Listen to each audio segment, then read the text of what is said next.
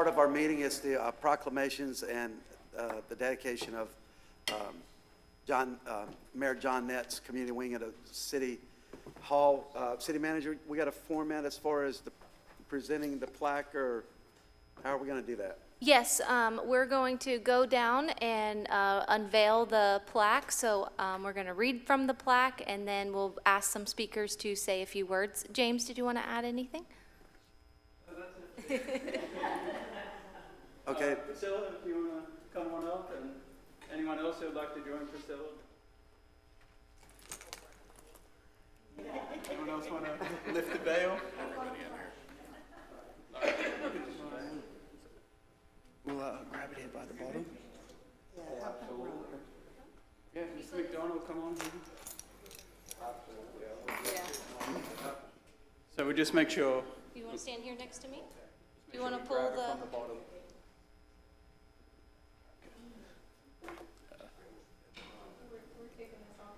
Yeah. Okay. Okay, ready? 1, 2, 3.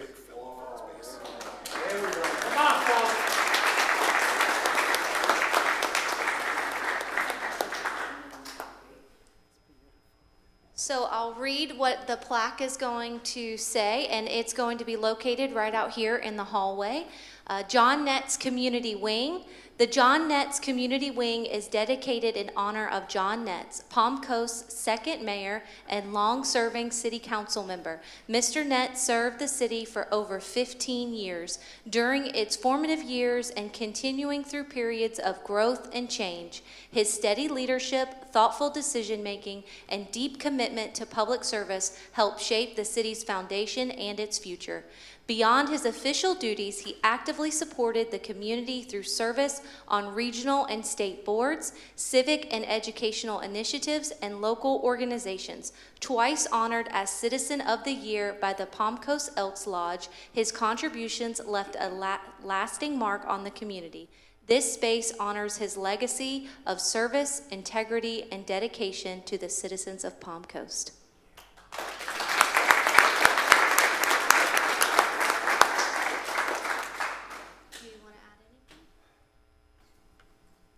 A junkyard dog from Bergen County, New Jersey. And he didn't tolerate anything or anybody.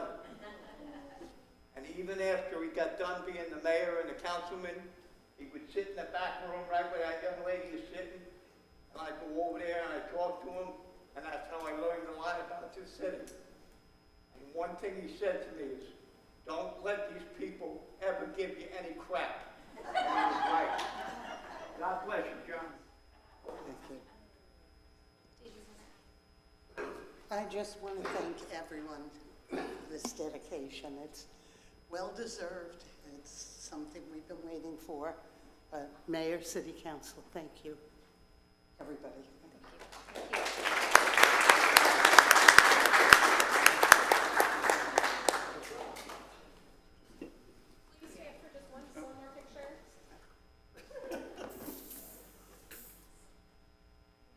I will. You do one with them. Here. I'd just like to say a couple words. Okay. I'm the guy.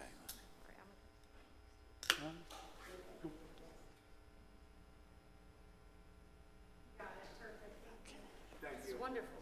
Councilman Sullivan wanted to say a few words. I think you knew Mr. Netts for quite a while.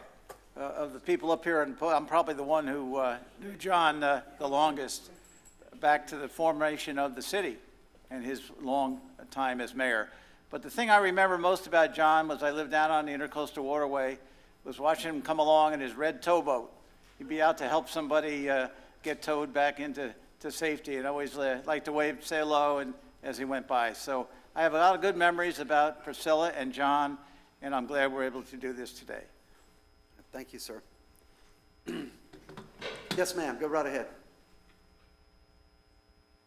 Miss Kathy, yes, ma'am. What do you got? Yes, hi. My name is Kathy Riker-Dolevsky, past president of the Palm Coast Historical Society and a current board member.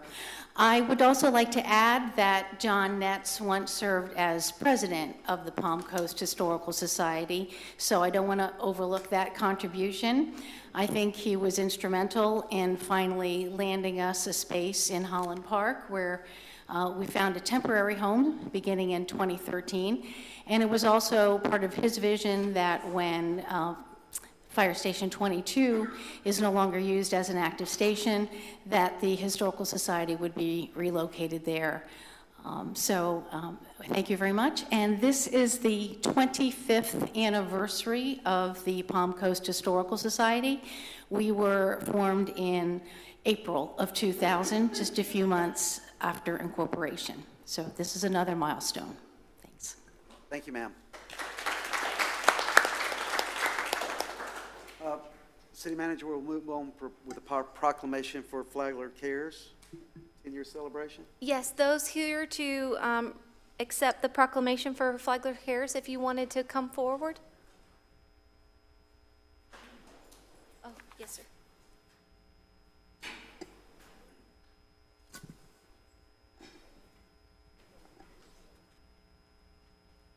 Good evening. Whereas Flagler Cares was founded in the city of Palm Coast in 2014, sparked by deep commitment to building a robust social safety net for all residents. And whereas the organization has grown from its Palm Coast roots to serve as a leading provider of behavioral health, social services, and prevention initiatives across Flagler County and beyond. And whereas Flagler Cares embodies the spirit of Palm Coast through its innovation, collaboration, and passion for addressing unmet needs in the community and has humans helping humans organization. Flagler Cares has forged lasting partnerships and brought critically needed services to the residents of Palm Coast. And whereas Flagler Cares has implemented the Flagler County Village, a centralized location where multiple service agencies collaborate under one roof, guided by no wrong door approach, offering a community room for events and partnership meetings and eliminating barriers for both those seeking help and those providing it. And whereas Flagler Cares has implemented the Flagler County Village, a centralized location where multiple service agencies collaborate under one roof, guided by no wrong door approach, eliminating barriers for those seeking help and those providing it. Now, therefore, be it proclaimed by the Mayor and City Council of the City of Palm Coast, Florida, that Palm Coast hereby recognizes and honors Flagler Cares for a decade of unwavering service, transformational leadership, and profound community impact, and congratulates them on their 10-year anniversary, Flagler Cares 10-year celebration, and that all residents are invited to join Flagler Cares in celebrating this milestone on Saturday, June 14th, 2025 at 6 p.m. at the Palm Coast Community Center. Join us as we move through the decades to honor a decade of service, impact, and community partnership. Signed this third day of June 2025, attests Kaylee Cook, City Clerk, and City of Palm Coast, Florida, Mayor Michael Norris.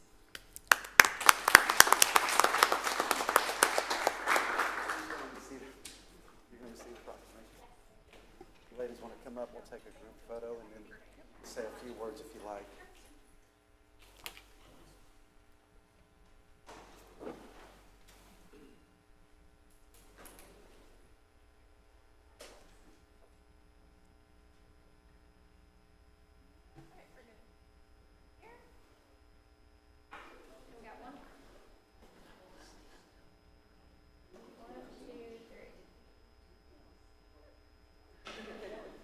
All right, ladies, if you'd like to say a few words.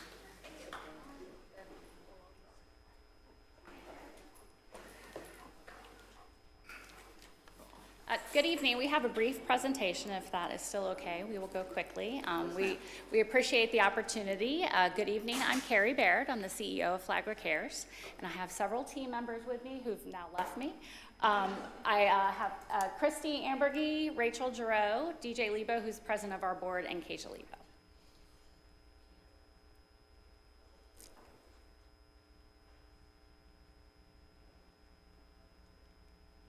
Sorry. Is it on? Nope, I just have to turn it on. There we go. So thank you so much for helping us celebrate 10 years of serving Palm Coast and the county of Flagler. We started in 2015 just really as an idea of collaboration among helping organizations in the community, and have since grown and expanded our footprint in the city and the county. We have a mission and a set of values and commitments we've made to the community that our team developed. I really like to always highlight the idea of striving for a yes. There are some people who come to our front door that have a challenge we can't solve, but we always try to find a solution for them, try to connect them with a resource, either internally or externally. We also talk a lot about no wrong door. Again, that idea that anyone can come through our doors and we will help connect them to the right service if we can't do that. This is a snapshot of fiscal year 23-24. We served 765 individuals, and over 75% had a successful outcome. Just the first half of fiscal year 24-25, we've exceeded that number already. 789 individuals have come to us for some sort of assistance. People come to us for behavioral health services, help navigating health benefits, obtaining benefits they might be eligible for, things like disability, housing, emergency assistance. And we try to help people identify what their personal goals are, address their presenting needs, but also address their broader needs as a whole person. We also have merged last year with another organization called One Voice for Volusia, which gives us an opportunity to have a regional impact, which sometimes allows us to tap into funding we might not be able to if we only serve Flagler County, and we try to maximize that across the area. People ask often how we're funded. We are pretty diversified. We have state and federal grants, county grants. We have a community development block grant from the city of Palm Coast that helps us with emergency assistance. We have private and local grants, and we have an endowment. We focus not only on client services, where we deliver services to individuals, families, children, but also the unit that they live within, their neighborhood, their community, and also the system as a whole. So really collaborating with other organizations to make sure that we're all working together and efficient, and that people don't fall through the cracks when they're seeking services. We have three main areas of services that we provide to the community. One is social care and safety net services. So this is really anyone who's struggling with health or financial stability. They can come to us and we'll help them tap into other resources, help them get benefits. Sometimes something as simple as an ID or a birth certificate that they're not able to obtain themselves that helps lead them into either employment or some other benefit. And we also have a small barrier fund. So sometimes people just need a one-time financial assistance that helps them become stable again, and then they can take care of their own needs. We also have the Flagler County Village, where we're co-located with 6 other organizations, creating both collaboration among organizations, but also a place that people can come and get multiple services in one location.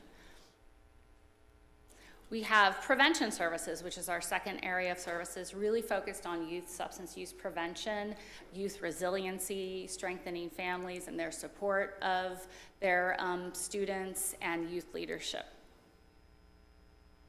Behavioral health services, we provide no-cost counseling, substance use treatment. We have some assistance we can provide people who might be coming out of residential treatment or jail and need help getting housing for the first time at recovery residences. And we also are home of the Coordinated Opioid Recovery Program that was a pilot project in Florida. And we provide medication-assisted treatment, peer counseling, and substance use counseling at our office. Just a little bit of a highlight about the Flagler County Village. You can see the organizations that are co-located with us. We bring people into our community, into our location. Every quarter we have extended hours. We call them help nights, where we have many organizations that can provide services that night for those customers that might be coming in that night, including accessing benefits. Just one highlight I wanted to share. Next week, we're launching our first ever no-cost experience for young girls in middle school in Flagler County. We have, I think, just over 20 young ladies that will be spending all week with us. We're doing field trips to meet other community leaders. LaShaka is going to welcome the girls our first day. We're going to meet with Judge Disler and spend a day with her. So we're really excited to provide a no-cost experience for girls in our community. And then just a little bit of a highlight on one of our behavioral health successes. Again, we are the home of the Coordinated Opioid Recovery Program in Flagler County. And we provide services to anyone interested. They can immediately begin services through the Flagler County Fire Rescue, who can go out in the field wherever anyone is and do buprenorphine induction. And they can come into our office and go to our MAT clinic. Services are provided by Outreach Community Care Network, and Flagler Cares provides behavioral health navigation and peer services.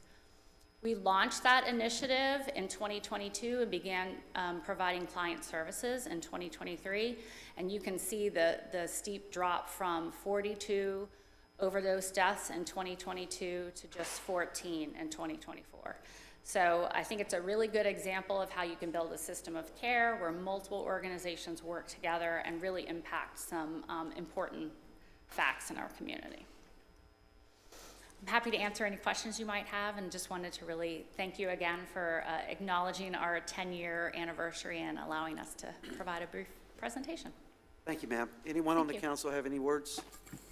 So, thank you. Thank you. Just Al, want to thank for you what very you much. do. Thank you. Yes. Thank you. Thank you. Thank Thank you you, very ma'am. much. Thank you. So we have about 13 minutes, and then we will gavel in the session, the city council's business meeting for this evening.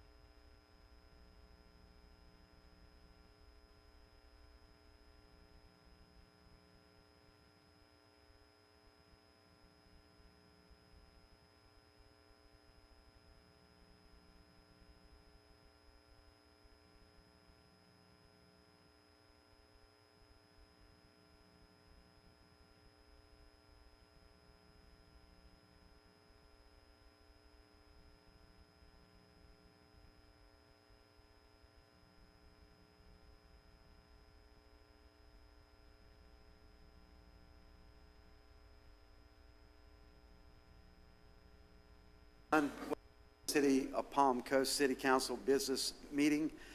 Today is Tuesday, June 3rd, 2025 at 6 p.m. We're in the City Hall, John Nett's, officially named John Nett's Community Wing of City Hall. If you would, please stand with me for the Pledge of Allegiance and a short moment of silence.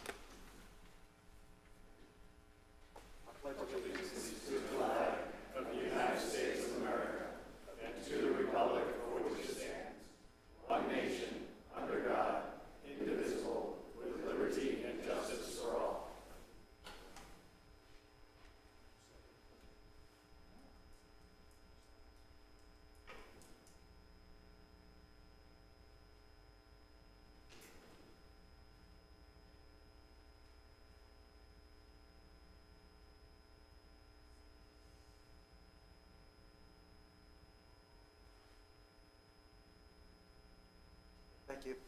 If you hadn't already, please silence all your devices. Ms. Cook, could you call the roll, please? Mayor Norris. Here. Vice Mayor Pontieri. Present. Councilmember Gambaro. Here. Councilmember Miller. Here. Councilmember Sullivan. Here. All members are present.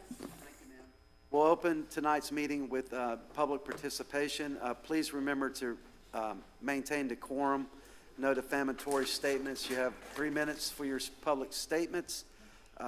And if you could, please pay respect to the current speaker. Yes, Mr. Davis, go right ahead. Good evening, council members. Jeremy Davis. So let me get this straight. Our acting city manager, who already has a chief of staff, is now bringing in the sheriff's chief of staff to serve as assistant city manager. Mr. Davis, can I Yes. stop you, please? That's an item that's going to come up on the Oh, agenda. perfect. Can we save that for? I can definitely make that for later. Thank you, sir. All right.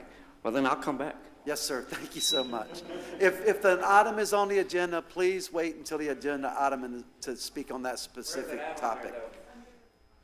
Yes, sir. My name is Andy Dodzik. I'm a resident of Palm Coast. I'm also a retired consulting engineer. I've worked with cities and towns for over 40 years. I understand impact fees. I understand that they're necessary. I understand that you need to expand upon them. But what I don't understand is why Palm Coast does not have a development impact fee. A development impact fee is charged to the developer at the time their development is approved for construction, but before they can start the construction. And you then have that money up front that you can use for your future infrastructure needs.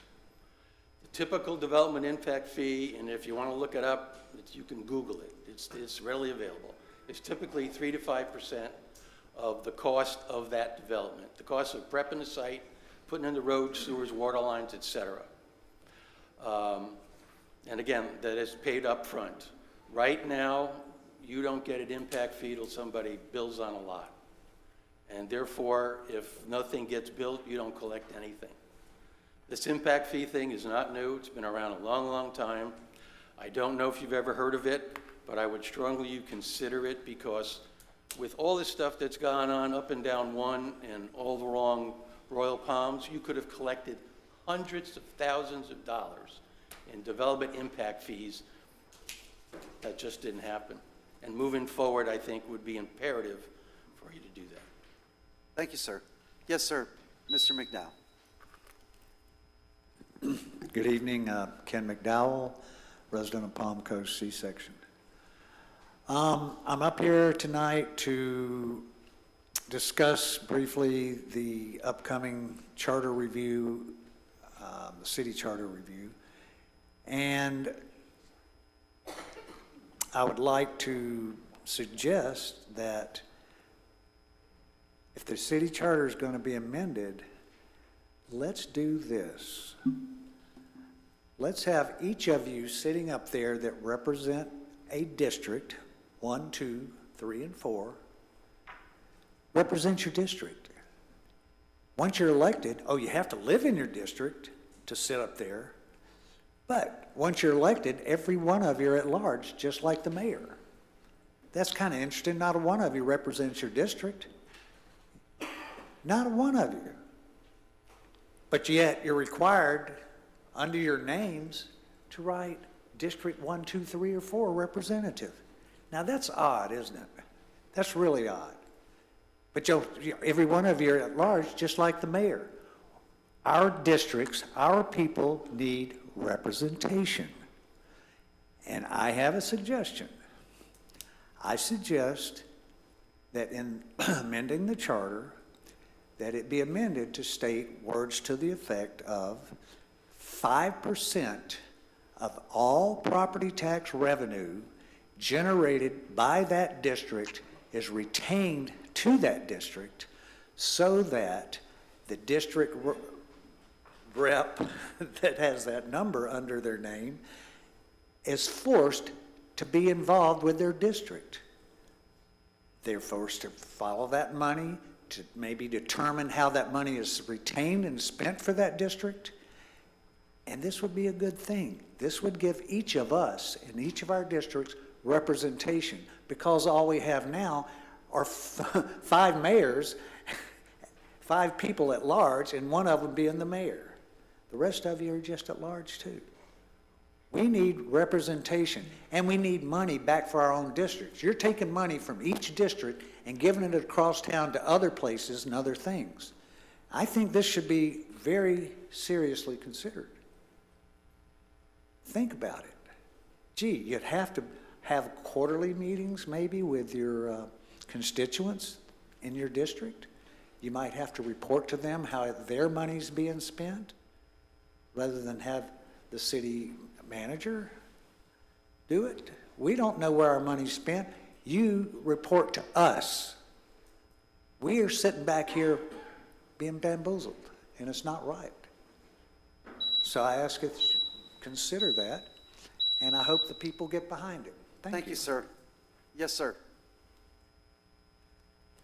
My name is Dennis Sikora, a resident in the F section for 14 years, at which time I've been achieving my constitutional right of the pursuit of happiness. And all that changed in March. March, it was proclaimed that they could put VRBOs in residential areas. I have a list of towns that have banned this. This is a result that has caused me sleepless nights. It's affected my health. I've called the cops 9 times since the middle of March, and it's not counting the times I went outside and told them to stop. I woke up 11:30 to 3:30 in the morning. Now the latest thing is rap music with obscenities and vulgarities. My grandchildren were in the pool the other day. I had to bring them in the house Saturday, Memorial Day, because of this. There is no regulation. You cannot control these people. People come down here for a week, they're here to party, and that's the end of it. I've tried everything. I talked to the property owner. I've come to you guys 3 times, and it's not stopping. It's ruining my life and my health of me, my wife, and my kids. Like I said, there's a whole bunch of towns: Daytona, Palm Beach, Coral Gables, Miami Beach, parts of Orlando, St. Petersburg, Clearwater. They all banned it from residential neighborhoods. It's not a good thing. It's not working at all. And like I said, I went to the owner. I'm going to you guys. I guess the next step is going to be the courts, because this is ridiculous. You ruined my life, 14 years. I'm 70 years old, and it's going to cost me big money if I sell my house and move. But I think I'm going to spend that money on fighting you people. Thank you. Thank you, sir. Is Ms. Grossman here, city manager? No. Okay. If you could follow up with that gentleman as far as the air, if we have an ordinance in place, it should be taking care of that. He shouldn't have to be suffering with an Airbnb right next to him with that kind of conduct. Behind me. So, Behind my house. so could you follow up with him, please? Yes. Yes, sir. I'm Michael Chiola from Palm Coast, and I'm here to talk about the proposal by some to allow commercial trucks and vans in our neighborhoods. Now, we all moved into Palm Coast because it's such a beautiful city, and it still is a beautiful city. It's green, it's lush, and it's peaceful. Now, I don't want to walk down my neighborhood street and see a gigantic pickup truck with say, an orange wrap and blue lettering advertising Sam's Smoke Emporium.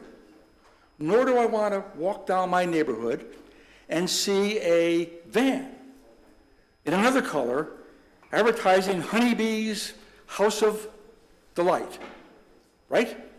So there's no obscenity there, but it can be done, I suppose. We didn't pay for our houses and maintain our houses in the shape that they are in, and it's generally pretty darn good, to see these kinds of things next door and have to stare at them whenever we walk outside our house. It is offensive.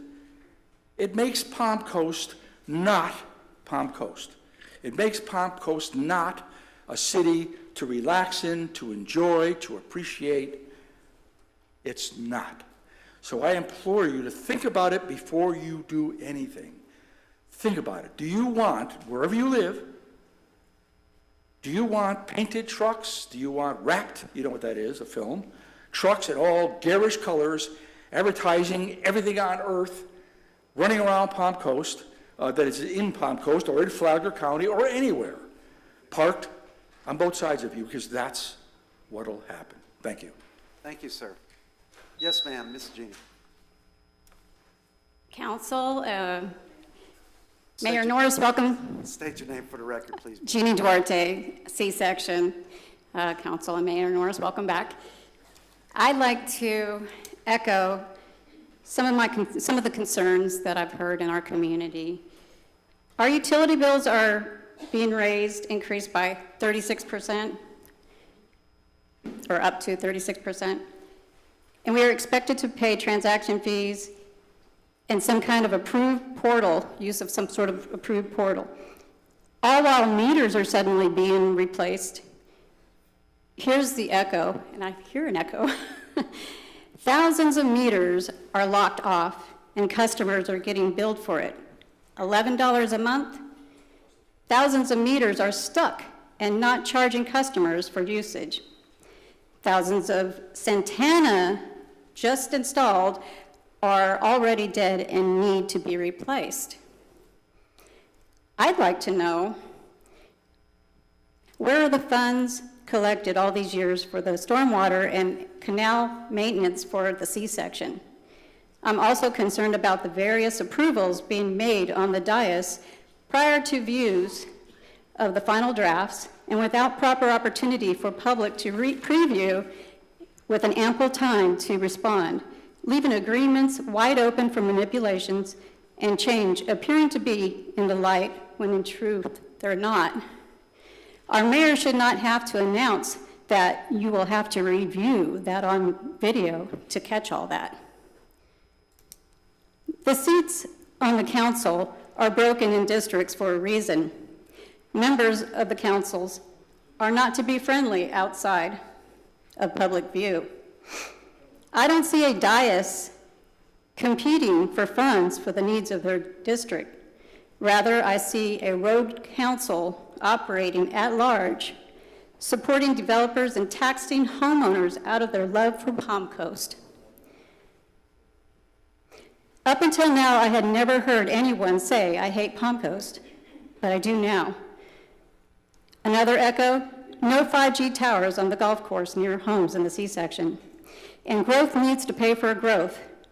These impact fees only affect customers.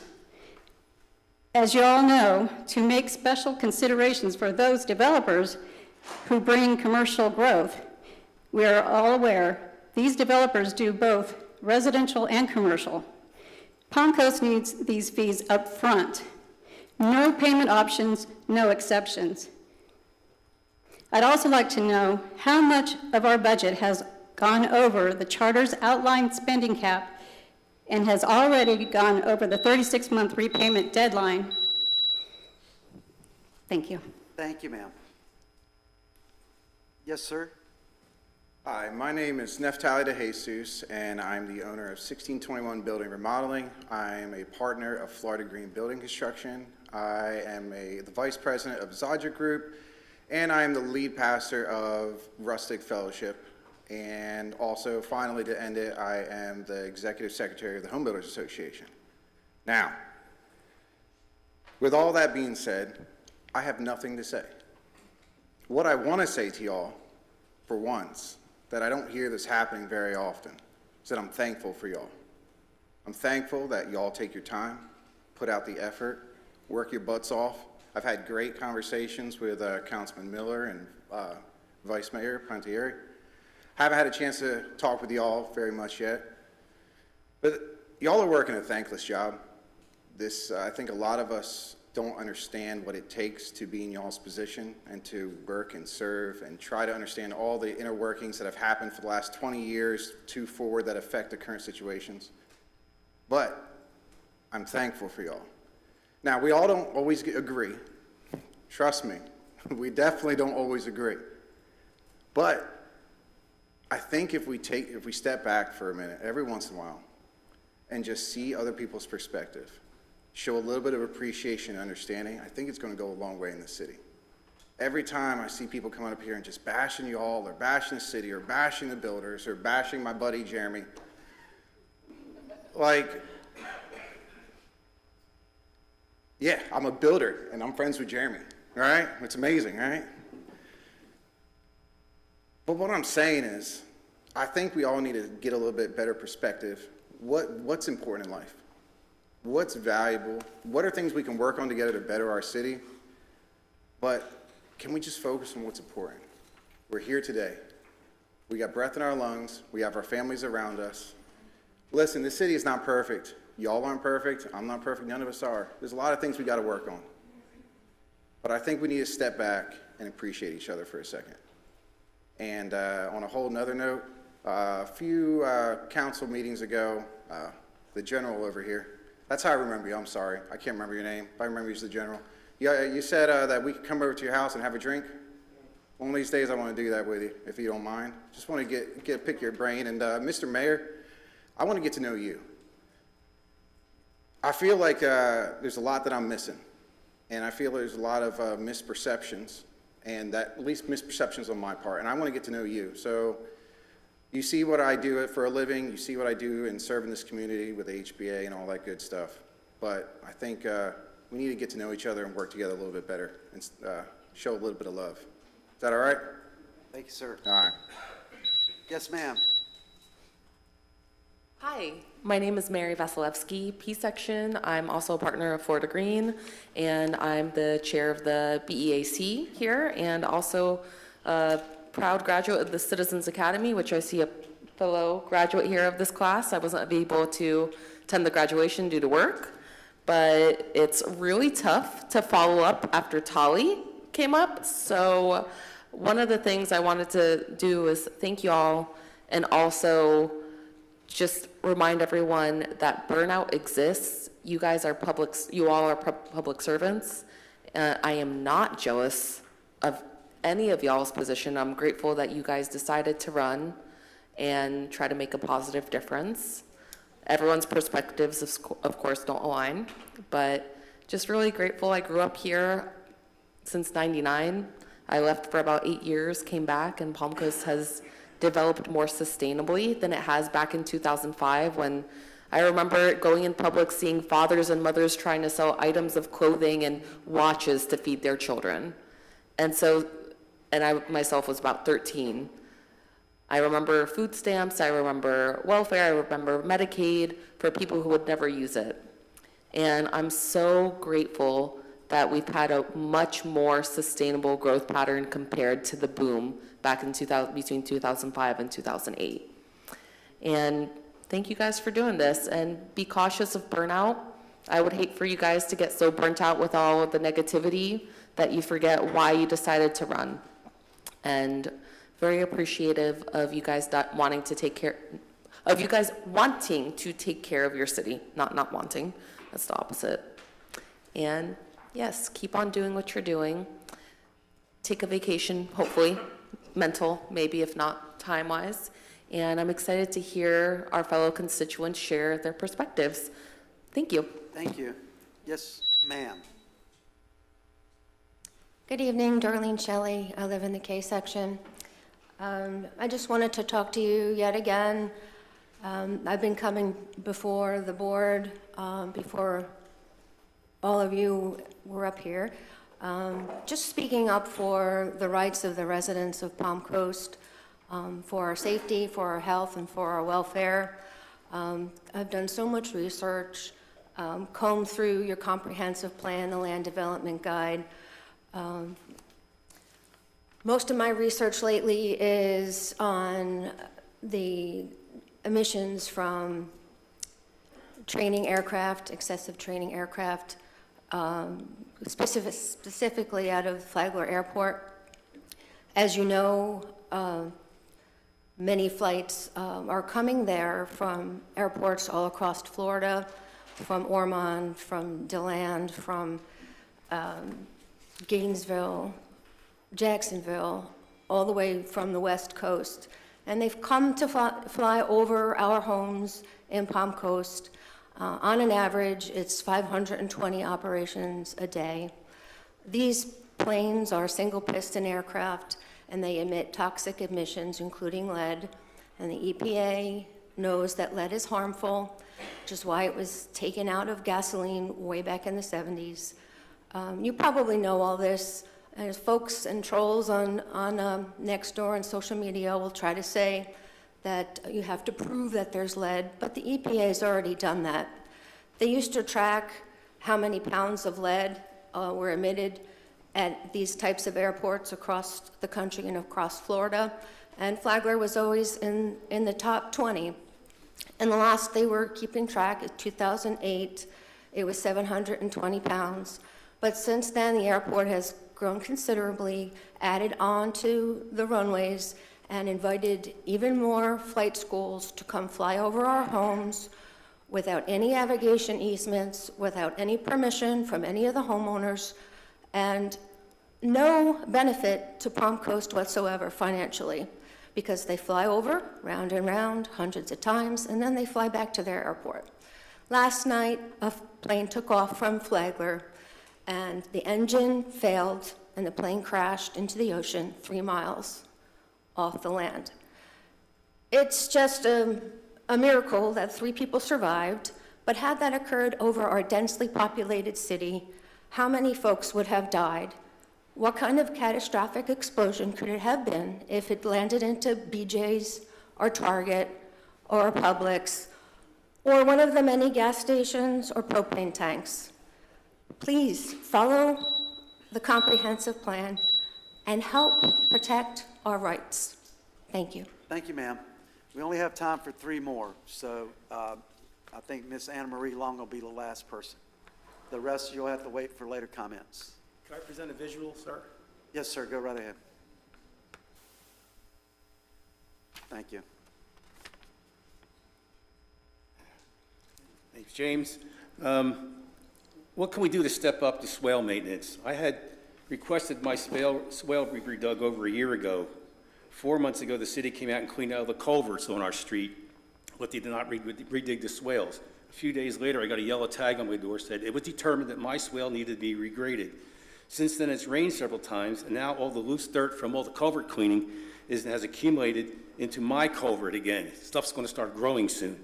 And what a waste of time it was to do that and not follow up right away. My property's still flooding because of the rain from the house next door. You can see the first picture is the left side of my driveway from the house.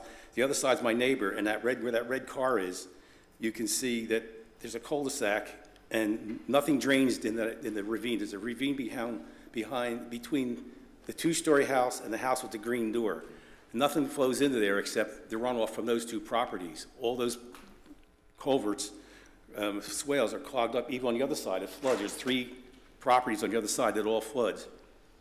So it can't flow off anywhere, and because they've not been regraded. So our cul-de-sac gets flooded constantly. I know it's not as bad as some people, but this is not just for me, but all the people who have this problem, because we're in hurricane season now, and it's going to be a bigger problem. We start getting all the real heavy rain. So if something could be done to step up this maintenance, because like I said, they did it 4 months ago, so we're going to be out to do it, and now I got all crap in my culvert again. They just wasted their time doing all that. The other thing is, of course, snowbirds have left the city, but the traffic is still worse than ever, just because our road, can't handle all this volume. Why do we keep approving these building projects? because we just have too many people coming in and we can't move them anywhere. So, please, can you stop this building so we can get our infrastructure caught up? Thanks. Ms. Stevens is in the back. Go see her. She's got her hand up. She'll talk to you about your swell. Okay, thank you. Thank you, sir. Yes, Mr. McDonald. Good morning, Robert McDonald, Palm Coast. Well, I know the mayor is given certain rights and certain privileges being the mayor, but I'm going to be damned if I'm going to allow him to break a law publicly. At approximately 5:45, he got up out of his chair, walked across the front, and went out that door. That door is for emergency exit only. I didn't see the fire chief get up because there wasn't a fire emergency. I didn't see the police get up because there was a police emergency. I want to know right to my face, what gives you the right to go out that door? Now, maybe you can explain it to the attorney, because when I get done, I'm going to want to talk to the attorney to have a summons issued because you violated the law. You think that you're above the law because you're the mayor. Certain things you are, certain things. But that sign says as clear as a bell, emergency exit only.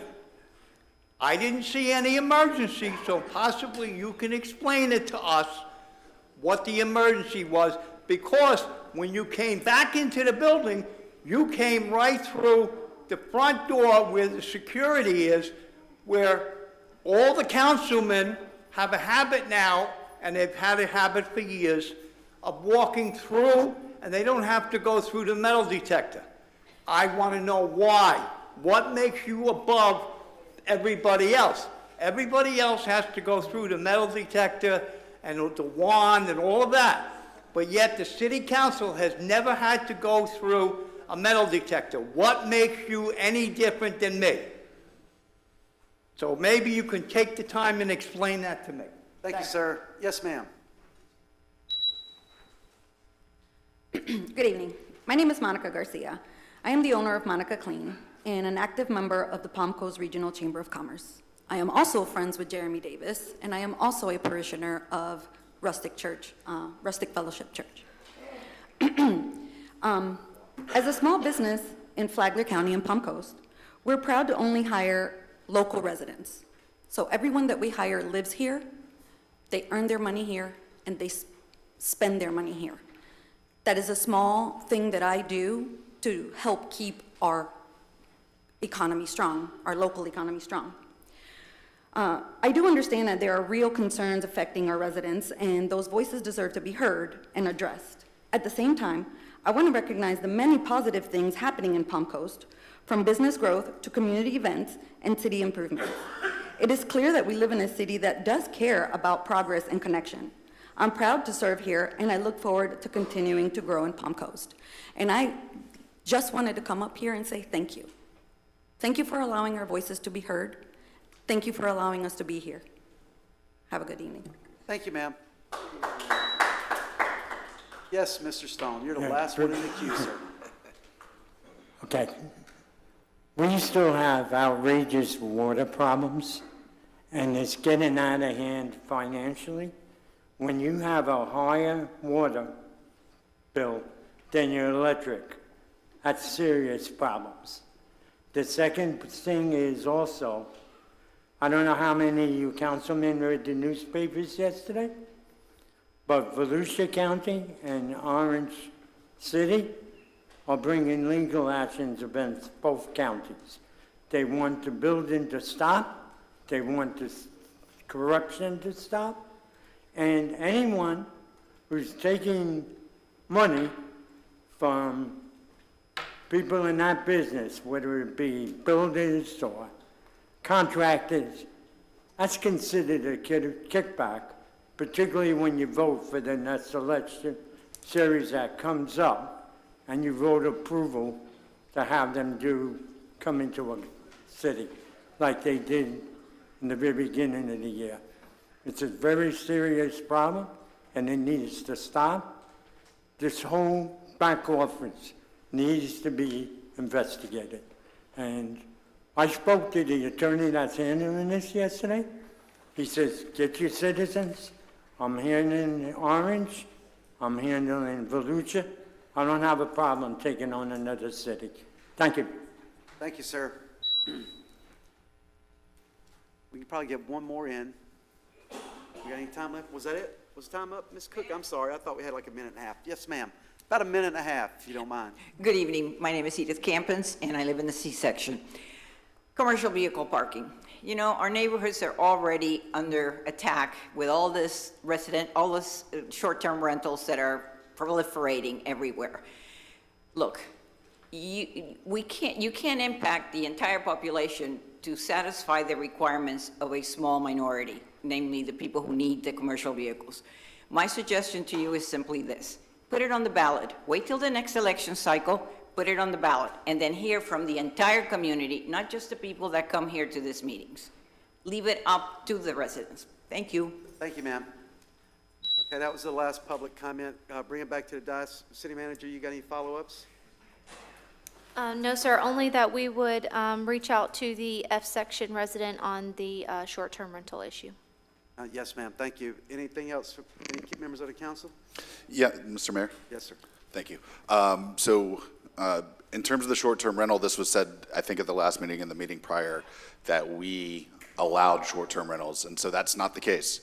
Short-term rentals were allowed by the state, and we regulated them and caused them to have a permit process and rules in place so that if they're violating some of these rules like noise and things like that, that there's recourse in order to go after the owner of that property and not the renter, so to speak, that's only there for a few days, because the thought process is that the owner actually has a stake in this, right? They don't want to lose that property or not be able to rent, so they should abide by the rules or enforce the rules on the city's behalf. So we have regulated it. We have a program for it, so if there are violations, we need to have those reported so that they can be fined, lose their permit, so that they can operate as an Airbnb or a short-term rental. Just appreciate that understanding that we are actually regulating it. We're not allowing it all. And then the other question, I think it was Jeannie that mentioned the meters, and that was the first I had heard of some of that. So just kind of looking for some of that information, City Manager, if you could. Sure. Whenever there's any issues with a meter, we send out a meter technician to do a test, and then any meters that need to be replaced are covered under warranty. So we would send that meter back to the company and replace the meter at the resident's house with no cost. Okay. I think the statement was that it was a large amount or something like that, so I was just kind of concerned if that, whether that's true or not, or what the case may be. But it's coming under warranty, though, so we aren't paying for it either, the city? Correct. Okay. Thank you. Anything else from the dais? Just really quickly, Mr. Duffy, if you could provide an update. We had asked for a specific letter to be sent regarding the airport issues. Can you give us an update on that?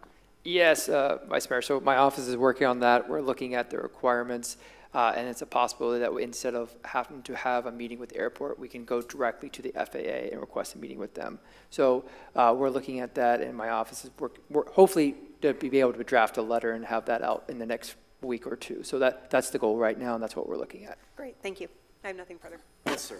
Just on the vacation rental, I agree with what's been said so far, and it is bothersome, obviously. Do we have a separate noise ordinance in the city? So just for noise? Yes. So it's there, so I guess it's an enforcement problem then. Enforcement, yes. Anything else? No. City Attorney, you have anything? Okay, we'll move on to item F, minutes. F3, minutes of the City Council, May 20th business meeting and the May 27th workshop. Can we get a motion to approve the minutes or amendments? So moved. We got a second. All in favor, say aye. Aye. The motion passes unanimously. Okay, thank you, ma'am. We'll move on to G, ordinances of the second read. City Attorney? Yeah, we have a 2025 ordinance amendments to the Code of Ordinances of the City of Palm Coast, Chapter 42, Streets, Roads, Bridges, and Other Public Places. City Manager, you want to cue it up? Sure, Mayor, City Council, Mr. Hurst, Director of Parks and Recreation, is here to present the second read of the ordinance. There were no changes from the first reading, and we're here for any additional questions you may have. Thank you. Good evening, Mayor and City Council. As City Manager stated, I do not have a presentation in front of me, but I'm here to answer any questions. There weren't any questions or comments or changes made from the previous business meeting or workshop. Thank you, James. Anything from the dais? No, Mayor. Sir? Nothing from the dais? No. Want to open this up for public comment? Anyone have any public comments concerning this ordinance? Seeing no one come forward, could bring it back to the dais. Can we get a motion to approve? Motion to approve. Second. We got a motion, we got a second, Ms. Cook. Could you please call the vote? Vice Mayor Pontieri, Yes. Councilmember Gambaro, Yes. Councilmember Miller, Yes. Councilmember Sullivan, Yes. Mayor Norris. Yes. The motion passes unanimously. Thank you, ma'am. We're moving on to item 5, City Attorney. Ordinance 2025-49 and 51 Pinecrest Lane rezoning. And just as a friendly reminder, this is a quasi-judicial, so please make sure you disclose any ex parte. Does anyone have any communications to acknowledge Negative. concerning this matter? I have none. None. None. City Attorney? Yes, sir. Go right ahead. I'm sorry, City Manager, you need to cue it up? Mayor, City Council, there were no changes from first reading of this rezoning. Michael's here, Mr. Hanson is here for any questions. Okay, thank you. Yes, sir. Good evening, Michael Hanson, Community Development. This item had a first read on May 20th, and as the City Manager stated, there's been no changes to it. It's for rezoning of 2 properties from SFR3 to SFR2. That creates no increase in density. It just simply resolves the nonconformity that is existing as the properties are 9,000 square feet in size. I'm available for any questions that the council may have. Okay, back to the dais. Anyone have any questions concerning this? Yes, sir. Yeah, thank you, Mr. Mayor. I think I just had a question. I think I mentioned it to you, City Manager, about whether the changes to the property lines had been properly recorded with the county. The only reason I ask is not really for this. It's just I want to ensure that there's no legal encumbrance going forward with, Habitat for Humanity, where we're on a property line or we've moved or whatever, and it's not properly recorded. So the city has a process called the non-statutory lot split, and that would essentially allow them to reconfigure the properties for annotating where those property lines are for lots 45 and 47, the neighboring properties that encroached on the particular property. That, as of yet, has not been done. However, it's not necessarily tied to this particular application for the properties addressed as 4951. So it ultimately be a civil matter, and they can come in. We'd entertain, their applications at any time. Is that administrative, or would that have to come before the board? My understanding of the process is those are administrative. Okay. All right. Thank you. Anything else from the dais? No, I thought this was a good thing. Okay, we'll open it up, nothing from the dais, we'll open it up for public comment. Any public comments concerning this ordinance? Seeing no one come forward, I'll bring it back to the dais. Do I have a motion to approve? To approve. Second. We got a motion and a second. Ms. Cook, please call the vote. Vice Mayor Pontieri, Yes. Councilmember Gambaro, Yes. Councilmember Miller, Yes. Councilmember Sullivan, Yes. Mayor Norris. Yes. The motion passes unanimously. Thank you, ma'am. We're moving on to item H, ordinance of the first read. City Attorney? Yes, we have another 2025 ordinance amending Chapter 29 Impact Fees, Article 2 Transportation Impact Fees, Code of Ordinances of the City of Palm Coast to adjust rates based on a comprehensive study, including extraordinary circumstances study. City Manager, you want to cue this one up? Yes, sir. Thank you, sir. Mayor, City Council, as per your direction at the workshop last week, we had our consultant and Fong run an additional analysis, removing US 1 from the calculation and looking at several approaches, including a tiered approach with single-family units. So the consultant is here to review those findings with you for this first read of adoption.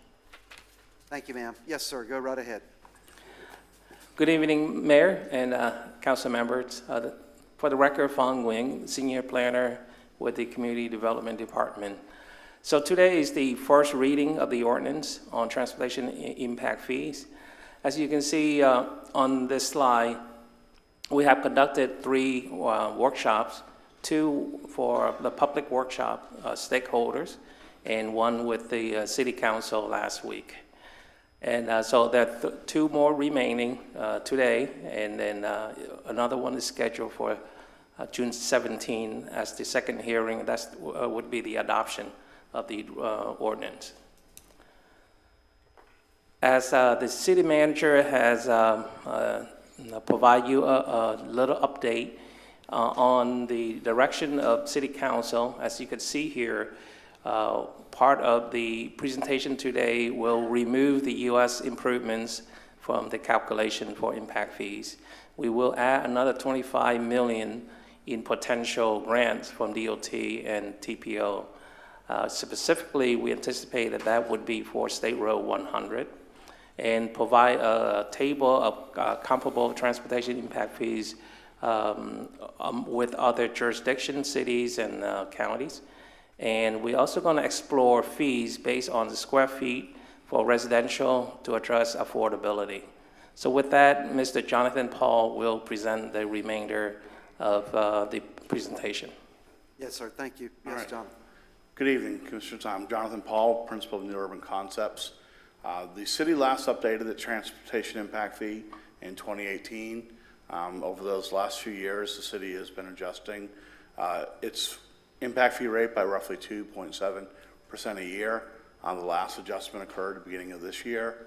Those adjustments have been conservative in light of current inflation, but they've actually been fairly consistent with historic inflation as it relates to transportation construction.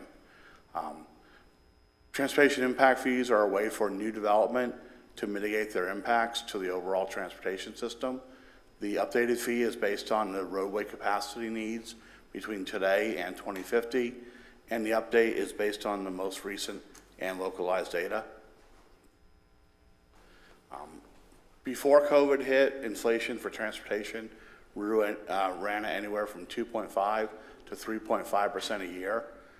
Since COVID, at a national level, it's run upwards to 15% a year. At a state level, upwards to 25% a year. When we did this last update in 2018, the cost per mile for the plan was roughly $7 million. Today, or per mile, this update, it's $15 million per mile. So it's essentially doubled during the 6-year period. The 2025 cost could have been even higher, except that we did not assume any right-of-way additionally would be needed for the projects.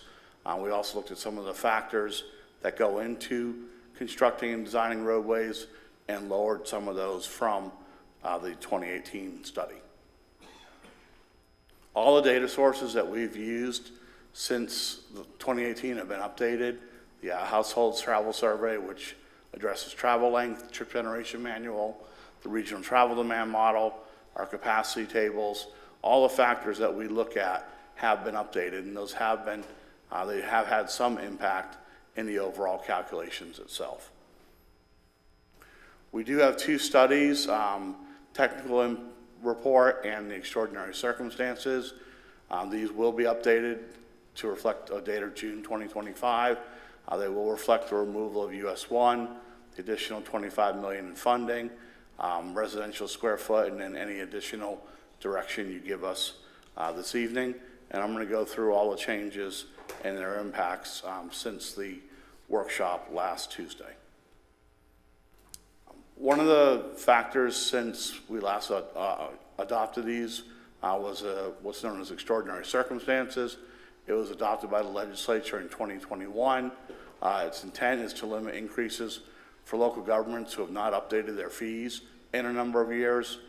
It requires that any fee increase be limited to 50% above current rates, that any phase be phased in over 4 years, unless there's a finding of what's known as extraordinary circumstances. We've held 2 public workshops related to extraordinary circumstances and why we believe the fees should be higher than the 50% statutory cap. It does require a supermajority vote of the elected officials to allow for adoption of rates greater than 50%. It does allow for alternative phase-ins of the updates, and the city could elect to adopt the increases over a multi-year period. As of January 1st of next year, the requirement for extraordinary circumstance will change from a supermajority to a unanimous vote, and then it'll automatically require that any increase is phased in over at least 2 years. There has been discussion amongst the legislature and a number of bills that have been proposed that may do away with extraordinary circumstance in the future. One of the factors that we look at is overall growth in population within the community. This does not have a direct impact in terms of the calculation of the transportation impact fee, but it is one of the factors we do look at because essentially growth in population will potentially lead to a growth in overall travel on the city's transportation system. Looking out to 2050, we project that there is going to be fairly significant amount of growth on the city's roadway network, upwards to 800,000 vehicle miles of travel over that time frame. We've looked at the existing traffic at a system-wide level. There's some legal requirements that basically say when you have overcapacity segments and overcapacity networks, there's limitations in terms of what you can charge new development. Today, or based on 2023 conditions, the system does have adequate road capacity, so we'd not necessarily be charging developers for existing deficiencies. We looked at a number of roadway projects going out to 2050. They included Belterre Parkway, Matanzas Woods, Palm Coast, State Road 100, and up until the last workshop, it included a portion of US Highway 1. At the recommendation of the City Council, we were instructed to remove US Highway 1, so that has been removed from the overall list of roadway improvements. US 1's also been removed from the roadway capacity increase calculations in the technical report. It's been removed from the overall increase in capacity due to those new projects. And US 1 has also been removed from the roadway improvement cost. When we presented to you last Tuesday, the overall cost of the plan was roughly $157 million. The new cost of the plan is $124 million between now and 2050. In calculating the fees themselves for the transportation impact fee, as of last week, we had $25 million in funding. At the direction of the council, we've updated that to $50 million, and a portion of that would be assumed to come from the state of Florida for State Road 100, and that has resulted subsequently in a lower overall vehicle miles of capacity rate. And that's the rate that we use to determine what an individual land use's transportation impact fee would be. These are the calculations. Those have not changed since the last update. Again, there are 2 studies that are governing these overall calculations, and both will be updated to formally reflect those in addition to any other direction given this evening. When we last met, there was a single category for single-family detached uses, for vested single-family platted lots, for single-family attached, and for vested single-family attached. We've looked at the existing development patterns within the city, and there's a pretty clear break in terms of square footage for single-family detached homes of roughly 2,000 square feet. So roughly half of your existing units are under 2,000 square feet. Roughly half of them are above 2,000 square feet. So essentially, we looked at a threshold as that number, and so we kept the trip generation rate the same for single-family homes.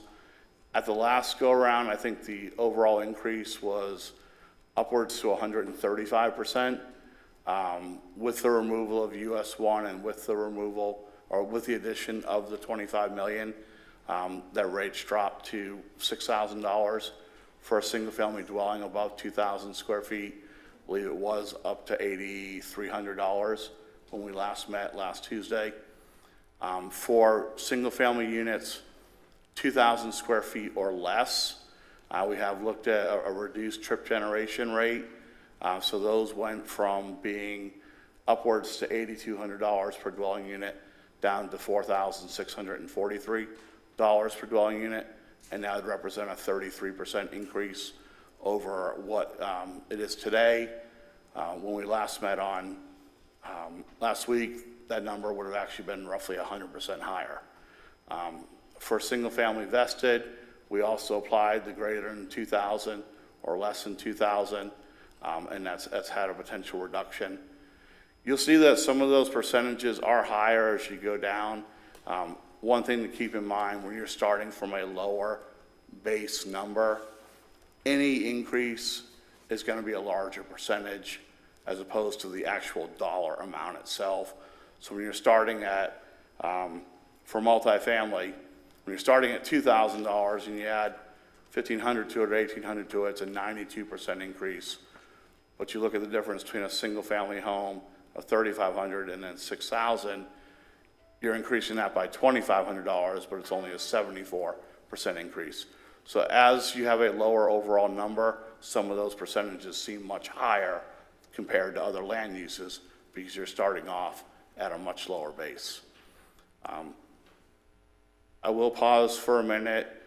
That is the direction that was given to us. If there are any other considerations for single-family homes, I would be happy to consider those as part of this, or once we finish the presentation, any additional direction.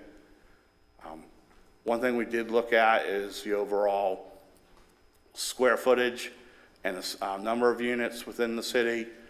For single-family detached, the average is just over 2,000 square feet. For a townhome type of unit, it's roughly 1,600 square feet. For condos, it's 1,600 square feet per unit.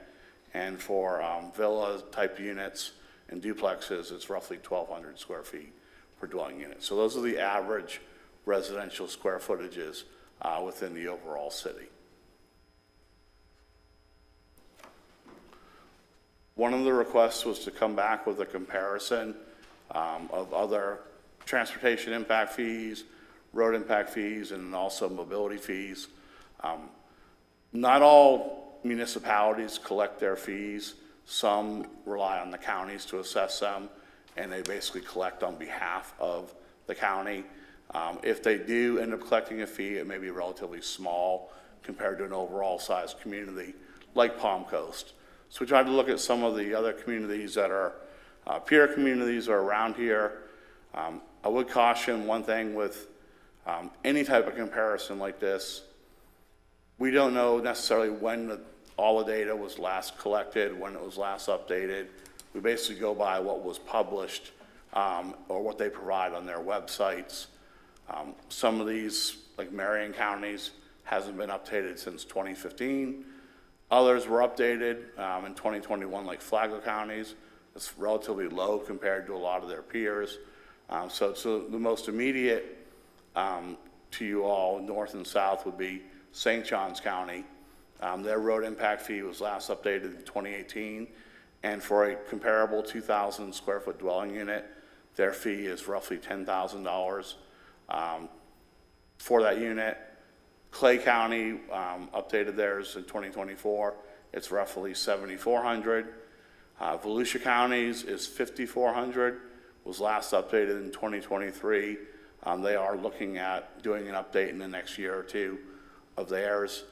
So you'd see that the updated fee related to the $6,000 for greater than 2,000 square feet and the $4,600 for less than 2,000 square feet is fairly compatible with what other communities are adopting in the portion of Florida in and around the city.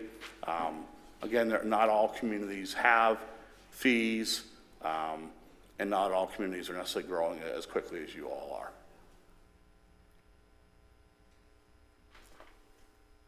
In terms of the institutional land uses, these are the percentages that they're going to increase.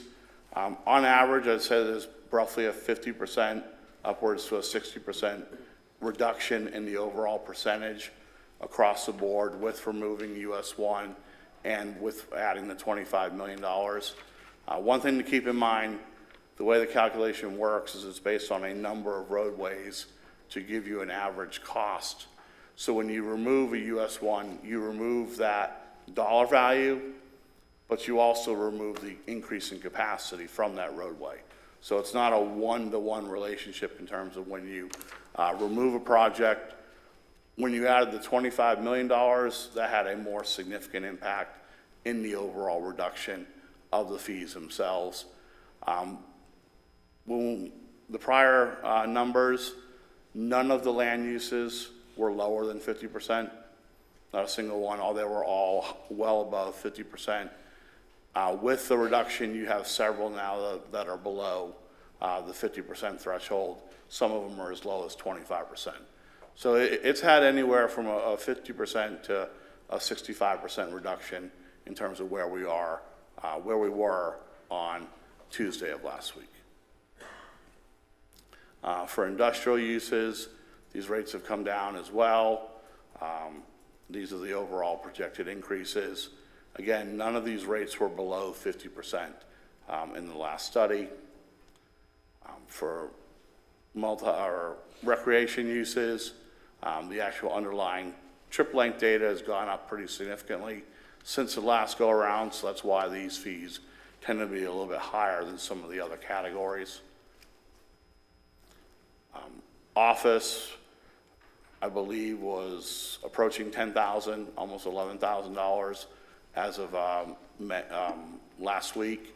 It's down to $7,300 per 1,000 square feet. The multi-tenant retail was approaching $12,000 per 1,000 square feet. It's now down to $8,200 per 1,000. And as you see, all these rates for the retail are roughly in the 50% range. These were all over 100% prior to your direction.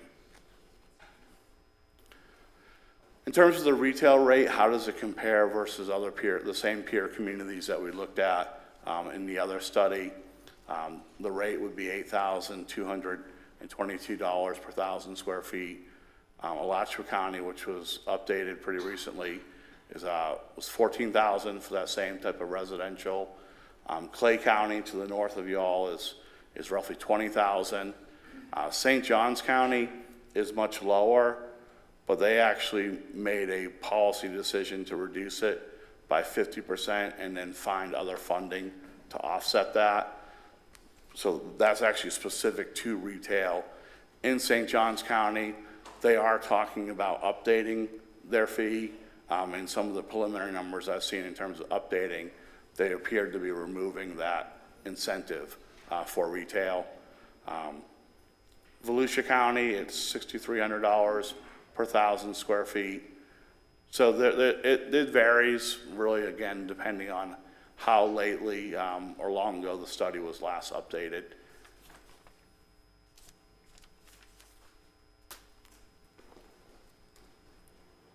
And for the other retail components that tend to generate a little bit higher level of trips, these rates have all come down. Some of them, below 25% threshold with the update of the funding and the removal of US 1. And then the other factors have also come down as well.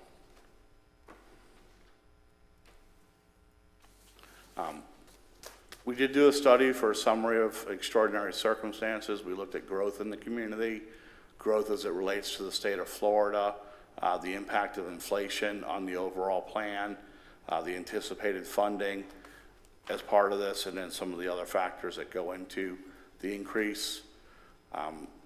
The city has historically grown faster than the state of Florida over the past 30 years. I've been using as a metric, Florida is one of the fastest growing states in the country. And if you're growing faster than Florida, there's a pretty good chance you have extraordinary growth in your community. And Palm Coast is one of those communities. Looking forward out into 2050, will the city continue growing faster than the state of Florida? The state's projected to grow by roughly 22% between now and 2050, and the city of Palm Coast is projected to grow roughly 50%. So the city is continuing to have significant growth in population. We looked at the overall cost of inflation relative to the plan itself. In 2018, the overall cost of the plan was $161 million.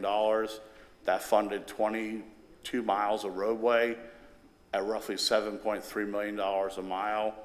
In 2025, the overall length of improvements is a little over 8 miles. The cost of that is $124 million, and that's roughly $15.3 million a mile.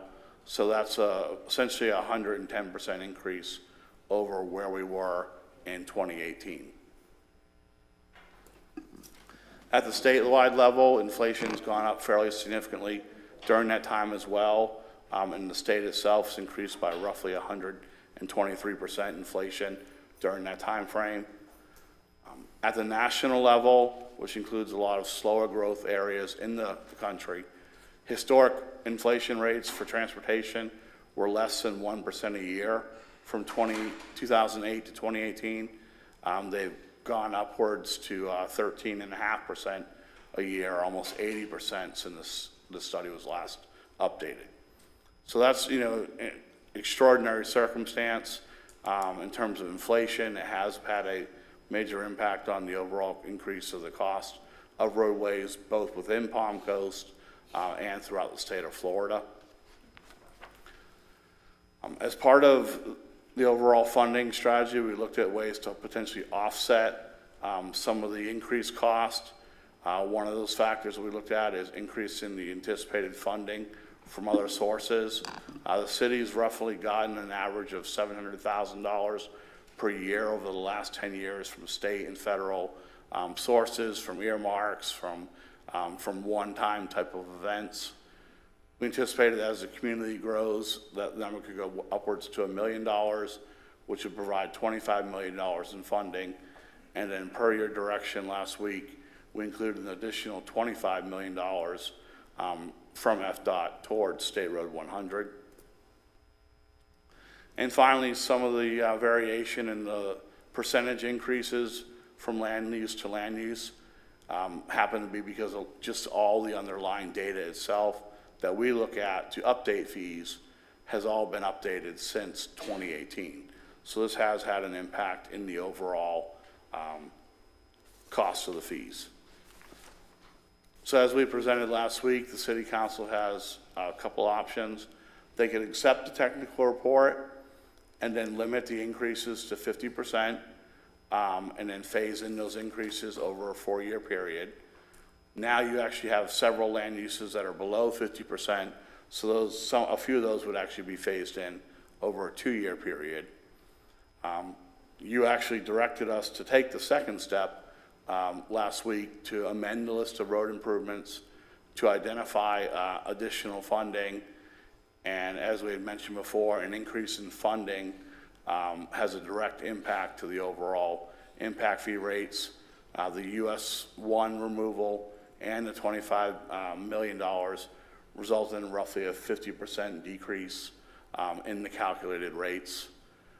The other option was to include the technical report at the overall calculations and phase those in, or to accept them at 100% of the cost and to adopt those at a single time. Just in conclusion, with the report, the city has grown faster than the state of Florida. It will continue to grow faster than the state of Florida. This city's experienced significant inflation that's been reflected at both the state level and the national level. The city has made efforts to help offset some of that increase by identifying roughly $50 million of funding towards the overall cost of those improvements.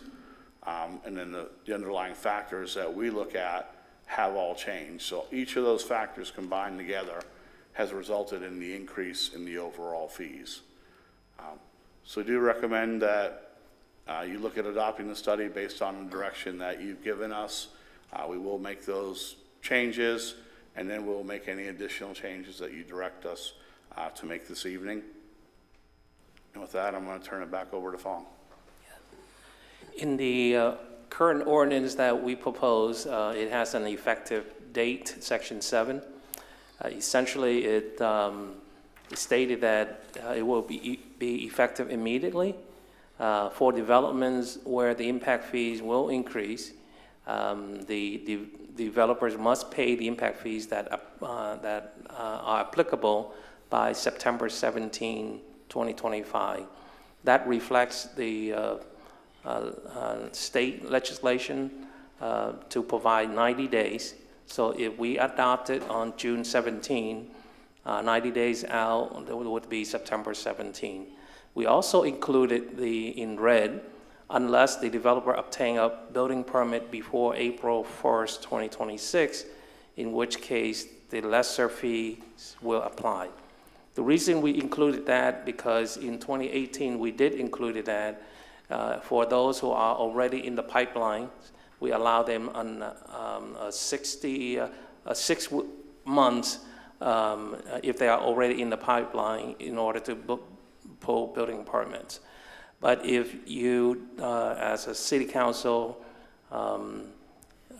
may remove that and say just going to comply with the 90 days, that would be fine too. Then we'll remove that from the ordinance. And with that, we basically, staff recommends that City Council approves Ordinance 2025, amending transportation impact fees, and accepts the technical report and the study to serve as the basis for the findings of extraordinary circumstances and adopt at the full calculated rate. So in this verbiage is that you have two options. You can adopt it based on the original technical report, which is basically prior to City Council's direction last week to add additional 25 million and also remove US 1. So you have those two options. Please let us know so that we can reflect that in the updated report by the second reading. Can you go back one slide, Vaughn, please? Yes. That there, I'd look to strike that in red. I don't think we should have any leniency for 6 months for anyone. Yes, sir. Me personally. And go back to the one that had the 4 options.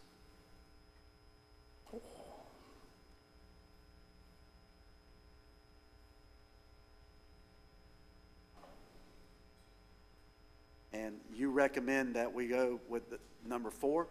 Yes, sir. Okay. All right, I'll bring it back to the dais. Any questions for Fong? Go ahead.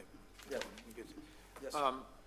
In making the changes that we asked for at the last meeting, when we did the square footage on the houses, the two rates based on 2,000 square feet or under or above, when you applied that, how much additional cost did that cost over the long term? Or were you able to even that out somehow? In other words, you're going to get less money for the under 2,000 square foot houses than you for over 2,000. Just that change alone, did that have an impact on the total amount of money we would expect or estimate year by year? Based on the number, the historical number is at 50% at that threshold. So basically, you will have a shortfall of about 50% in collection fees. How much percent? About 50% reduction. That one. He's saying the old way of calculating it. Correct, Fong? The old way is typically 50%. It should be. Right. If we don't split the residential and keep it the same, then we would basically collect at the correct suggested amount. But if we split that, we're going to basically collect at a 50% reduction, because based on historical development, you have about 50% a bill less than 2,000 and 50% a bill more than 2,000. But that's just for that category. That's correct, yes, sir. Yeah. Not the whole. The gross impact fee receipts are projected to be exactly the same between all the categories, correct? Well, Based on the... Based on our estimate, I'm not, Yeah, we yeah. can't predict the future of That's how correct, many yes, houses sir. will be built this size versus another. But based on historical percentages, that's the break point of 50%. Yes. And so we adjusted the amounts for each one so that the overall gross impact fee receipts should be the same as the original total, right? Does that make sense? If you split it, you will not have the same. We say no. Yeah, you would not collect the same amount, basically. So why would the numbers not be adjusted so that they would then Well, what we looked at is we receive the same we amount? We kept the top rate the same. We just lowered we kept, essentially a single-family home generates roughly 10 trips per 1,000 square feet on average. So we reduced the one below 2,000, but we didn't increase above 2,000. If we increased the percentage above 2,000 and then, kept the rate below, that would be a wash. Yeah, I think that's what I was expecting. There would be no net increase. That's not what they've done.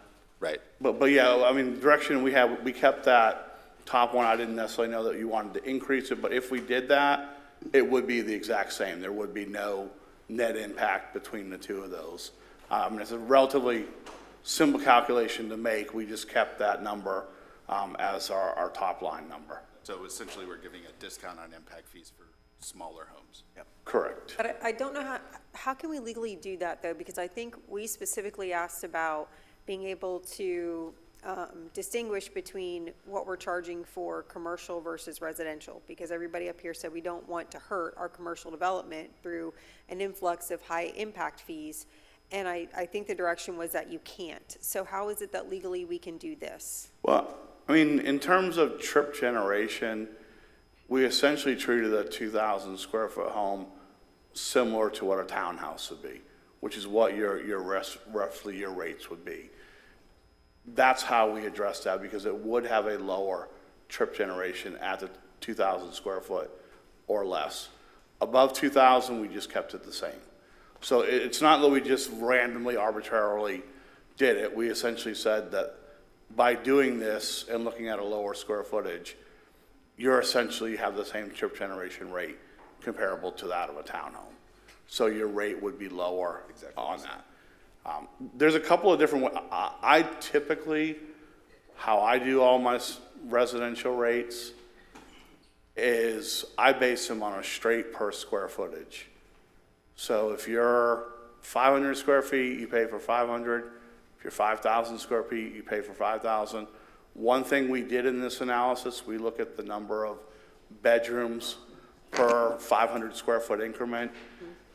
And in a growing suburban community, you would expect to find that as your homes get larger, your number of bedrooms increase. And that's, everything in Palm Coast is exactly that straight line. So as your units get bigger, the number of bedrooms increases. As the number of bedrooms increase, so do the number of overall trips. So one other factor you could look at, instead of having the distinction between the two of them, is just say, we're gonna charge a flat rate per square foot, and then whatever the square footage is, that's how much you pay. That's one thing that we do in a lot of communities. When you make a threshold, that's not how the trip generation manual is established. There is no 2,000 square foot threshold. We looked at the data from the community. At those type of homes, you're talking about something more in line with a townhouse. Above that, you could probably increase it by 1.5% or so. You can't just raise the single family increase exponentially. But we are, and excuse me, I didn't mean to interrupt, but we are adjusting our calculations based on the assumed number of residents living in those, right? So we're dividing all this cost amongst how many new residents we project to have based on this.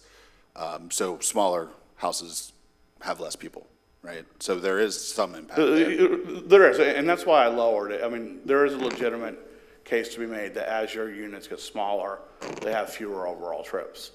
What we didn't do is we didn't do the inverse. As you get larger, I mean, you can make that claim if that's the direction. There's a limit to it, unless you go just per straight square foot. If you do that, there's a pretty strong correlation, and I've done it in a number of communities. And as you get higher and higher, it tends to level off. So I think you have a couple of dwelling units above 5,000 square feet, but there's like 50 in the whole city, so it just naturally decreases itself at a certain level. So that's one other option, or if you direct us to say, we want the above 2,000 to offset the increase or the decrease from below 2,000, we can make that change as well. Your percentage is probably going to go upwards to about 90% increase versus a 73% increase. Roughly. Yeah, I think when we looked at it with the information that Fawn gave us late in the meeting last week, it was 87, something like that. 86. Yep. 86. Mr. Mayor, I've got a couple questions. Are you guys done?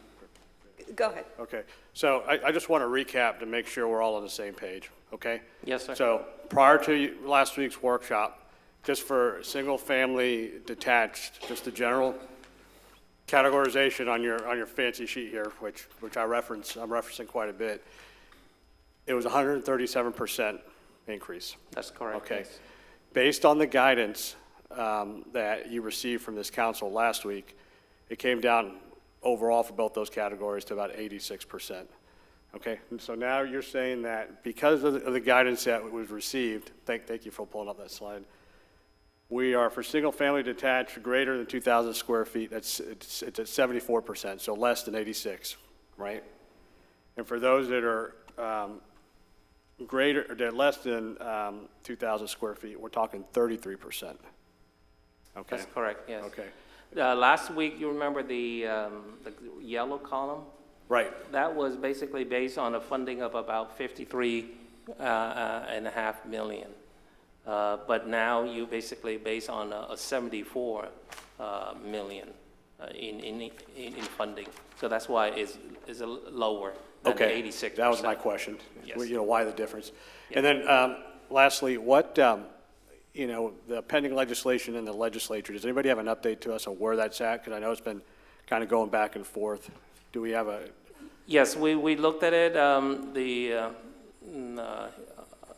Our counselor can provide an update as well, but the only remaining legislation, the bill, is Senate Bill 1080, is engross and enroll. Basically, that is going to be effective date based on that is October 1st, 2025. And that will kick in the basically unanimous vote and require us to phase it in. One thing we've actually found, it's a complicated bill, and you actually look at the preamble text of it, which goes on and on and on. There's this one little section that says, even though the bill goes into effect this date, that provision is January 1st of 2026. So I'm sorry, I didn't mean to. Yeah. So reviewing the bill late this evening, he is correct. There's a portion of the bill that says that the language that's going to impact this particular area with the impact fees does not go into effect until January 1st, 2026. The rest of the bill goes into effect October 1st. Okay. I think last week in our workshop, we hammered through this and trying to find, what's a reasonable place. And then we, as a council, we made we came to a consensus on what is, what things aren't we going to do, right? And so we took out the US 1 piece and then the additional funding piece. And I think it's getting the percentages back to, or closer to 50%, in some cases even lower. Again, one of my biggest concerns is, a new couple getting started out in life, or a new individual getting started out in life, and the housing affordability down the road. And so I think we've moved the needle quite a bit from where we started, which was at 137% to where we're presenting now based on some of the decisions that we, and guidance that we gave last week. So I appreciate your analysis. Thank you. If I may, Mayor, so the only question that I had was, and I just want to confirm, In the project costs that we included in this report, those are today's dollars, right? We did not take into account the cost of inflation in these projects, is that correct? That is correct. Okay. So I want to start by saying I really appreciate all the work that this council did last week at the workshop, because I agree with you, Councilman Gambaro. We have a lot of interests that we have to balance here, and workforce housing, student housing, housing for our elderly, all of those things are really important. It's our duty to sustain the level of service that our residents enjoy without increasing taxes to the current residents. It's also our duty to ensure growth is paying for itself, while at the same time ensuring we're not pricing young families, outpricing some of our elderly, and that we're not discouraging commercial growth, which I think everybody on this council is committed to making sure we are increasing and incentivizing and encouraging. With that said, I'm still not happy with where we are in this report. And I feel terrible because of the work that this council did, but I will tell you, because of some of the research that I have done today, yesterday, when we've gotten updated numbers very rapidly, I'm still not happy with where we're at, and here's why. First, the rate of inflation is not worked into these costs. So I want to see it, especially after what we just went through since 2020, today's dollars, to me, when we're trying to project the costs of our future, they don't mean much. I want to see what these projects are projected to cost 3 years from now and 4 years from now. And those are the figures that we should be basing our future on. And I know that that's hard because none of us have a crystal ball, but we do have some historical data that we can base this on. And I don't think that we would be prudent and be doing our jobs if we didn't engage in that analysis. I know we did that for fire and we did that for parks and rec. So we should be doing it for transportation, particularly when we're saying that we have extraordinary circumstances because the cost of road construction has gone up 40%. If that's the claim, then why are we going to make the same mistake again? Let's plan for it. So I would like to see what the numbers do if we're looking at these same projects with the future dollar costs. I also want to see, so during the last impact fee study, we anticipated more money from the state than what we actually got. So I know that up here we had talked about increasing the anticipated dollars we would get from the state because of State Route 100 and because we know it's a project on TPO's list. The problem is it's been a project on TPO's list and we haven't gotten the money for it yet. And so I'm very nervous about taking that leap. Additionally, I see in the presentation that we've been getting on average $700,000 a year.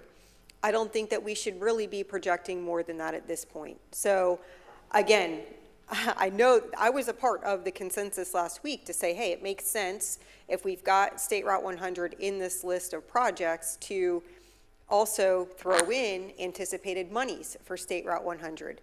But I think we might be doing ourselves a disservice based on historically what we have actually received from the state. So I would prefer us to get $700,000 a year over the next 25 years, which comes out to $17.5 million. And again, put that in as the figure to see where those numbers fall at that point. The last issue that I have is really with the tiered system. I believe wholeheartedly in the tiered system. I think we need to be very mindful of police, firefighters, teachers, city workers, so many essential workers, nurses, students. We need to be mindful of those folks and not outprice them in our community. They should be able to live, work, and play here too. The problem is we are using a 2,000 square foot house, and I think that that's based on the county, right? No, it's based on the city. It's the 50%, right? Is it the city? Because I heard it was the county at one point. It's based, these are, in property appraiser data, some of it around the edges, is a little bit difficult, but these are roughly the units within Palm Coast, total overall heated square footage. Okay. And these are the average size units within the city of Palm Coast. Okay.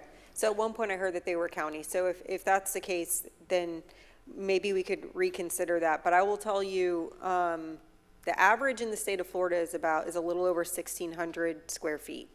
So I'm wondering if 2,000 is a bit high for that starter home.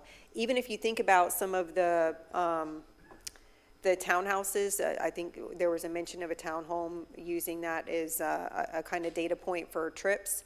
Townhomes, a lot of them are not, they're sub 2,000 square feet. We've approved many of them up here that are sub 2,000 square feet. So if that's really what we're trying to help, if we're trying to help that starter home, I don't know that 2,000 square feet should be that threshold. I do think that it should be a little bit lower, particularly if you look at the average household in the state of Florida is 2.57 people and 1.94 kids. That's about a 3.2.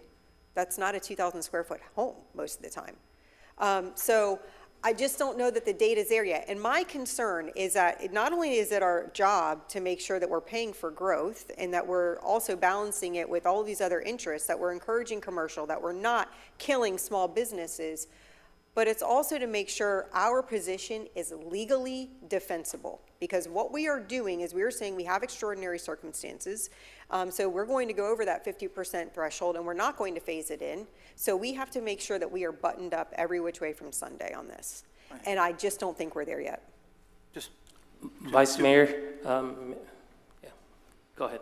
Just 2 points, because they're along the same lines. I thought when we went over 50% for extraordinary circumstances, we could not include inflation at that point.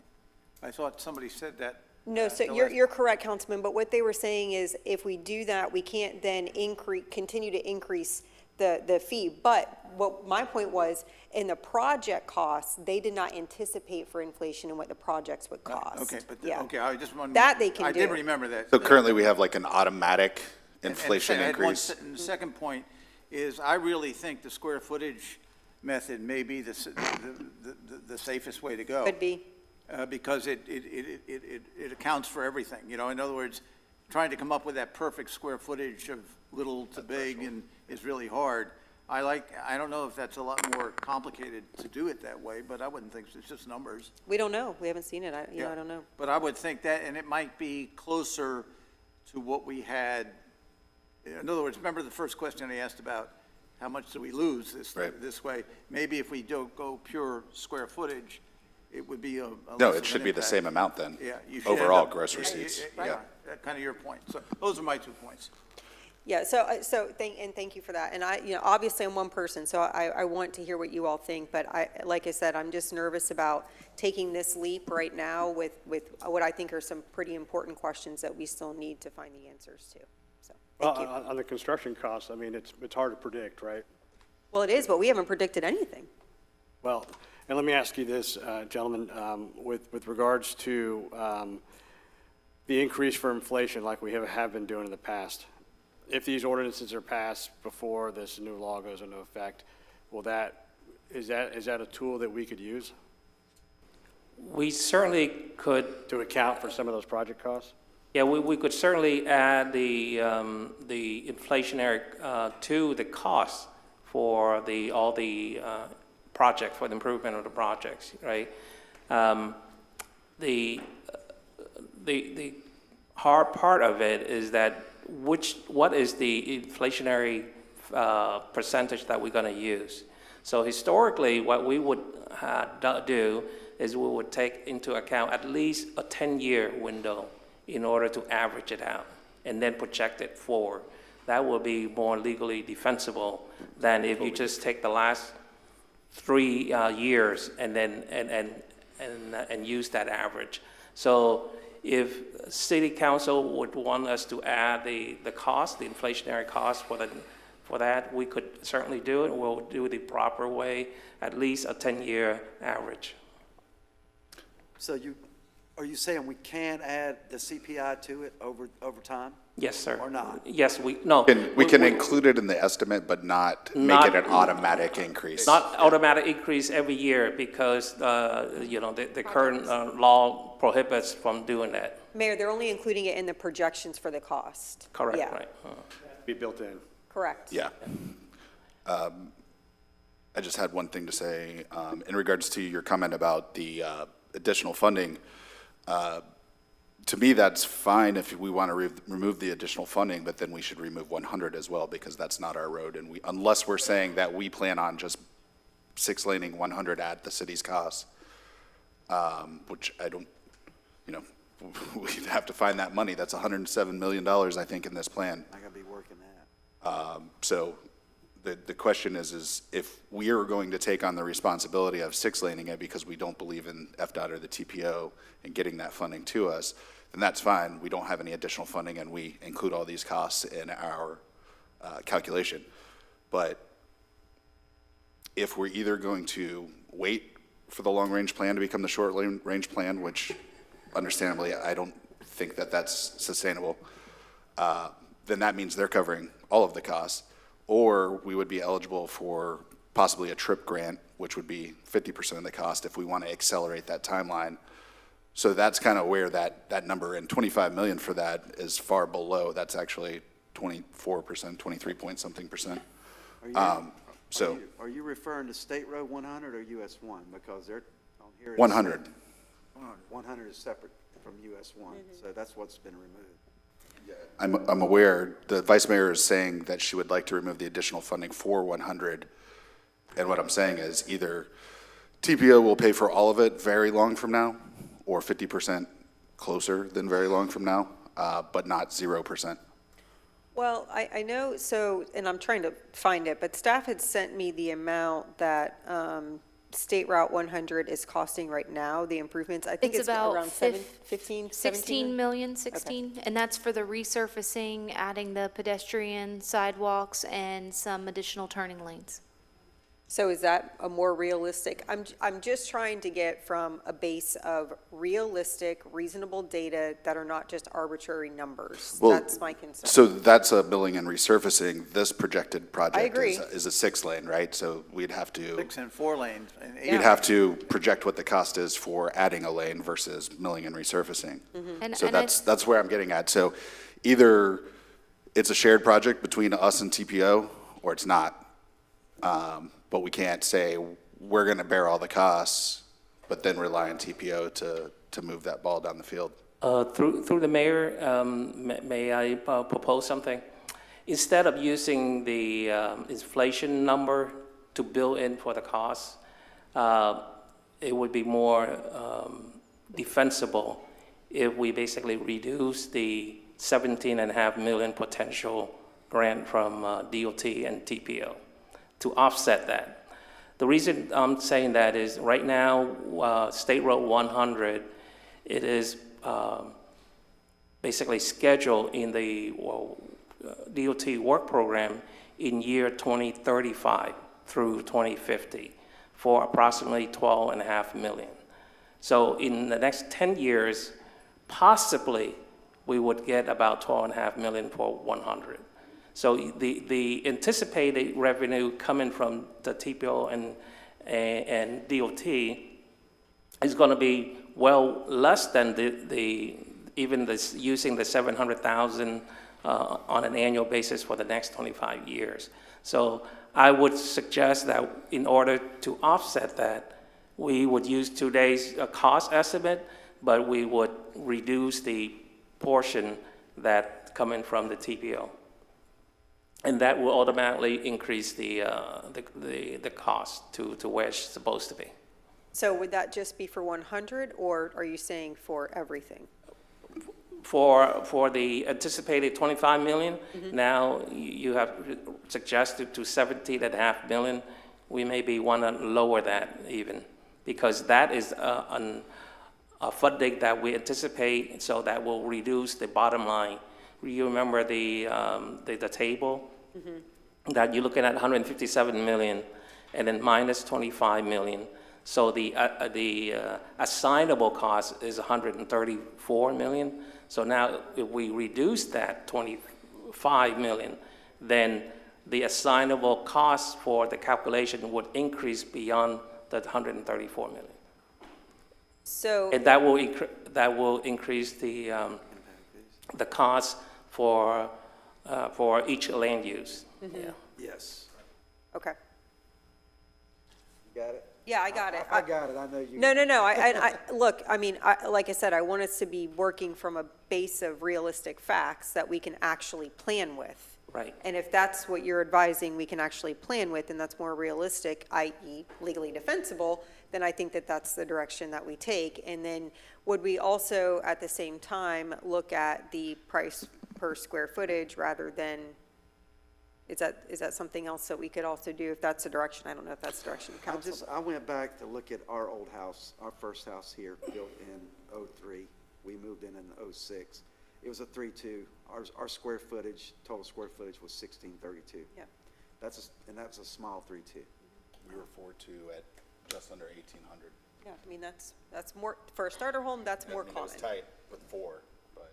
So can we drop that from 2,000 down to lower 1,800? Do we need to do that? or- 1,800. But the question is, does that take a certain analysis, or should we just see where the numbers fall based on the square footage? Footage is, to me, Yeah, I have no problem with that. I think, The more rational, the data supports increasing it just based on square footage. I mean, if you pick a threshold, it's just an arbitrary number. Right.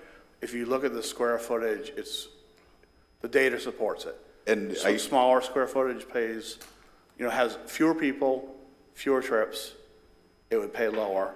Larger square footage, more people, more trips, would pay higher. The data we already have that we calculated as part of the update we just did, it supports it.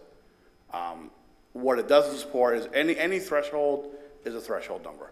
It's, you're taking an arbitrary number and saying it's less than or higher than this. The data supports per square foot. So we're saying just strike the smaller and just get rid of that completely and just have square footage. That's So it. the next time you come around, you would see a single-family detached per square foot. So then you just basically take the dollar amount times the square footage, and that's it. So everything that you're talking about, it addresses. So if you do a 1,400 square foot house, you pay less. If you do 1,600 less, as you get a little bit higher, you start to incrementally I think that pay a little achieves the bit more. goal that we're trying to achieve with helping with these, Affordable housing. workforce housing. well, Yeah. it's essentially like we talked about with consumption. You choose the size of your home, right? That's exactly So- right, yeah. You choose your budget. So what do we need to move forward, City Attorney? What do we need to guidance we need? Do we need to vote on this? Open it up to public comment, vote, have a motion, vote? With the Do we do a motion, or are we giving direction to staff to come back? Because I don't even This know is what the we'd be first voting reading. on. First reading. Yeah, the first reading, you also need to make a motion to adopt that. And the adoption, as staff would recommend, is based on the funding to offset that. I would suggest what is in the 2035 already appropriated or allocated is basically come out to be about 500,000 a year. So it's 12.5 million that we can basically anticipate from DOT instead of the 25 million. And then I would recommend that you adopt what is been under the direction of the City Council from last week, to basically remove US 1 and basically, but do not add another $25 million to it. Okay. And we can strike that would give that 6-month grace period also, right? Yes, and then with the effective, right. What's that? That would need to be in the motion, so it would need to be agreed on, get second, but that would have to be part of the motion. Okay. how do we handle the square footage piece? That would be something you would come back to us with. Well, part of the direction. Part of the second. That's part of it, that would also. Part of the have to be direction part of that the you have to motion provide check. that to us, yeah. All right, can we just review the bidding to make sure we're clear? All right, can you back brief us? Well, let me make sure I understand and let me know if I'm right. First of all, We would remove the improvement of US 1. per our guidance last week. That's Okay. correct. We would not increase the additional 25 million, but we basically only anticipate 12.5 million, and that would be it. Versus 50 million, Okay, right? And third, then we would ask you to give us a direction relating to the residential based on square feet. okay. So- And then remove the 6 months for projects that are in the pipeline, and only go with state required for the 90-day waiting period. So there's still, it's not immediate, it's still 90 days after passage. Still 90 days, Okay. that's correct, right? Okay. I have a question, though. So okay, never mind, because commercial's already per 1,000 square feet, so there's no change there. Correct. I will say that based on this plan, I was very pleased with the drop in some of the commercial. I looked at some of the personal services, those are your small businesses, the daycare, those types of things. I think we really helped in that regard. Those are going to change, though, if we remove the additional If you funding. remove the funding, Little bit, yeah. those They'll will change quite a bit, because it changed quite a bit south. Talking about that, we also include Old Kings Road in our projected projects? Is that correct? No, we did not include. It's not included in there? No, Okay. it's not, yeah. I wonder why, are we planning on doing 100 ourselves? I don't think we'll ever plan to do 100 ourselves. Right, so We did- I mean, it'll it's be really additional just funding is what going I'm on saying. right So now if we're is all including the being costs paid in our for. calculation of costs, and we're not gonna fund it, It's a state road. Is it a cost share? well, what I'm saying, the trip grant program is 50% cost share. So that's where I came up with that number.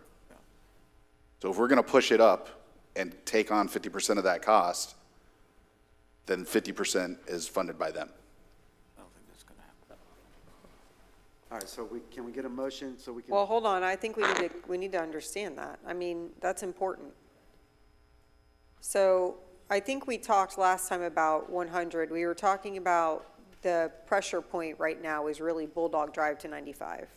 Yes, Is that ma'am. right? So I think at the very least, that's got to stay in. That's the 23 million. As in, we'd be willing to partially fund it if we could get it done quicker. Correct. Gotcha. And then, was it Palm Coast city limit to Bulldog Drive or I think it was that one, not the Old Kings to Colbert, right? Because the Old Kings to Colbert, I think we still got a little bit of time. Yeah. That's in the outer years, right? The segment that we are looking at is from Belterre to Old Kings Road. More critically, from Bulldog to Old Kings Road. So maybe we take out the Old Kings to Colbert, take The that. two outside portions.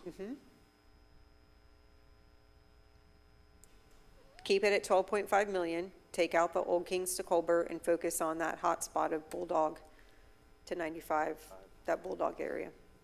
Does that make more sense? Yeah, I I'm think good that with it makes either sense. way. My whole point was we can't include the cost of these and then not anticipate any That additional makes funding. sense. I think that makes perfect sense. That's why, So if we're removing portions, then we're no longer, attributing the full share of that to us, right? So that makes sense. right. And then if we are including it and we're saying we're gonna fund some of this, then that makes sense, and that's where that 12.5 million comes into play. Sure. I have no idea how this is gonna affect the numbers, but. Can we I get just- someone to make a motion? Well, I'll make the motion to approve this reading of the ordinance with the 4 changes that we've talked about and that Fong laid out. Do you want him to go over it again, or? Yes, please. For the record, please make sure they're very specific. Okay, Fong, please review the 4 items for us. First, Okay. So we will remove US 1 from Whiteview Parkway to Espanola from the calculation. right, Yeah. per our And- guidance, last For portion. your guidance.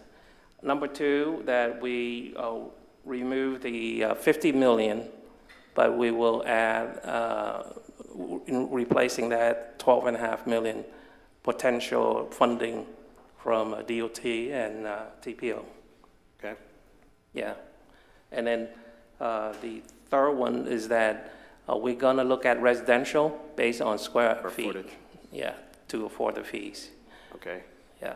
And then the third one is that you're gonna remove in the ordinance and under Section 7 effective date, remove the allowance for the 6 months for projects in the pipeline.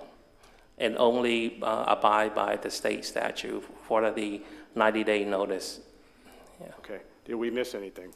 And then it was just these projects that we were talking about. Removal of State Route 100 from Old Kings to Colbert. Right, right. That has to go in there Oh, too. you would like to remove that as well? That's what we were saying. Otherwise, because if we removed a lot of that state funding, then we were saying that it would also be more reasonable to remove Old Kings to Colbert unless we actually plan on doing that project, which I don't think anybody up here plans on doing that project. So in addition to removal of the US 1 improvement, you will remove also State Road 100 from Old Kings Road to Colbert? Right. Correct. Is that correct? Yes. Yes. All right. So I move approval of this reading of this ordinance with those 5 amendments that we've all discussed. That's the motion. Second.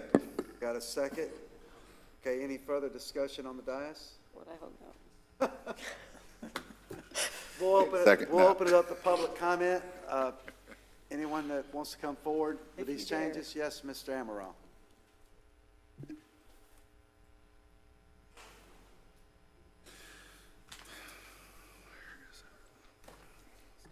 Good evening. Tony Amaral, City of Palm Coast. Thank you for all the work you guys are doing in this. I really appreciate it. But this is what happens when we try to rush a passing of an ordinance before it's time. We are literally at the first reading, and I'm doing math in my chair and scratching and changing and scratching and changing and scratching and changing. And then we wonder why the residents of Palm Coast ask, what happened, why did it happen, and then have, complaints about it. Even with what I understand would be my, the latest numbers, number one, I don't even see why we're doing State Road 100. That is not our road. But even with the subtractions and everything else, we still have roughly $55 million just for State Road 100. Based on what I've heard from Councilman Miller, we should expect roughly half of that if we decide to push it and take on the project ourselves, but yet we're still reducing the amount we plan on receiving to roughly half of what we should expect. The math is not mathing. The process we're going through is creating confusion. If it's confusing for you up there on the dais with thousands of papers, I'm sure, imagine us as the resident here trying to keep up with it. We need to slow down. We are rushing every one of these increases for some reason that just doesn't sit well with people. And it doesn't sit well because at your first reading, you are literally making extreme changes to the process, to the amounts. We don't even know what this is gonna cost still. So I encourage you to maybe take a breather, get the numbers, and then have a meaningful conversation. This whole process has been behind the 8 ball. Information has been late getting out. Reports have not been coming out. Your impact fees have not been transparent because the information is coming. There were 2 public workshops held. The first one where information was like less than 48 hours being made to some of the public. Your second one where there was changes and the numbers still hadn't come out. So please, let's just focus on doing the residents' will in a timely manner, but not in a rushed manner. Thank you. Thank you, sir. Anyone else? Yes, ma'am, Ms. Long.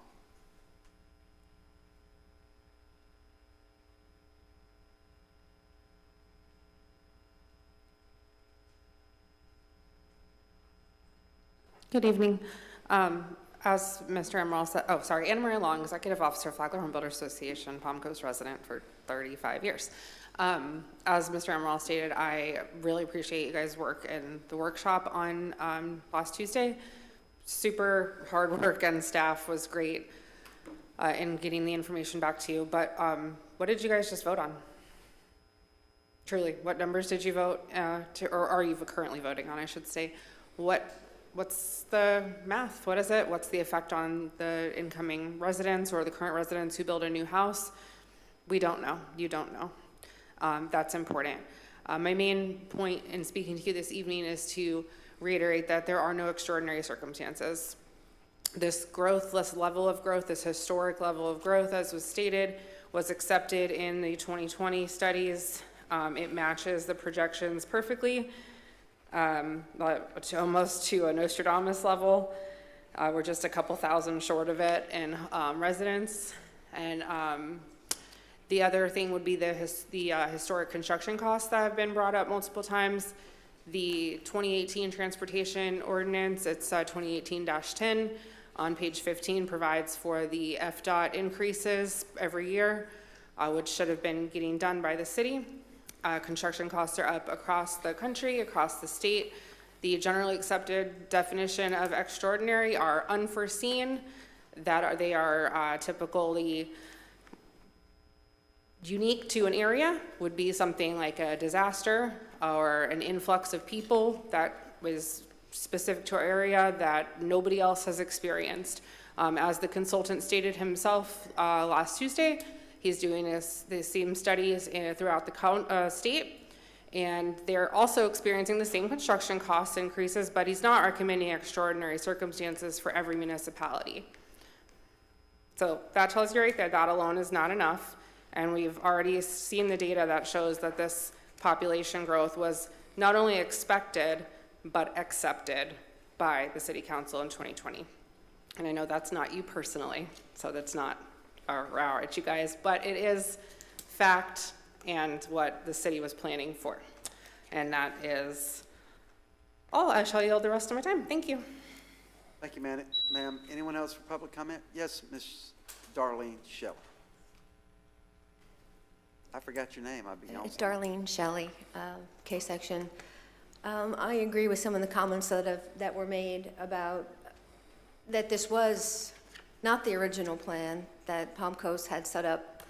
And it gets back to what I've been saying since 2019, that it is unfair to the residents of Palm Coast that they buy a beautiful home and put all kinds of money into fixing it up just the way they want, do all kinds of research on what's around it, thinking that it's agricultural, or thinking that, oh, this is an office-zoned area, and we're going to have maybe a doctor's office, or maybe something that the residents can utilize on a daily basis that would enhance their lives.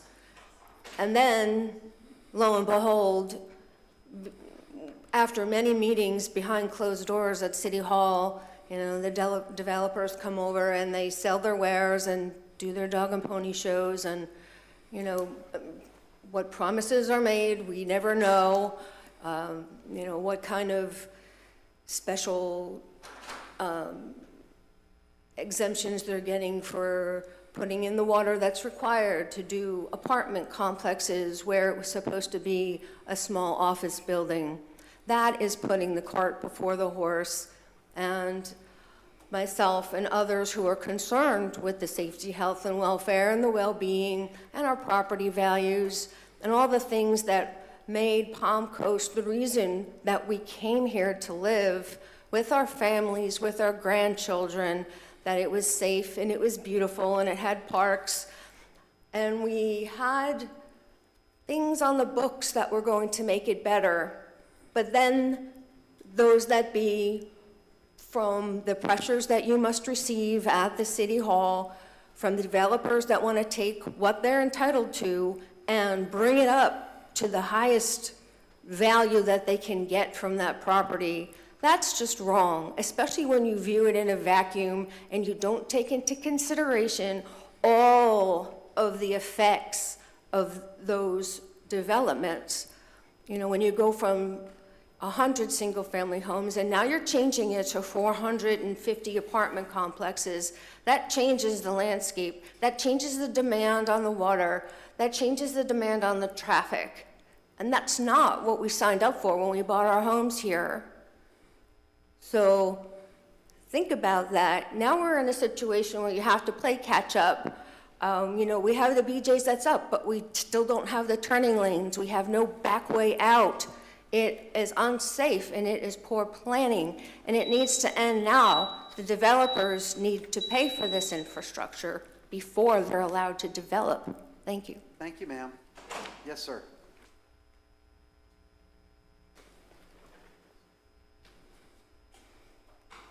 Hello, everybody. Robbie Barrick, Integrity Homes. I'm also the current president of the Home Builders Association.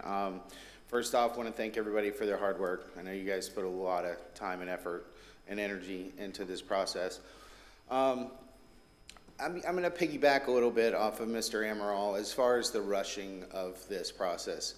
I didn't see anywhere on any of those slides where there's an expiration date on this city plan or on this study. It does seem awfully rushed, and you know, you guys are making changes on the fly, which is what a workshop is for and what this is all about. But trying to shoehorn this thing through in such a, you know, fast manner, it doesn't seem very well thought out. You know, if I'm building a house, you know, I plan it out, I go through the blueprints, I take my time, and I'm methodical about it. If you guys were building a house in this process, the thing would fall apart in a month. It's way too fast. You guys need to slow it down. Think it through, take out the stuff that needs to be taken out. Mr. Miller had a great point. Why are we paying for a state road? It's called a state road for a reason. That's the state's responsibility, not City of Palm Coast residents' responsibility, not my future client's responsibility when you're raising impact fees $12,000. You know, I can't afford as a business owner, a small business owner, to eat $12,000. You won't have Integrity Homes to build homes here anymore. You know, if there's not an expiration date on this, then why are we trying to speed it through? What's the underlying reasoning behind fast tracking this thing through? I say, you know, Ms. Pontieri and I talked several times about this. We're on the radio this week about it. She has very good points. I think I have very good points. There's no reason to speed this thing through. We should take our time, come up with a solid number. I'm in agreement with a 50% increase. I'll never fight that. But almost 137% increase in some issues. I mean, that is the plan and the study doesn't match up. And like Mr. Amaral said, the math isn't mathing. Well, why don't we take our time until we're all comfortable with the math and what we're actually spending the money on? Because we should not be funding 1 inch of the state road projects. That's the state's responsibility. And if they keep waiting for us to feel the pain long enough for us to step in and do their job for them, what's to stop that bleeding? They're just going to keep on doing it. Oh, well, they fixed it last time. Let's, wait till they're in enough pain. They'll keep fixing our stuff. But that's my opinion. I appreciate it. Thank you. Thank you, sir. Anyone else for public comment? Seeing no one come forward, I'll bring it back to the dais. Any closing comments from the dais? I just want to respond really quickly. So, I said before a motion was made, I agree. I do think that we need to see where these numbers fall and then vote on it. And my concern is not with any particular speaker. It's with the fact that we have to legally defend this. I am very, very cognizant of this. I don't know what a difference 2 weeks will make. We workshop it, we see the numbers next week at the workshop, we vote on it in another week. It's literally 2 weeks to make sure that we are being able to defend this from a legal standpoint. Now, with regards to the funding, I believe what Mr. Fong was saying was that I had asked for us to include in the future project costs future dollars, what it will cost in future dollars. And rather than doing that analysis, we're dropping the contribution that we're anticipating from the state to the 12.5 to offset that, correct? Yes, ma'am. Okay, so that's why we landed at that's part of the reason we landed at the $12.5 million. I agree, State Route 100 isn't our job, but quality of life for our residents is.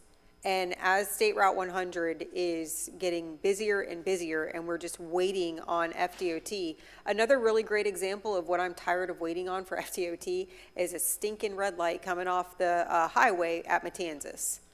We have been pressing and pressing and pressing and pressing. City staff is probably tired of me pressing to get a stinking red light so that somebody doesn't get killed coming off the highway. We're finally getting it, but like it's a lot of work to get them to come in here and do things for us. And in the meantime, quality of life is going by the wayside. So I agree, we shouldn't have to step in and take care of State Route 100 in that one section, but we're going to have to, because it's been on the TPO plan for a while. They haven't done it, and I'm just not holding my breath. And I'm not going to make my residents continue to be in that jam if we can plan to fix it with impact fees, and with reasonable impact fees, because the previous increase, you're right, was 137%. Based on what we're showing right now, we're looking at 74% increase. Councilman Gambaro talked about an 86% increase. So we've moved, but I think that it is worthwhile to see where these numbers fall and just wait 2 weeks and do it the right way. And I think our residents do deserve that transparency as well, to understand the governance that is happening from this dais. 2 weeks, number one, is not going to make us miss the boat on the legislation, because we'll still make it underneath. Even if the bill changes in Tallahassee, we still beat it. We still beat that clock.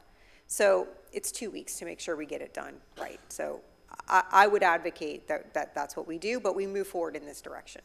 So are you asking for us to not vote on first read?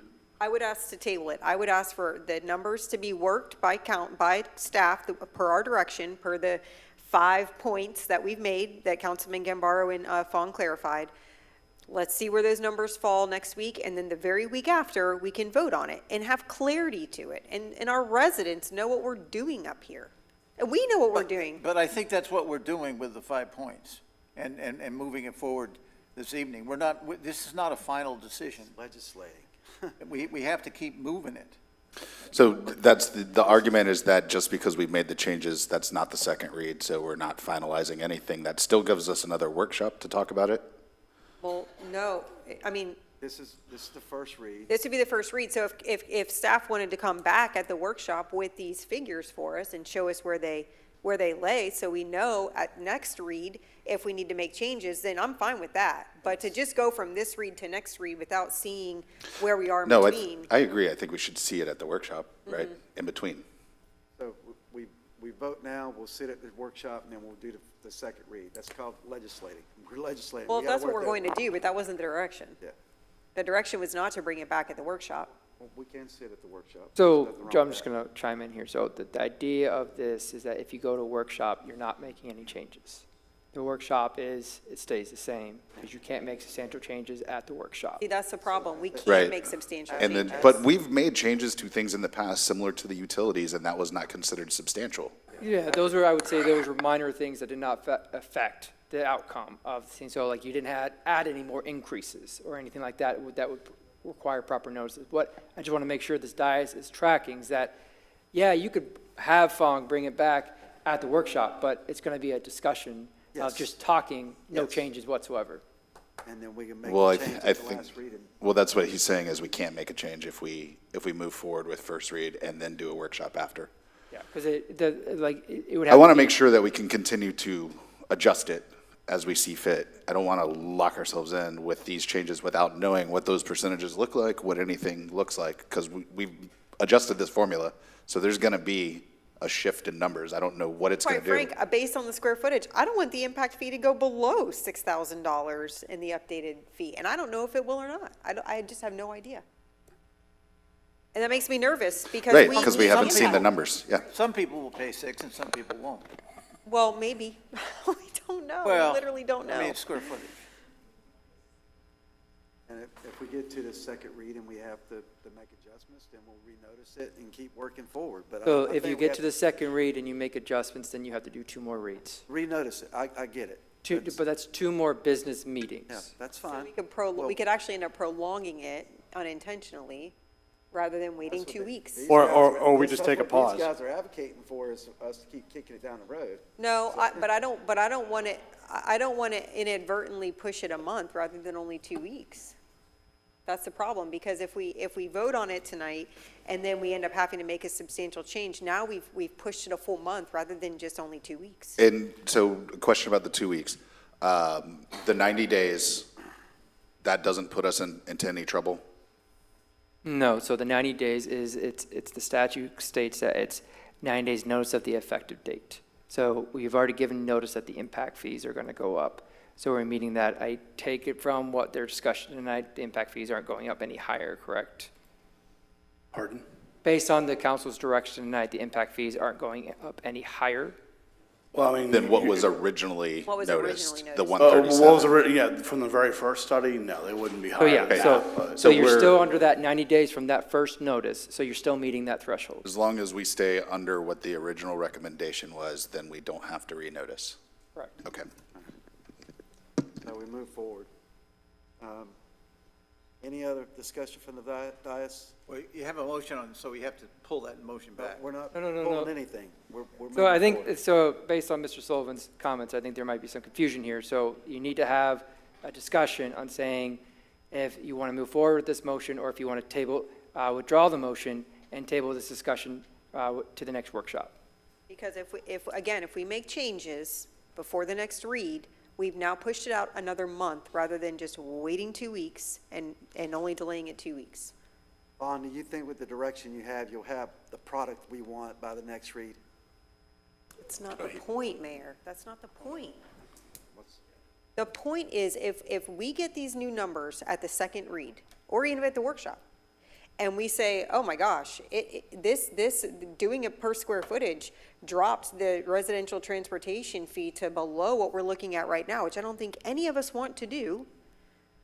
And then we have to change it. That's going to require us to do 2 more reads, which is then going to push it out another month, rather than us just holding right now, looking at the numbers at the workshop, and then doing the first read at the next business meeting. Because that delay is only 2 weeks. But I am telling you right now, the chances of us getting numbers that we have no idea what they're going to look like, and saying, yep, everything is perfect, we don't want to make any changes, and then passing that on second read, I don't I can see tell that I happening. already want to make changes to it.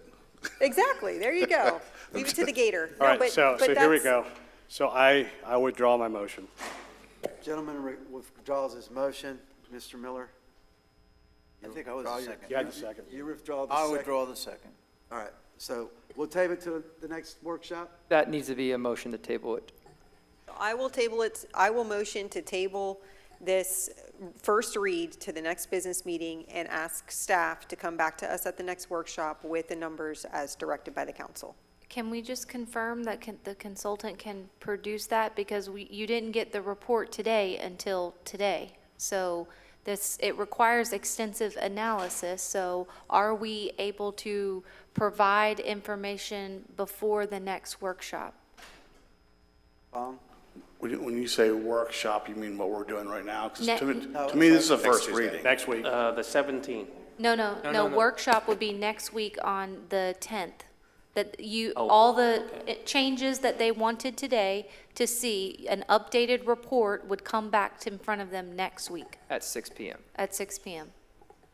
Does that Yeah, work? no, we can make that work. I mean, I had less than a week, and I've been on the road in hearings ever since last Tuesday, so, yeah, we could get that to the workshop. I mean, and we've already done a lot of the work, it's just putting that last piece together. So you'd be able to have it back to us by Friday, Wait, well, this Friday? It's got to be noticed. Jesus, no, this Friday.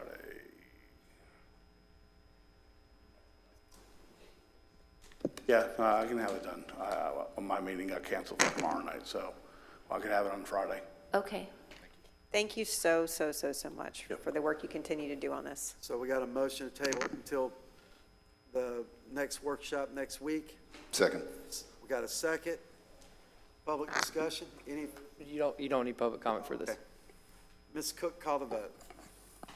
Vice Mayor Pontieri, Yes. Councilmember Gambaro, Yes. Councilmember Miller, Yes. Councilmember Sullivan, Yes. Mayor Norris. Yes. The motion passes unanimously. All right, thank you. We're moving on to item 7, ordinance, city attorney. And we have another 2025 ordinance amending Chapter 29, impact fees. Article 4, Fire and Rescue Impact Fees, Code of Ordinances of the City of Palm Coast to adjust rates based on a comprehensive study, including extraordinary circumstances study. Mr. Mayor, before we proceed, there was one comment that I wanted to capture from some of our residents tonight. I would ask for consensus from this council to maybe put like front and center where our residents can find these documents as soon as they're published. I know we do this, but I don't think it's getting out to everybody. And as we engage with our stakeholders, I think that would be very helpful. I've gotten phone calls like, hey, where do I find this? I'm like, right here and right there. And, you know, we're just trying to be as transparent as we can. And I think we're doing that, but for whatever reason, it's not. Maybe if we just front and center on our homepage, just so everybody can get access to the documents. I can help answer that. The Please. full agenda packet is not ADA compliant, and to minimize our risk of a future lawsuit, we do not put it on our website, but it is available via public records request, so we're happy to provide it to whoever wants it, but the full packet is not ADA compliant at this time. Okay. All right, so they have to do a public records request in order to attain it. Okay. All right, thank you. All right, City Attorney. You're good? Good evening, Council, Mayor. Eric Gibo, architect with the Stormwater and Engineering Department. I'm here with our consultant, Sean Ocasio with Raftelis, and to present some revised findings of the fire impact fee study that we presented last week. So I'll briefly discuss the background behind the development of the fee study, some projects in the CIP that were used in the analysis of the rate determination, and then I will turn it over to Sean to present the findings of the study.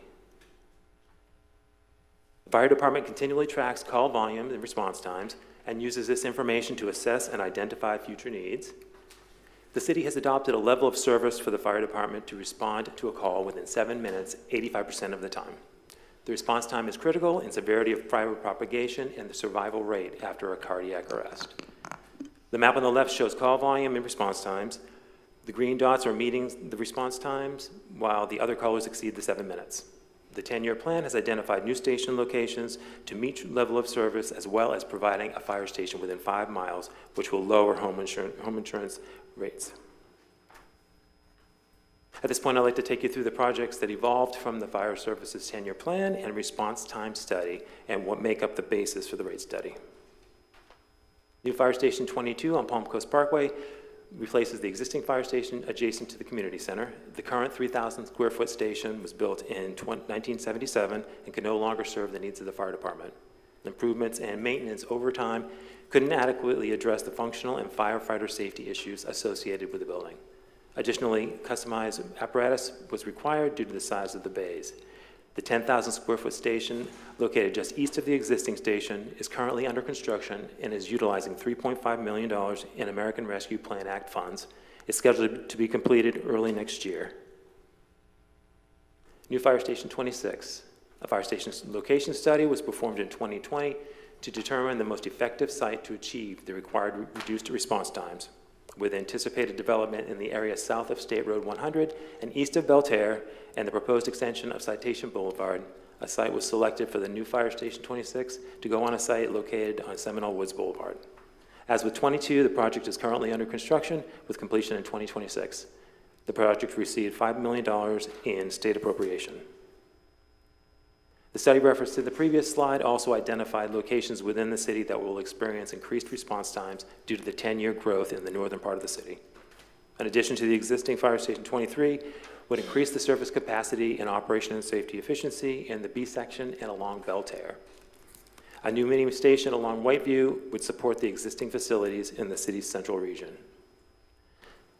So in summary, this slide identifies the 10-year CIP projects from 26 through 2035, along with their respective costs, totaling roughly $38 million. Completion of these projects will allow the city to continue to provide its citizens with a high level of service that they've come to expect. Since existing residents will also benefit from the new facilities, capacity fees can only be utilized for the proportion of new dwelling units. Currently, this equates to existing residents funding 46.7% of the project costs. At this point, I'll turn it over to Sean with Raftelis to present the findings of the study. Thank you, Eric. For the record, my name is Sean Ocasio. I'm a senior manager with Raftelis Financial Consultants. I've been the project lead for this engagement with the city, as well as the Parks and Recreation one that we'll be talking about a little later this evening.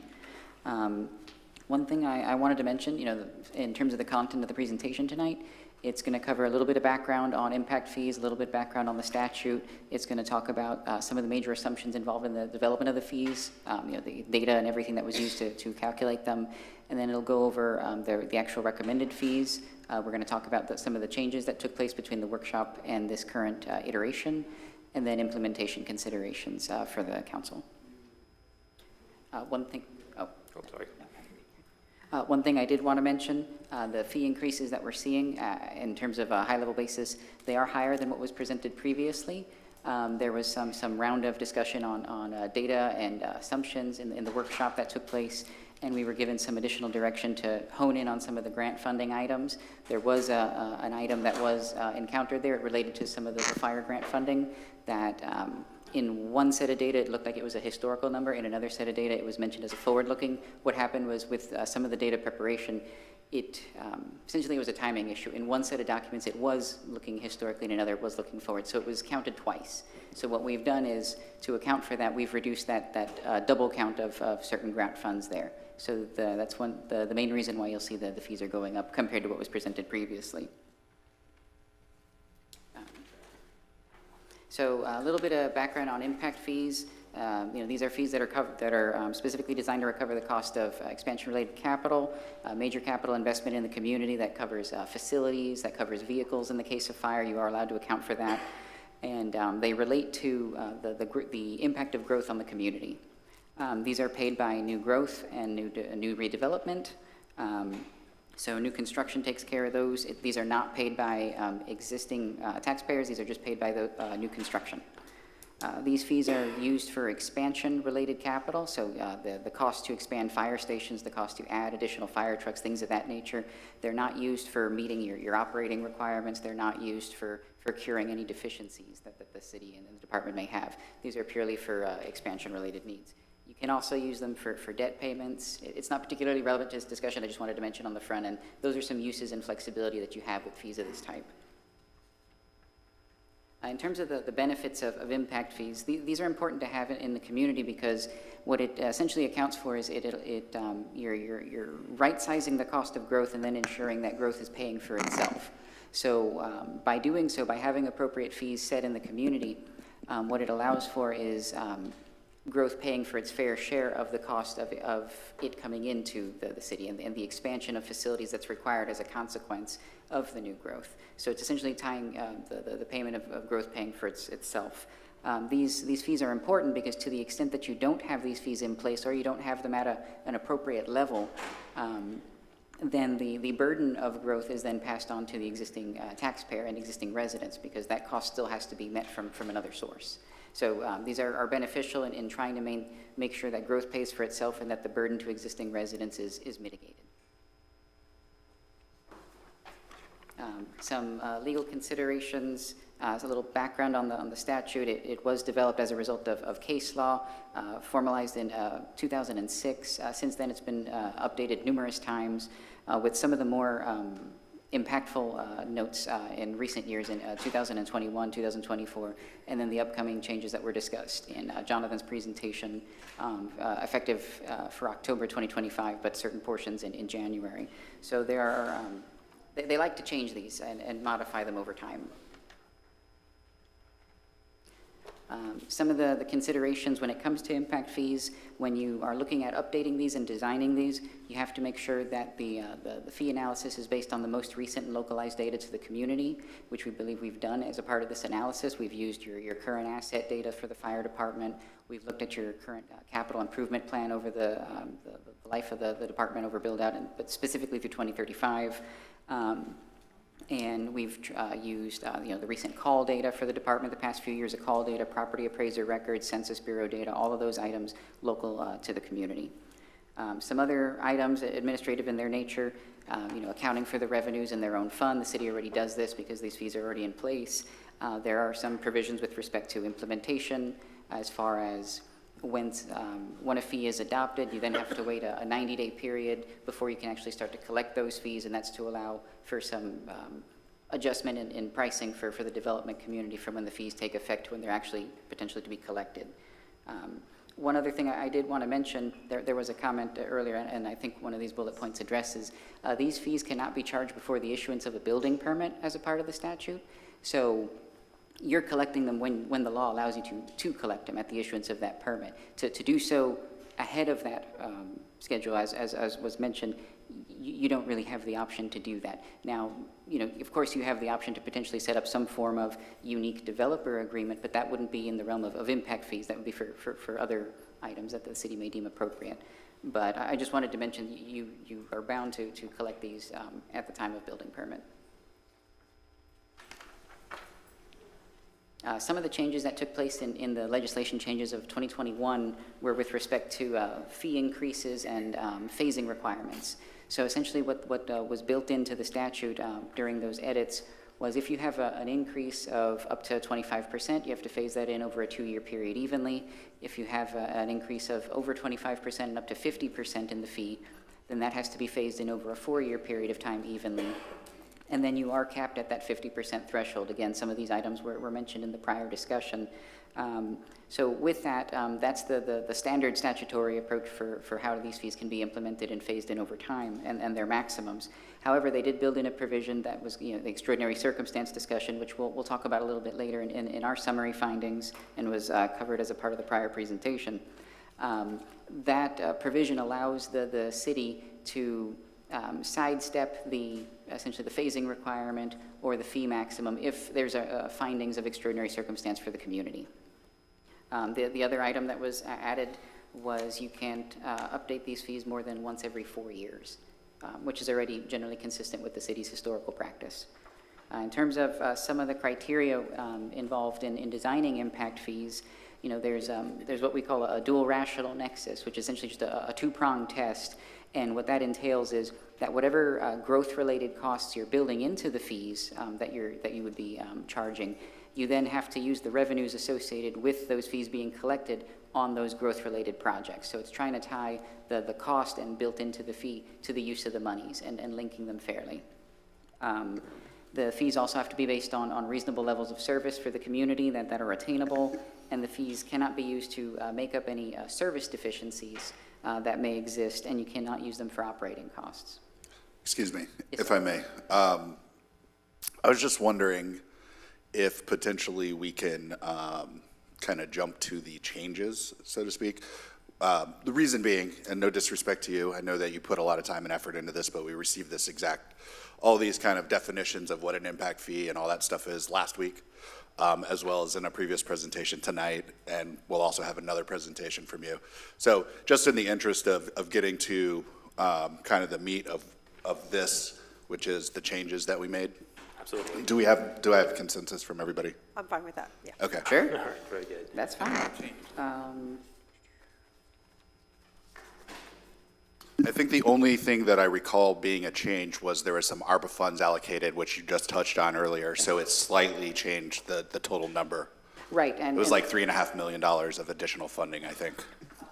And that? Yeah. Okay. Yes, sir. And so, like I mentioned, so when you're designing the impact fee, you can't include any grant funding related projects because it's not fair to charge new growth for items that didn't cost you anything. So we net those out of the equation.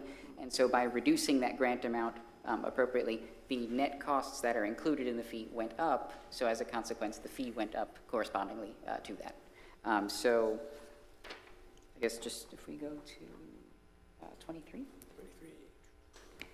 Okay. So with that adjustment to the grant funding, it essentially changes the average cost per firefighter in terms of the capital involved to bring one on an average basis, upwards to about $563,000 per firefighter. We then look, our planning horizon is 2025 through 2035, so we're looking at the existing number of firefighters that you have today, about 74 FTEs, and then based on the plan in the capital plan, it's an additional 33 firefighters to go along with those additional stations. So that's a total of 107 firefighters, and then you scale it by that $563,000 per firefighter. That's a total net cost recognized in the calculation, about $60.3 million, which is a bit higher than what we had before because of the grant item. So as you'll see, The change in the fee here, the fee that was mentioned in the workshop was $859 per residential unit. The fee that you'll see calculated here on the slide is $942 per residential unit. And the fee that was calculated for non-residential on a per 1,000 square footage basis was $1,364 per 1,000 square feet. It's now $1,495 per 1,000 square feet. So that's the main change there.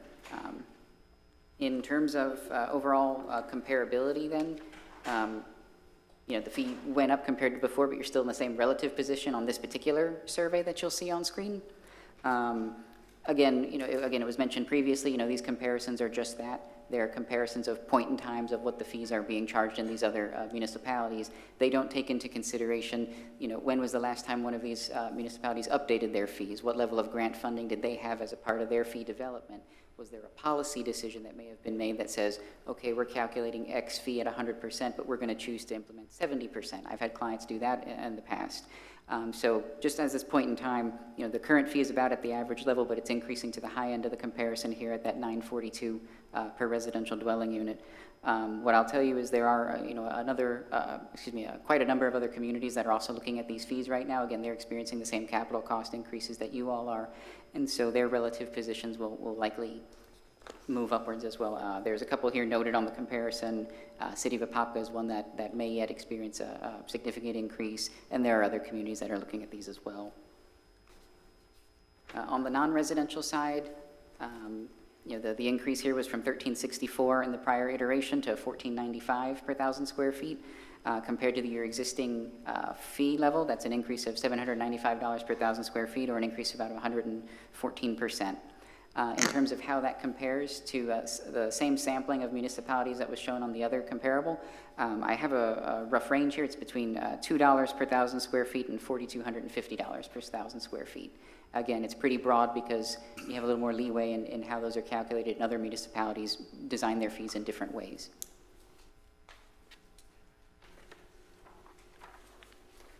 So in terms of implementation, you know, whereas previously the increase was about 98% and 95% respectively for residential units and commercial square footage on a per 1,000 square foot basis, we're now seeing an increase of 117% for residential and about 114% for non-residential.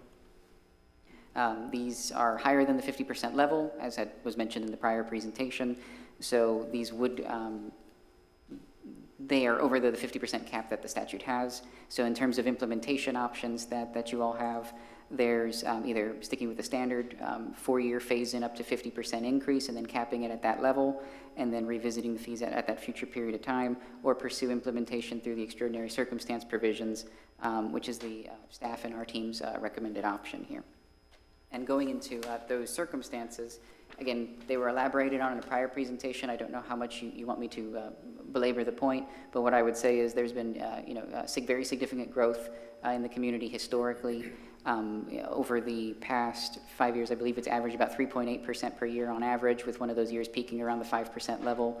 In terms of forward-looking projections, it's still projected at about 2.1% per year for the next 10 years, which is both of which that historical number and that forward-looking number is higher than the overall average of the state. The state was growing about 1.5%, and you all are double that in the recent years. And even historically, before that, you've grown at an exceptional rate as well.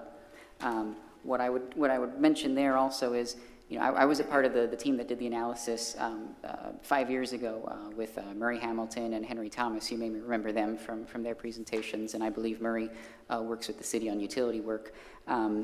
There were projections made as a part of that analysis in terms of population and units and cost and everything. And what we're doing is we're trying to create the best estimate that we have for planning purposes at the time and design the fees around that, you know, solid information as we have. When it comes to, you know, the growth rates experienced historically, while they haven't materialized quite to the extent that was projected in the prior study, they're still nonetheless very significant for your community. Again, coming in at double, you know, the average for the state. The other thing that you have is, you know, significant increase in capital inflation and asset acquisition costs. You know, a fire truck an aerial that you would purchase, you know, 5-6 years ago that cost about $1 million, now is projected to cost about $2 million. So very significant increase in a very short period of time there in terms of asset acquisition. In terms of capital inflation, there's been significant increases there. in terms of, I mean, just the impacts that we feel to ourselves. If you look at the kind of the standard basket of consumer goods, the CPI index is what that tends to be. That's increased almost 30% since 2019, and I would note that's not an insignificant increase to our respective wallets, in terms of, food costs, vehicles, things of that nature. So that's a very significant and extraordinary in terms of its comparison to the historical trend of the years that preceded it. Just another index that we looked at was a construction materials index. That's been about a 40% increase in that same window of time. And that's just the materials to construct, stations and things of that nature. So there's significant increase in your cost. There's significant growth. That growth is requiring the city to expand and add additional fire-related facilities and equipment. Oh, no, you're good.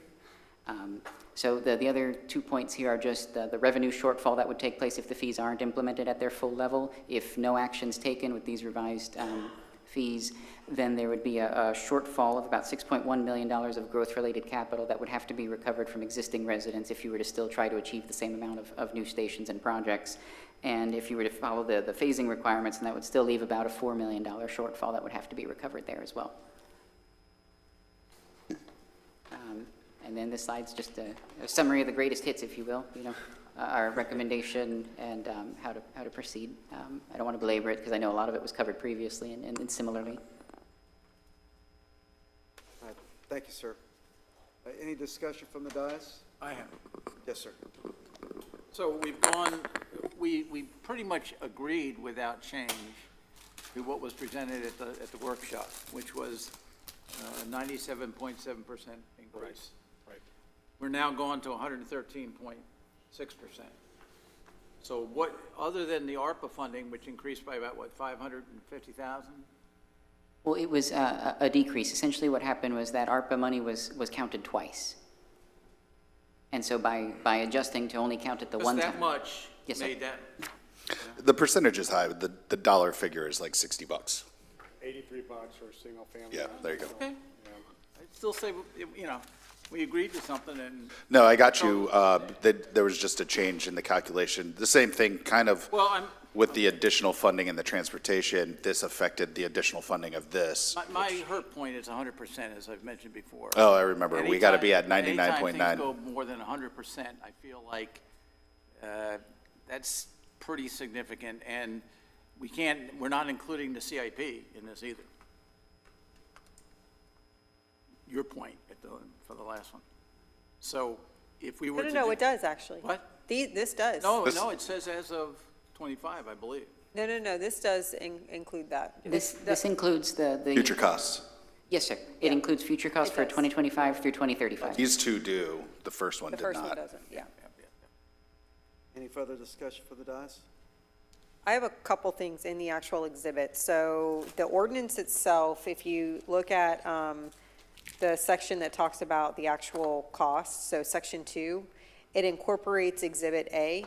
And exhibit A actually lays out truly the payment and a lot of the other terms.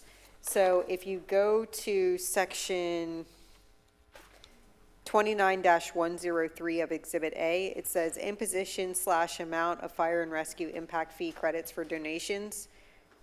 The actual number is incorrect on subsection C.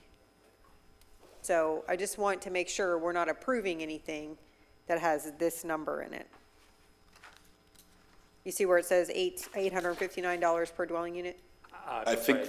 I don't have the exhibit in So, front of me. Vice Mayor, I think this was printed. Remember, this was printed prior to. I agree with you, it probably was, but we can't, we have to accept the right numbers.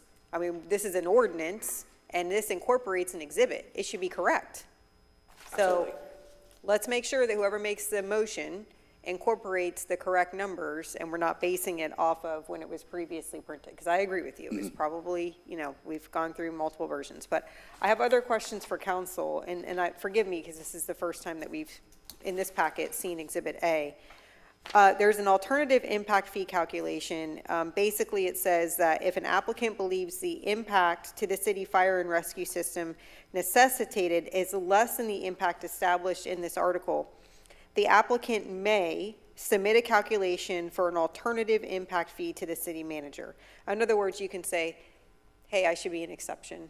I want to apply to the city manager for this exception, and then the city manager can make a determination. I don't think that that should be allowed, but if we are going to allow it, they should have to pay a fee, at least for this administrative review, and put some skin in the game. So again, I didn't, it's the first time I've seen this, so I want to get council feedback on that.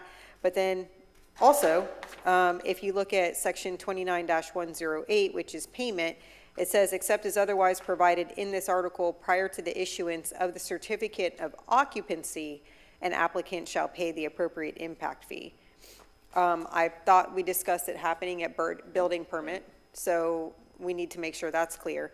And then if you look at subsection E of that same section, it says if a building permit expires and no construction has been commenced, then the fee payor shall be entitled to a refund of the impact fee.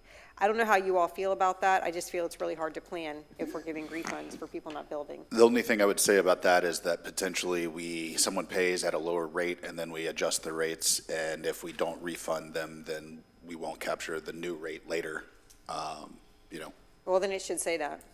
I got you. Yeah, no, maybe it should be amended to I'm just say kind of that. like working through what the outcome might be there. Sure, yeah. And then the last portion, was on section 29-111. There's also the potential for a city council review. Again, kind of the same idea. If an applicant says, hey, I don't really feel like these should apply to me, and they want to ask for a review, they can do that. And again, I think if you're going to do that, fine. If we say that this due process should be allotted to you, then great, but I think there should be a fee for some skin in the game. Otherwise, potentially, you could just have a bunch of people saying, nah, I don't think this should apply to me. And so, right, and look, it's my job to be an attorney and look for the worst, right? Like, you're supposed to have contracts for a reason, to contemplate when they all fall apart. And so that's what I'm doing here. I'm not saying that I think everybody's going to do this, but I think it's important that we know that this is what we're accepting here tonight.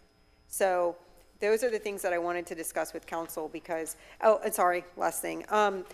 The review requirements under section 29-112, if you go to subsection C, it says the purpose of this review is to ensure that the impact fees do not exceed the reasonably anticipated costs. This is yet another review process. So in other words, if an applicant comes to us and says, hey, I don't think that your fees were correct and that what you anticipated is way more than what is actually should be in the plan.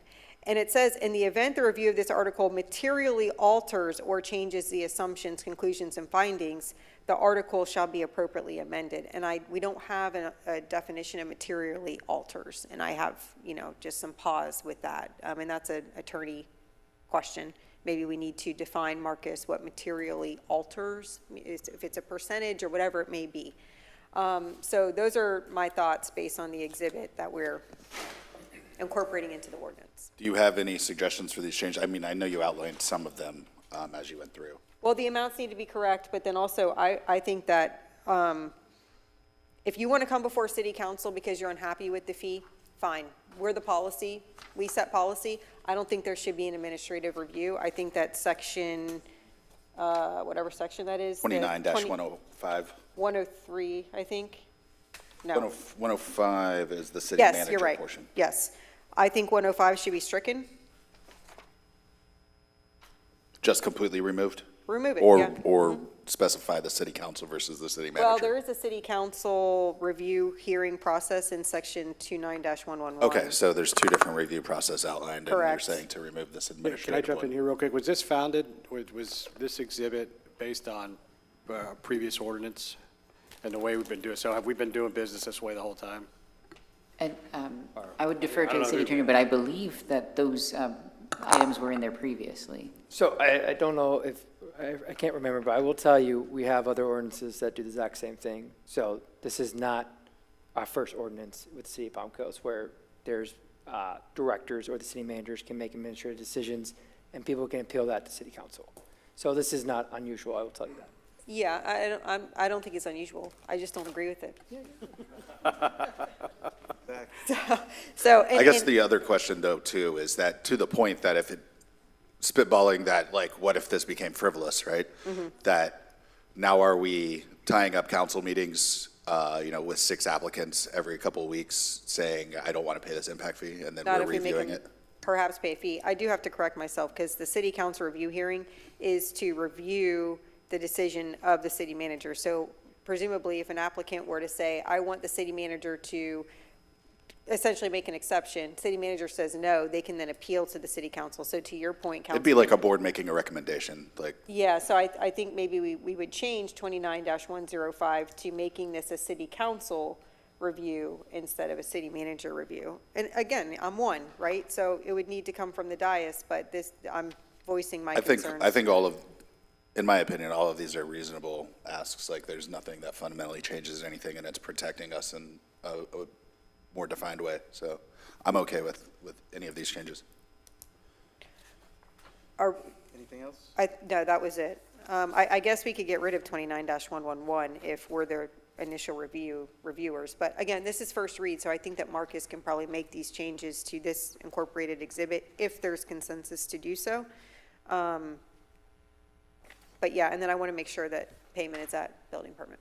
I guess my only question is, if this is going to be the new standard, is it the policy decision of this council to move forward with this updated language? You know, if these exhibits are imposed, because it's, I mean, do we need to take a broader review of all our other ordinances? Well, I can tell you that it's the same in Parks and Rec. It's the same exhibit, yeah. Okay. I mean, I'm just asking a broad kind of strategic Yeah, no, it's a good question, of policy course. question. I mean, I know you don't agree with it, but it's just, I'm kind of like, okay, well, let's take a 30,000, foot view on this and make sure that if this is the will of the council to move forward and operate in this fashion, then it should be, we need to correct ordinances that we've passed, and going forward, we need to correct, we need to make those changes from a policy perspective going forward. So Yeah. I think it's a broader decision than just these specific changes here, so. I agree with you. I just think if council is strapped with the duty to make the impact fees, then there should be no ability to undermine that by city staff. Okay. I'm not disagreeing with you, I just. Yeah. Just No, I agree with you. Putting it in the Yeah. context of a policy decision.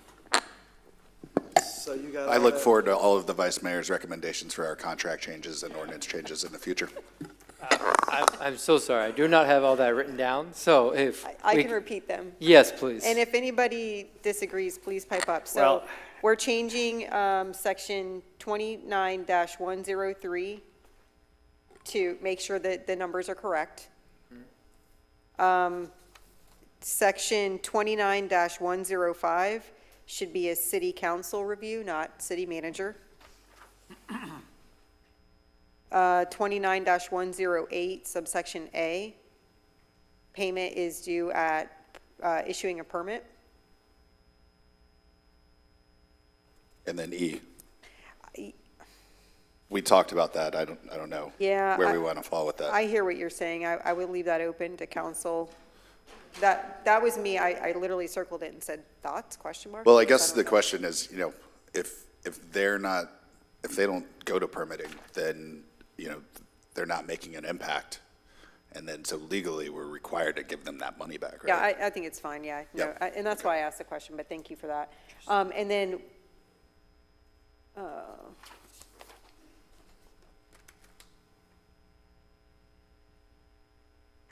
29-110 also has a review process by city manager, so that would need to be changed to city council.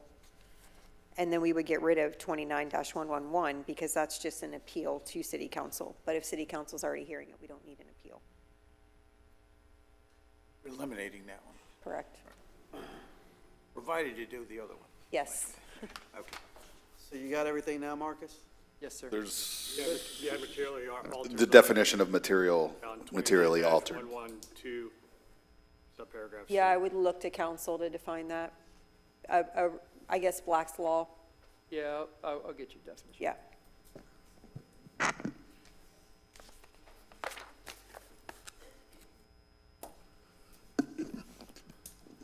Anything else?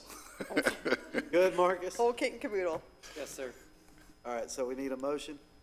I'll make a motion to approve the recommended adoption using the extraordinary circumstance approach with the Vice Mayor's requested changes. With changes as requested, right? Second. Got a second from Councilman Sullivan. We'll open it up for public. Any more discussion from the dais before we open it up? Open it up for public comments.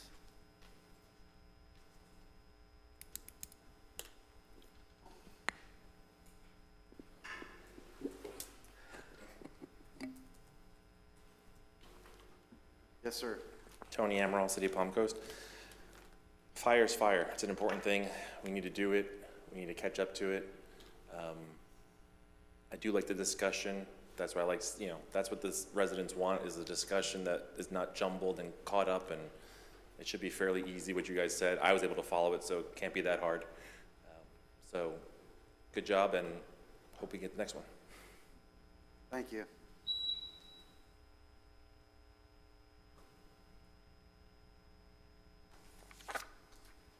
Yes, ma'am. I'm still Anna Maria Long.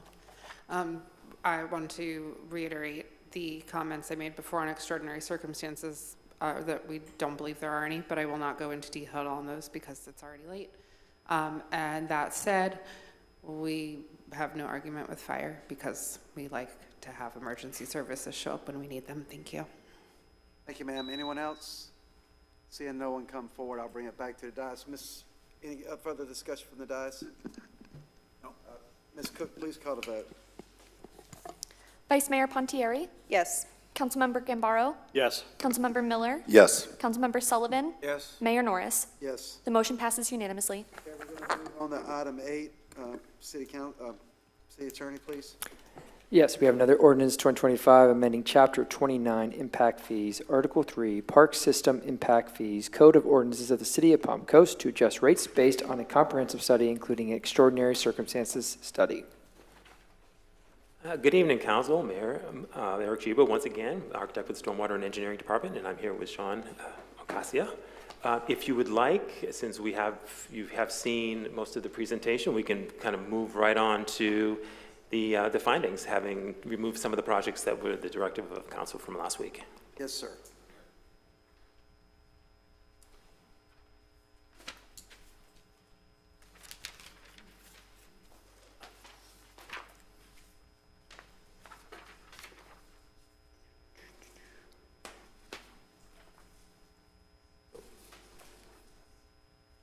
There we go. Well, thank you for having me back so soon. In terms of the changes, like was discussed, there was a few projects that were removed based on direction provided by the council in the workshop session. The number that you see on screen here, that $195.4 million in total capital projects, that was a part of the revised calculation. Previously, that number was about $236 million of projects over the same period of time. So a reduction there of about $40 million or so. With that, as a consequence, if we're reducing the costs that are included as a part of the impact fee calculation, then of course the fee is going to decrease correspondingly. And so if we jump to the next one here, this kind of brings it all together. Similarly to the fire discussion, we're looking at existing investment net of grants. We're looking at future investment net of grants. Again, this is the revised net investment. And then one thing I'll mention here, because the math gets a little wonky, is we take all the current investment in existing Parks and Recreation assets. We're looking at all the planned future investment in Parks and Recreation assets, dividing those out by build-out population, and then scaling it to our projected 2035 population. So the numbers that you see here are those scaled numbers, and that's a total allocated investment through 2035 of approximately $166 million, which then is lower than what was previously. So where we get is a revised fee of $3,164 per residential dwelling unit, as opposed to previously where it was $3,620 per residential unit. So overall decrease there, about $456. In terms of comparability, even with that decrease, the proposed fee level would still put you on the high end of the graphic that's shown on screen here. Again, the same surveyed municipalities that was a part of the fire comparison. What I would mention is this one was a little bit more localized in terms of the comparables that are shown here, but if you look a little bit broader across the state, we see communities with much higher fee levels for equivalent residential parks and recreation service. In some places in southern Florida, up to the tune of about $6,000 per residential dwelling unit.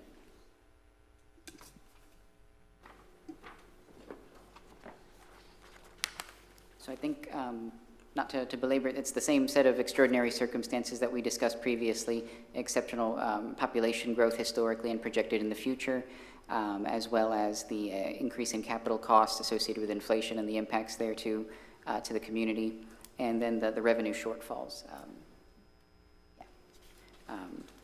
If the fees aren't adopted at the fully calculated level, or if they're implemented via the scaled provision in the statute. If no increases are implemented, then that would be a revenue shortfall of about $13 million of growth-related projects that would have to be recovered from existing residents. If the statutory approach is used, then that decreases to about $5.6 million revenue shortfall that would need to be recovered from existing residents in order to accomplish the same projects.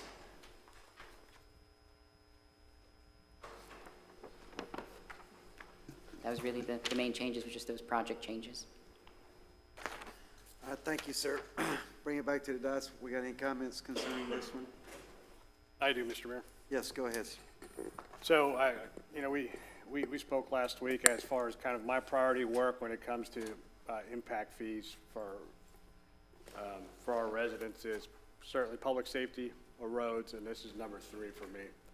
And so we did move the needle from your original recommendation from 98% went to 73.1%, right? So we came to consensus on that.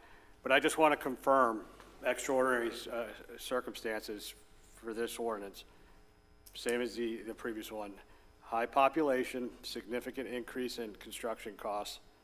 If no fee increases are implemented, then up to approximately $13.1 million of growth-related capital costs would need to be recovered from the taxpayers from some other sources. Yes, sir, that's correct. Do you stand by that? Yes, sir. Okay.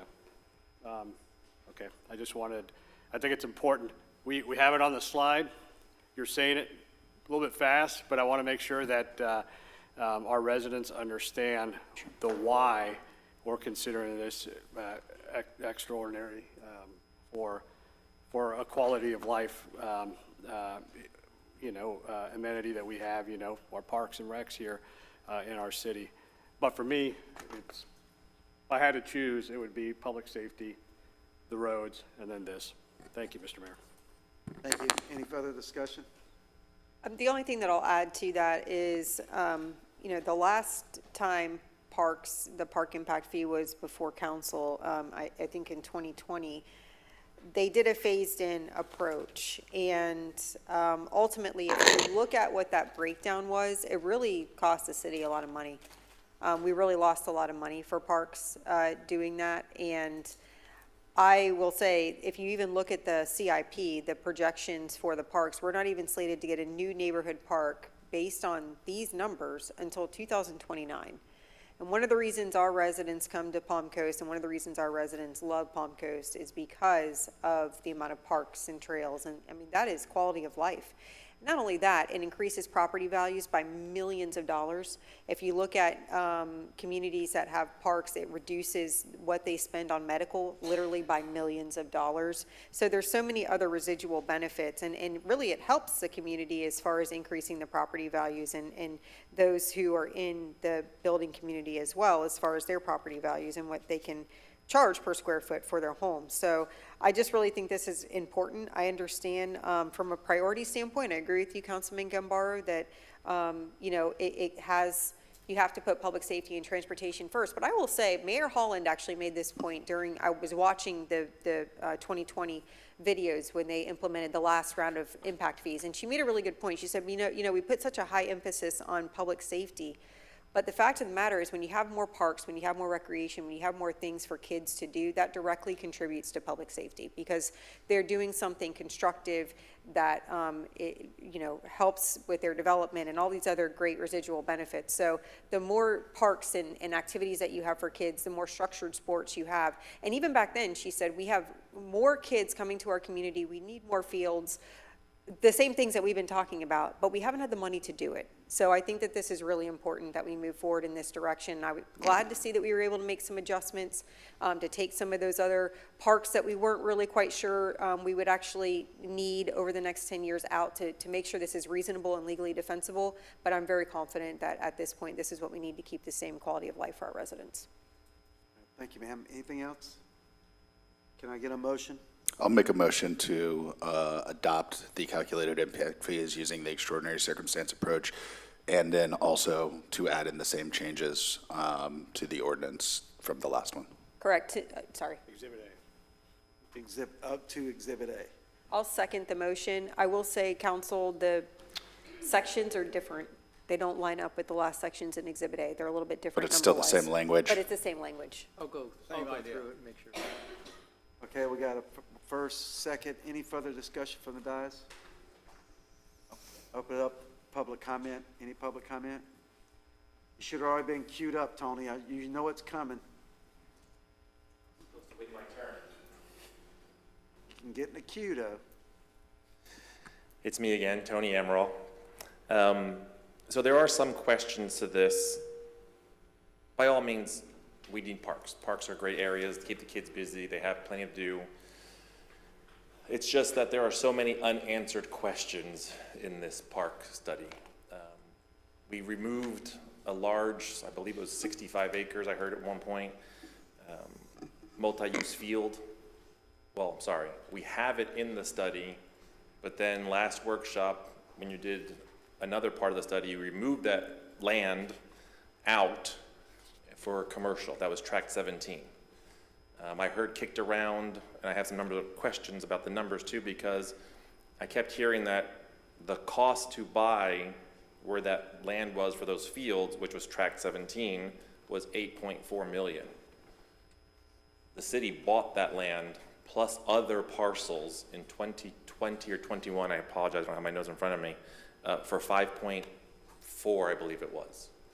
So I don't understand how we own land, we paid 5.4 for it, but yet it's calculated as 8.4 when it comes down to coming up to 19 million. But that should be a moot point because the 19 million should be kicked out because that land is no longer available because you're gonna use it for industry.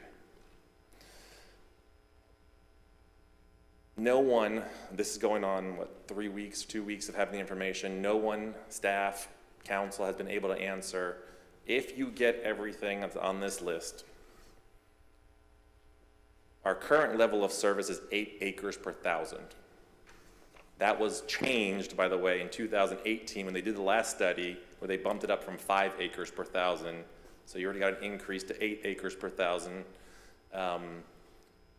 What will be our level of service? Are we meeting the 8 acres? Are we exceeding the 8 acres? Are we, under? Because right now, have you heard in the presentations, we're at 10. Right now, the way we're sitting, we're at 10. I'm just trying to figure out, how this math is coming along. We have specific numbers for the 3 neighborhood parks, but we don't have locations. I don't need a location, but you can't tell me the size. You can't tell me what amenities are going to be there. So it's just concerning that we have definitive numbers on projects that are so vague that I still can't get the answer of level of service if all this goes through, what that will be. Thank you. Thank you, sir.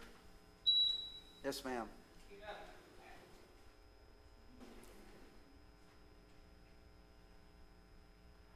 Still Anna Maria Long. To some dismay. I share many of Tony's concerns. This math was done over a decade ago, but Palm Coast has more than 3 magic kingdoms, like Disney magic kingdoms of parkland, which is great. I love parks, took my kids to the park. But also concerned with the calculations of the land and the costs of the parks when we don't know what the park is gonna look like. So we're saying, okay, we're gonna have a neighborhood park here. Is it going to be a park similar to the park, I'm gonna say playground equipment. Is it gonna be similar to the Holland Park playground equipment? Is it gonna be similar to the smaller playground equipment that's at Indian Trail Sports Complex? That's right outside of the fields. 2 very different things, right? And so when we're looking at those calculations, or when the calculations are being done, how do we know? When it comes to the land, Palm Coast owns land throughout different neighborhoods. It's available on the property appraiser's website. How are we calculating, you know, like Tony said, $8.4 million. We went through the whole property appraiser's website and we're befuddled. But I think it's important to know those numbers are true calculations. The study, as far as I understand, was the park study was only received, pardon, on Friday due to attachments not attaching. I didn't receive it until yesterday. So again, it's a lot. I think parks is a lot more. It's not as much as transportation, but it is a lot more to read than fire. Fire is the most consumable document of the three. But once again, we're looking at three important studies that are lengthy and detailed. And also, what is our level of service at the end of this? If we don't have the acreage identified, because we don't have the land identified, how do you calculate all the amounts after that? And if you don't have even just the passive parkland versus active parkland separated out, if you have maybe you say, okay, this is 20 acres. Okay, well, is 5 of it active and 15 of it passive? That matters when you're determining your level of service. So without that, we can't tell the user or the end user, the citizens, what the level of service will be. Thank you. Thank you, ma'am. Oh, Anyone else? and I'm sorry, I want to echo, still no extraordinary circumstances. Any further public comment? I'll bring it back to the dais for anything to follow up. No, the only thing I was going to mention about the land acquisition and the Track 17, we made, as a council, a policy decision that it was more valuable to the city as potential commercial industrial property as we try to ramp up the economic development, because to what I perceive is our thoughts that we haven't done enough so far, so we're trying to do more. And so, you know, that's the only reason that has shifted because of that, which, you know, that's a policy decision based on what we think is the best ROI for that property. So that's all I had for that. Thank you. The only thing I'll say is I think that, you know, as we have more and more residents feel like there continues to be more and more building going on, keeping the level of service at 10 acres, I think is a show of commitment to us wanting to keep the level of service where it's at currently. So yes, I think that, you know, the goal initially was 8 acres per resident, but to say that we want to do 10 acres per resident and stay there, I think is a commitment to the level of service and something that makes Palm Coast special. I will say with regards to the Track 17 issue, there being the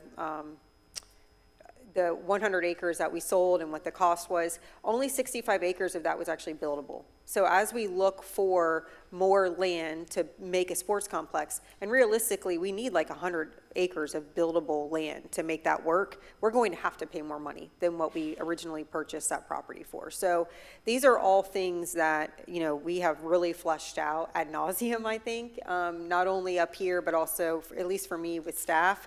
And I'm pretty sure my colleagues have engaged in some pretty heavy exercises with staff as well. So I'm confident in this, and I think that taking out what we decided to take out as council was appropriate, and that this is the way to move forward. I just had one thing to add. On that Track 17, we also have that problem of the entitlements that we didn't control when we bought. That there's about $3 million there. We're going to have to get back in there one way or another and make that industrial. Yeah, that cost would have been higher with the full So I think array that might be part of entitlements. the question you had. Anything else from the dais? Ms. Cook, please call the vote. Vice Mayor Pontieri? Yes. Gambaro? Yes. Councilmember Miller? Yes. Councilmember Sullivan? Yes. Mayor Norris? Yes. The motion passes unanimously. Thank you, ma'am. We're moving on to item I, resolutions. City Attorney, resolution. Yes, we have a resolution 2025 approving an option and ground lease agreement with Diamond Towers 5 LLC for the construction of a telecommunications tower at 350 Palm Coast Parkway Northeast. Thank you, sir. Mayor, City Manager. thank you, Mayor. Just for reminder purposes, City Council, the wireless master plan was heard before you back in your workshop in March 11th, and then was adopted by City Council on March 18th. And in that wireless master plan, it identified potential tower sites and locations for towers to go up. And so this is the second part of the process with a ground lease for one of those towers that was already identified and approved per your wireless master plan. Doug? So good evening, Doug Akins, IT Director. As Lauren stated, this is based on the master plan that you guys adopted in March. And so we have 2 properties available for ground leases to you. So this presentation will cover both items 9 and 10. The first property is Fire Station 22. This is 350 Palm Coast Parkway Northeast. There's been a lot of interest in this area for a couple of years, and this is Diamond Towers who is requesting this lease. Again, this site is identified as Site S14 in the approved master plan. And this is a rendering of how the site will potentially look, where the tower will be located. In this rendering, Palm Coast Parkway is on the right-hand side of the screen. So the tower will be located there in the upper left-hand corner.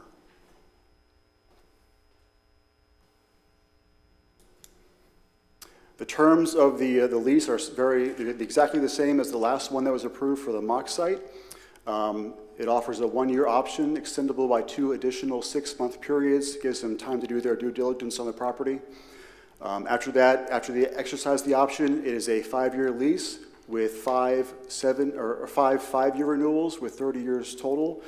This is a reduction from 50 years in previous leases. The lease terms are, they give us $50,000 on the commencement of tower construction, and then the city receives 40% of the sublease fees for the first tenant, and then 50% of sublease fees for all the additional tenants after that. So are there any questions on this location? So we'll get a % of the sales, essentially, for the subleases. Right, so the rent that they receive from, or they negotiate with the tenant, AT&T Verizon, we receive that percentage they receive. Gotcha, thank you. Thank you, sir. Any discussion from the dais regarding this? No, Oh, sorry, I was just curious as to why the 2 leases have different terms. Because we're looking at 2 leases today. They're different companies, different Okay. tower companies. Gotcha. Okay, thank you for that. And just in case somebody's watching, this is where the new Fire Station 22 is located. It's Yes. co-located with that facility. The new location. Yeah, Colbert Lane is the one place I drop cell service here. So this is just, I think this is a business-friendly necessity. It's an economic development-friendly necessity. I know a lot of businesses, and it's also a safety issue as well. We can't afford people to not have cell service in an emergency. And I know even driving, if I take Colbert to the beach, I drop cell service for a period there. So I think this is necessary. Palm Harbor as well. I've received several residents calling and emailing about how on the backside there, they drop service essentially. And there's actually 2 carriers interested in this location, so hopefully this will improve that area. Any further discussion from the dais? None for me. Can we get a motion to approve? I'll make a motion to I got approve as read. one more site Oh, for you, sir. What? I got one more site for you. Oh, I'm sorry. That's all right. My bad. The next site is 50 Citation Boulevard. This is our water treatment plant too. This is a site that's very important for our utility department. These are separate resolutions. Correct. So we need to vote on each one individually, right? Yes. Okay, let us finish this first, Doug. Sure. Okay. Yes, sir. We got a motion. A motion to approve as read. Second. We got a second. Any further discussion? Yes, Ms. Shelley, come on up.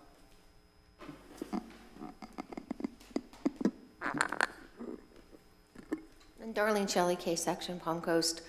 I'm here mostly to speak for Miss Celia Puglisi, who can't be here for her own very personal reasons. But she did send me some very informative articles from, I want to say FFA. My phone went dead, so I couldn't bring it up to read it to you. The Firefighters Association, where they do not want these types of cell towers on their firefighters' properties because of the lack of guarantee that 5G technology is safe to humans, because in the research studies, 5G does cause cancer in mice and brain disorders in the animals that they tested it on. It's not incumbent upon the residents to prove that it's unsafe. You as a board needs to understand that the tests show that 5G is harmful in all of the testing that they've done so far. And when the Firefighters Association does not want this type of 5G technology and the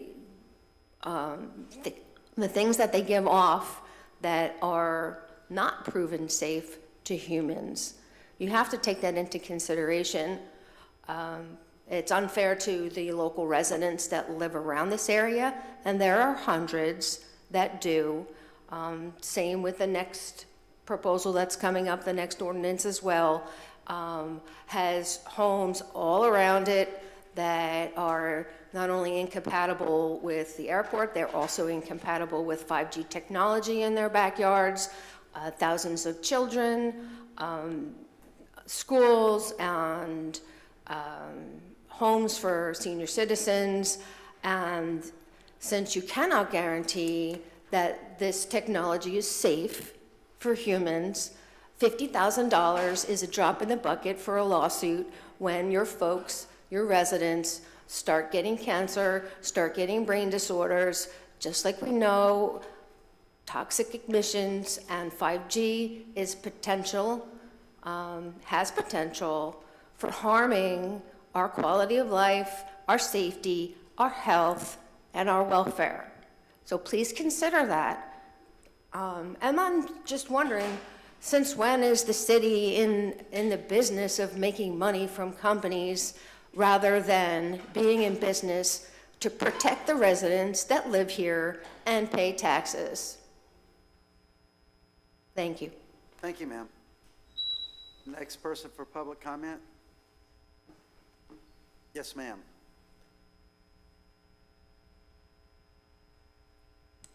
Good evening, Mayor Norris, Pull it ladies down. and gentlemen of the council. Pull the mic down, there you go. Okay.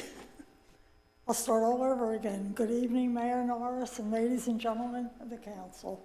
My name is Sabina McCauley, and I live on Courtney Place.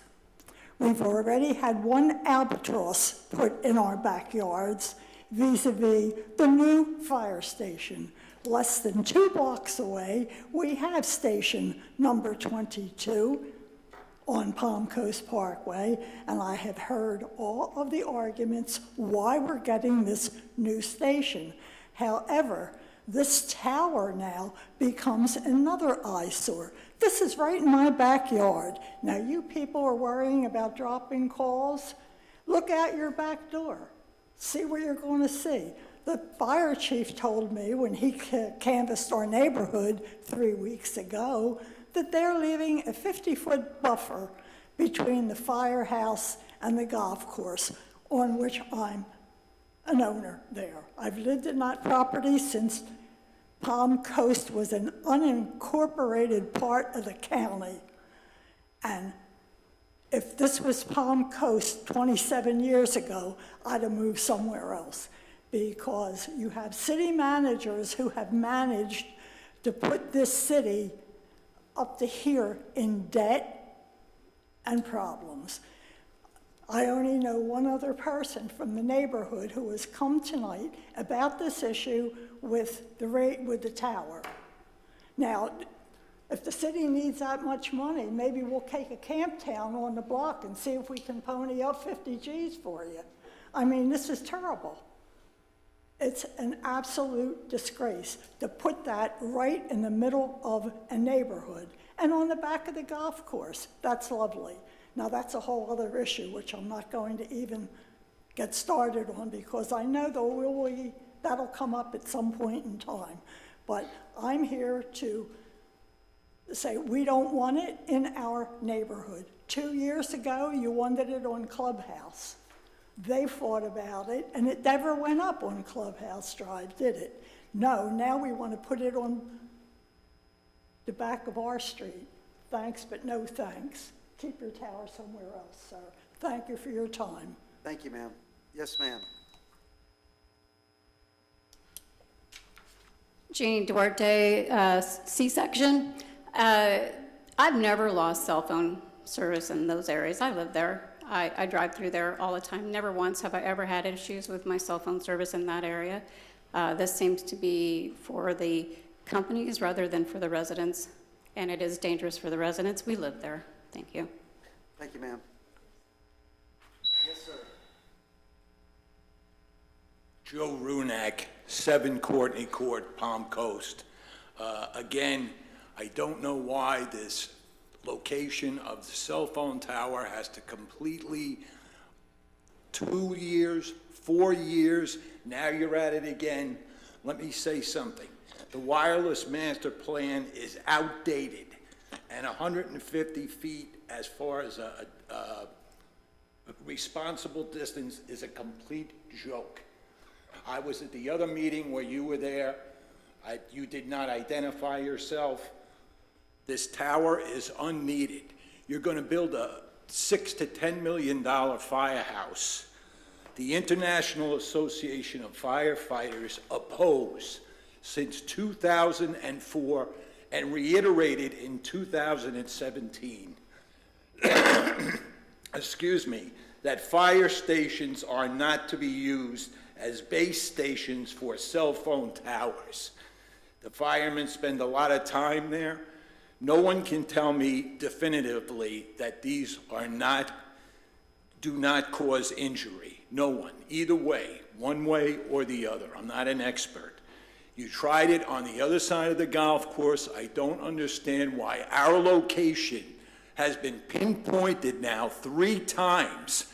There are other locations that would work just as well on the other side of Colbert Lane. We live at the end of Colbert Lane. Beyond that, cancer causing, most residents on Palm Coast, most residents on Courtney Place are elderly, or there are a few kids. These are the 2 types that can be most affected by these microwaves and low-wave radiations. Beyond that, have any of you went over there, actually looked where this thing is, as opposed to being in a house you bought years ago? You see oak trees and palm trees. This cell phone tower is twice as tall. Tower is correct, okay? It's going to loom over the entire area. If one resident loses $1 of property value here, that's a disgrace. You're all elected. You're sitting up here for the residents. I don't give a damn about Diamond Communications. I have lived here for 8 years. Let's go all over there right now and make a cell phone call. I guarantee you none will drop. That it just does not happen. This was something here, for some reason, I don't know what it is, there's an absolute lack of residents' rights here. And this has to stop. This will be the 3rd strike. Thank you, sir. Thank you. Any more public comment? Yes, ma'am. Rochelle Gildar, I live on Courtney. I just don't understand why you would put a cell tower in the middle of all these houses, apartments, golfers. There's a physical therapy office right next door. Is there no place else to put it for the Grand Haven people? My cell service is perfect. I don't really see what you're talking about. If you're going down Colbert to the beach, well, put it down where you lose your signal. It's not near where we live. So put it where there aren't people. Is that even like in Linear Park? There's plenty of room in there. Just take a look at a map. Thank you. Thank you, ma'am. Anyone else? Yes, sir.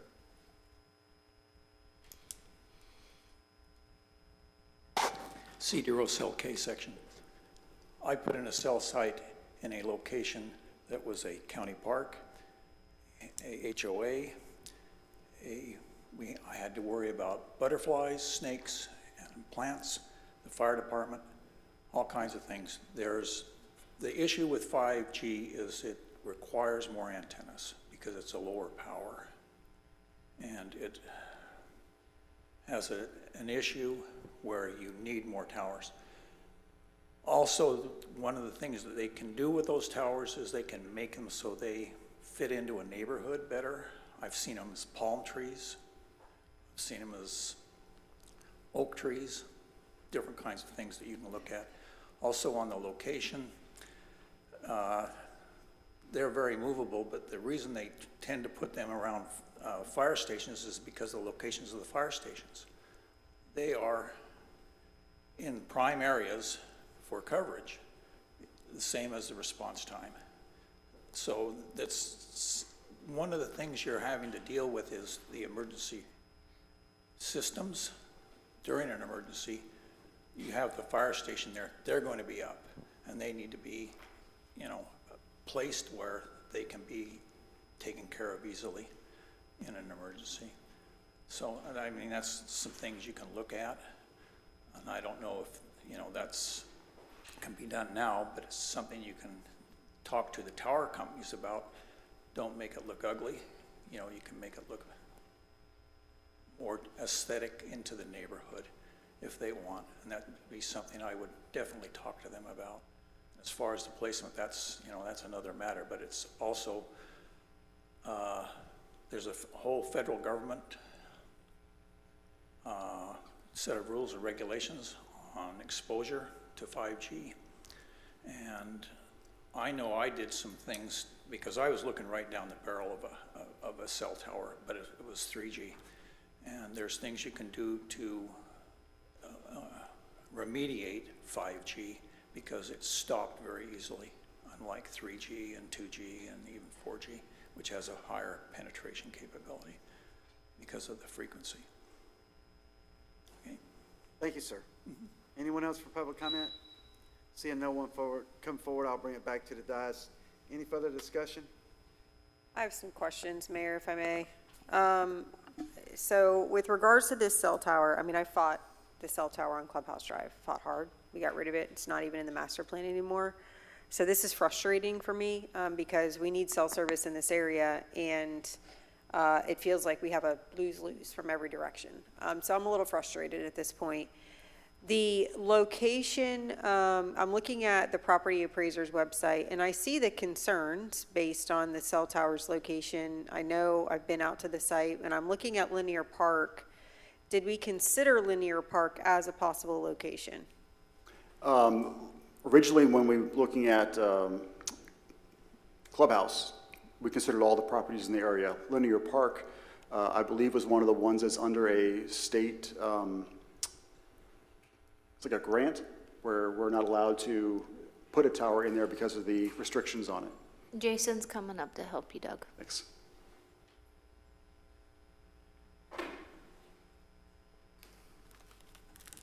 Good evening, Mayor, City Council, Jason DiLorenzo, Chief of Staff. Yes, Doug is correct. There's a restriction on the land because of how it was acquired through Florida Forever grants, but we did review that entire document to see if there was the ability to put it on those lands, but there is not. Okay, thank you for that. Is there any way, rather than putting the cell tower in this placement, which appears to be closer to the golf course, is there a way to place it on the other side of this piece of property at the very least? Can we alter the location on the parcel itself? Yeah, I'm not sure. Engineering came up with this design of how it would fit on there, and we'd have to ask them if they'd be able to rearrange the site. I'm not sure why they placed it in that location specifically. Now's the time, because we're... Yeah, we're already building right now. Right? Well, no, I mean, we cleared. I think we're about to pour the slab, pretty sure. Fire station is underway. Yes. Everything's locked in on that lot. Well, it shouldn't be if we hadn't actually voted on this. I'm saying the building. The entire site plan is part of that build, right? So obviously you can move the tower different places, but once the site plan of where that building is located, it kind of limits, you know what I'm saying? Everything's abutted to this front corner, so really the only open space is that back left corner. Well, I'm curious as to whether we could do the front left. I don't know. Here. Yeah. I don't know. So to answer that question, old Fire Station 22 is not going to be operating once new Fire Station 22 is open. So we're not going to have two fire stations. And I think we had discussed possibly putting the cell tower on there, but I think there's some restrictions land-wise. I can't remember exactly, if you can help me out. There's some stormwater mitigation that would have had to happen, as well as the goal for Fire Station 22 is additional parking for the community center. So that would have been you would have been removing parking spaces that you already need. Mm-hmm. Yeah, I mean, I just, we've racked our brain on this, and I just don't see an alternative, unfortunately. We moved it from Clubhouse. I think that was the right decision. But at this point, I know people say they haven't dropped coverage. I mean, I can only speak for myself and all of the people who tell me they do drop coverage. So, I don't know. I'm open for more suggestions, guys, but I think this is what we got. Any further discussion? Ms. Cook, call to vote. Vice Mayor Pontieri? Yes. Councilmember Gambaro? Yes. Councilmember Miller? Yes. Councilmember Sullivan? Yes. Mayor Norris? Yes. The motion passes unanimously. Moving on to item 1, or I-10, City Attorney. Yes, another 2025 resolution approving an option and ground lease agreement with Wireless Edge Towers 3 LLC for the construction of a telecommunication tower at 50 Citation Boulevard. Yes, sir. Doug, continue on. Yes, sir. So Mayor and Council, this is the second location, Water Treatment Plant 2 on 50 Citation Boulevard. This is not with Diamond Towers, this is with Wireless Edge Towers. This is a very important location for our utility department in order to put city equipment on the tower in order to read water meters in the area. So right now, they are still driving trucks in that area to get water meters, or now this will be automated through equipment on the tower itself. So again, this site is identified as S1 in the wireless master plan. This is a rendering of where the tower will be located on the plant in the upper right-hand corner there along Citation Boulevard. And again, the language of the lease is very similar with what we had with Diamond Towers. The terms are a little bit different because it is a different company. It is a 1-year option with the same extendable 6-month periods, 5-year lease with 5-year renewals. They offer $20,000 on construction of the tower, and for them, we receive the greater of 100% of the first sublease or 50% of all subleases, and additionally, they offer a $5,000 after execution of each sublease by a major carrier. So you have any questions on this lease? The 5,000 is to the city? Yes, sir. Okay. Any further discussion from the dais? No. Can we get a motion to approve this resolution? Approve. Second. Got a second? Any further discussion from the dais? Open it up for public comment. Yes, Miss Denise. I remembered, imagine. Yes, ma'am. Denise Henry, P section. I'm not understanding, the slide went too fast, but why are we getting 50,000 from one and only 20,000 from this company? That's my question. Thank you, ma'am. Yes, Miss Darlene. I'm Darlene Shelley, K section. Again, I'm very frustrated because apparently money means more than the safety, health, and welfare of the constituents and the residents of Palm Coast. Nobody up there can tell me that 5G and the emissions from these towers are safe for humans. So you're opening yourself up for measly amounts of money to very large lawsuits when folks start to get sick. And you can't say that they're not going to start to get sick.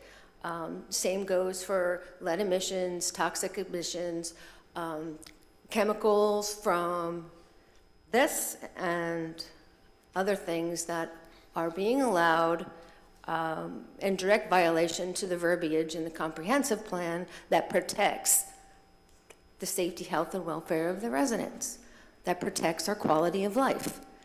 This tower is on Citation, which was originally zoned for industrial use. The previous boards changed those industrial uses to incompatible single-family homes. Now, you simply cannot have your cake and eat it too. If you're going to put in residential homes, the residents in those homes have rights. They have rights to peace and prosperity in their home. They have rights to 500 feet above their homes.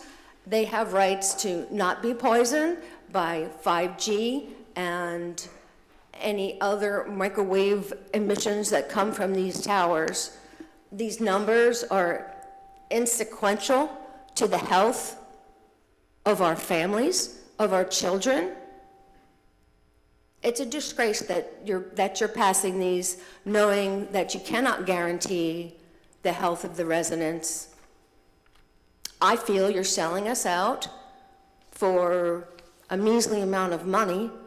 You're ruining our quality of life. You're taking our health and our safety and our welfare for granted. You are lowering our property values. Not to mention, the county just passed an overlay ordinance preventing this type of thing. You'll be violating their overlay, which in itself I believe is unlawful because it also takes away our personal rights to our property. These are serious issues. They're legal issues that the county and the city are going to be on the hook for.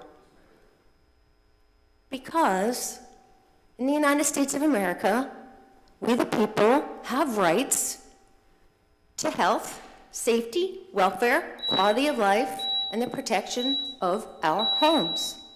Thank you. Thank you, ma'am. Yes, Miss Jeannie. Hi, Jeannie, C-section. I'm totally in agreement with her. I'm also disgusted that our lives mean this little to you. Collectively, that is very low.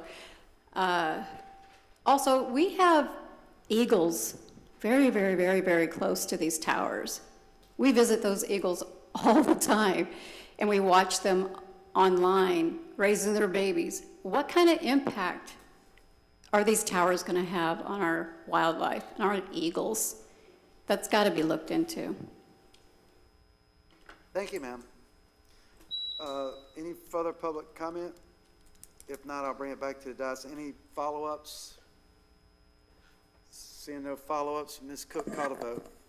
Vice Mayor Pontieri? Yes. Councilmember Gambaro? Yes. Councilmember Miller? Yes. Councilmember Sullivan? Yes. Mayor Norris? Yes. The motion passes unanimously. Moving on to item I-11, City Attorney, please. We have another resolution 2025 approving an interlocal agreement between the City of Palm Coast and the Flagler County Sheriff's Office for the temporary assignment of executive staff member. Mayor, City Council, I place this on your agenda. We have been working through with the Sheriff's Office an agreement to have, the Sheriff calls it an executive on loan for the summer months. We have from June until September. I just really want to make sure that we maintain your priorities, and navigating the budget process will be is what I will be doing, and so an extra set of eyes and hands in our city operations would be very helpful as we're navigating this time in this transitional period. Chief Strobridge has offered to help us, and he would be reviewing processes and policies and procedures. So this agreement is with the Sheriff's Office. We are not hiring Chief Strobridge directly. We would be paying the sheriff for Chief Strobridge's services. Be happy to answer any questions you may have. Any discussion? Go ahead, Council. Yeah, there's one just tiny minor amendment I want to add to it. It's on, it's in section 4, indemnification, the second paragraph. It currently says the City of Palm Coast shall provide through city attorney and/or City of Palm Coast insurance carrier the chief of staff with legal representation. I'm adding one more thing in there. It should be chief of staff and sheriff, because the sheriff is the sheriff department, since they're loaning him just in case in an unlikely scenario there is some type of suit, we cover that if the sheriff is getting sued. So that will be added in there. Any discussion from the dais? Just generally speaking, wanted to make sure that this agreement is not in any way a violation of our charter or any of our policies and procedures. No, like Ms. Johnson said, that this is an agreement with the sheriff's department, not with the chief. We're not hiring him or anything like that. We're just paying the sheriff's department for the services that he's coming over and helping us with, and then the services that he's not able to offer the sheriff's department while he's helping us. I had a question, if I may. So in terms of contract negotiations with the sheriff's office and avoiding any conflict of interest there, scope of work in terms of that the chief would be excluded from any of those on behalf of the city. Yes, the chief is not doing any city budget operations for us. He is doing his job for the sheriff, and that is it, for the budget specifically. And in his job description that is attached to this, it says he's not allowed to do any budget. I just wanted to make sure everybody else was aware too that there is no conflict in that way. Yes, and Mayor and City Council, I'm still operating under the same guidance that was given during the 5-year public safety plan from your joint workshop, that we are following through with that plan. So unless there's different direction given, that is what we are moving forward with from the sheriff's office. Right, so there's no material change. We've got it 99% fleshed out, essentially. Yes. Yeah. Any further discussion from the dais? No. Well, I guess I'll comment on this here. I don't know if Shakespeare was writing this, if he had write it as a tragedy or a comedy, because I didn't find out about this till yesterday. Pierre from Flagler Live probably had the article written before I was ever contacted. So this is a sad day for this city council. And I don't want to cause drama, but we had a chance to hire someone to be the city manager, and you guys shot it down. So here we are asking the sheriff to loan us one of his chiefs, which I have no problem with the chief at all. We're going to pay this guy $68,000 for 3 months. Supplement the sheriff's department that handle that. And like I said, I don't know if Shakespeare would write it as a comedy or a tragedy, but I can't believe this is where we're at. We wasted all that time and resources trying to hire a city manager. You guys narrowed it down to 2 people, and you couldn't agree on one person. But here we are backfilling that position to give Lauren an acting city manager to help her do her job. This is tragic, and it's an embarrassment. Any further discussion from the dais? On the, how was the payment amount decided upon?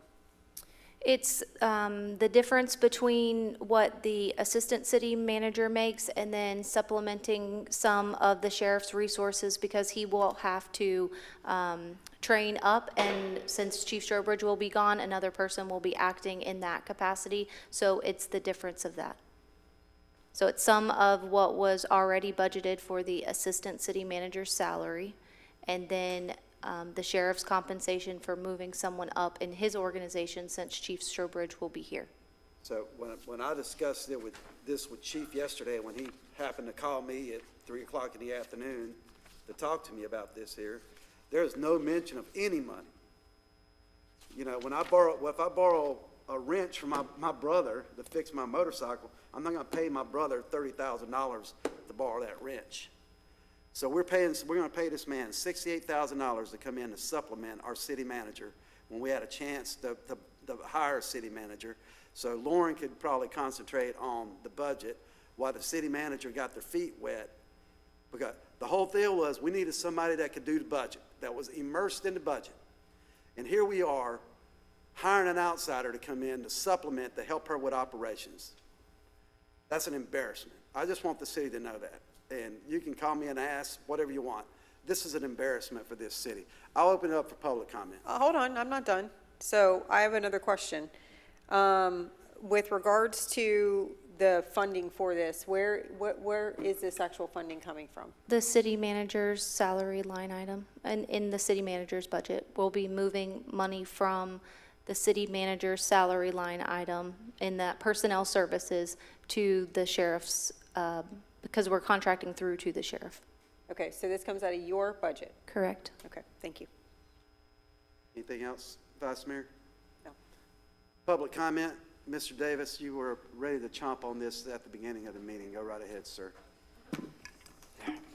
Good evening, council members. My name is Jeremy Davis. Tonight I want to address the decision to bring the Sheriff's Chief of Staff as an Assistant City Manager, despite already having an acting city manager, a Chief of Staff, and a fully staffed executive team. Let's be honest, this move doesn't inspire confidence. It creates a clear conflict of interest during budget season. Placing someone who helps negotiate your largest outside contract into a management role over city operations while taxpayers reimburse his salary. And then the Florida Statute 112.313, public officers are prohibited from holding employment or contractual relationships with entities doing business with their agency. The Sheriff's Office holds a $9 million contract with this city, so not only is this ethically questionable, it may be legally questionable too. The message it sends that internal accountability isn't working, and rather than fix that, leadership is being outsourced. Meanwhile, residents like me are still paying the price for that lack of accountability. My property flooded because of an elevated infill home the city approved without proper drainage planning.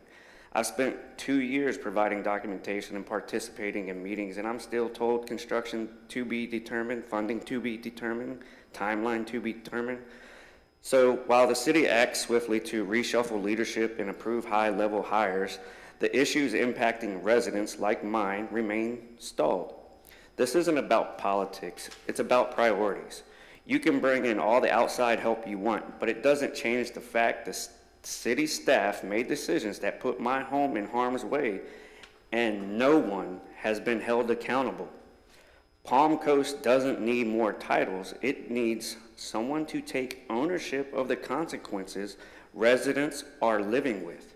And before I close, I want to thank Vice Mayor Pontieri and Councilman Miller for staying engaged with residents like me. I appreciate your time and transparency. Thank you. Yes, sir. Yes, ma'am. Thank you, Jeremy. Yes, ma'am. Jeannie, Section C, Palm Coast. Didn't previous Mayor Holland create that position of assistant manager? This is almost an admission that our acting city manager cannot do her job. And with the Sheriff's Department being the largest contract on the general fund, this seems to be a very big conflict of interest, especially the creative way of transferring funds. And of course, our mayor is always the last one to ever find out anything. This $68,000 for 3 months, whatever happened to, hey, I'll help you, but I'll help you for free because we're all in this together. This doesn't make sense, and it seems corrupt. Thank you, ma'am. Yes, Ms. Shelley. Darlene Shelley, K-Section, and I agree with Jeremy and the woman that spoke before. My comments were going to be on the conflict of interest aspect of this. Don't we already pay for services from the Sheriff's Department? We already pay for that. It is definitely a conflict of interest. I can't see how it can be argued that it's not. Ms. Johnson, is she suggesting that she's going to take $68,000 from her salary? That, from what I understand, she doesn't qualify to hold because she doesn't, A, live in our city, and B, have the qualifications that are necessary when you were interviewing for a city manager. Is that money coming out of her salary to give to this sheriff? If it's true what Mr. Jeremy Davis said about it being illegal, I can see how that might be a possibility. It's definitely a conflict of interest. It's definitely an admission that despite the millions of dollars in salaries that we pay for the employees of Palm Coast that you don't have the capacity to cover the necessity, the job that needs to be done? How does that even happen? Mayor Norris, you're completely right. We had the opportunity to have any of the qualified city managers that came up before us, but for reasons that were not your fault, they were sent away without giving their whiteboard speeches, and dwindled away to nothing. Why is that? I have my opinion on why that is, especially when folks come up here advocating for Ms. Johnson to stay on in her position. Apparently she works very well with the local developers, as do many of the council and previous council members work very well with the developers, and the developers get their way, even though the safety, health, and welfare of the residents are indeed negatively affected. But the city employees will come up here and say, this is great for the local residents. This is going to improve their quality of life. We all know that's not true. And we all know that the decisions that have been made have lowered our home values, put our children at risk, put our health at risk, put our quality of life at risk, taken away our peace in our homes. And I think it's unfair, and I think it's unlawful. Thank you. Thank you, ma'am. Miss Jeannie, you can't come back up unless we open it up for public discussion. We have to have, I'm sorry, Miss Denise, you got an issue? You got a comment? Come on up. So I can't? No, you can't. You've already had one comment. Okay, gotcha. How's your daughter doing, by the way? Is she doing okay? Yes. Yeah, you Miss Denise. Okay. Denise Henry, P section. I'm really against this. We have such high salaried people on the city staff. Surely somebody can step up to the plate and handle anything that needs to be handled. I don't think we have to farm it out to the sheriff's department. I think we have to look in-house and get this done in-house. Thank you, ma'am. Yes, sir.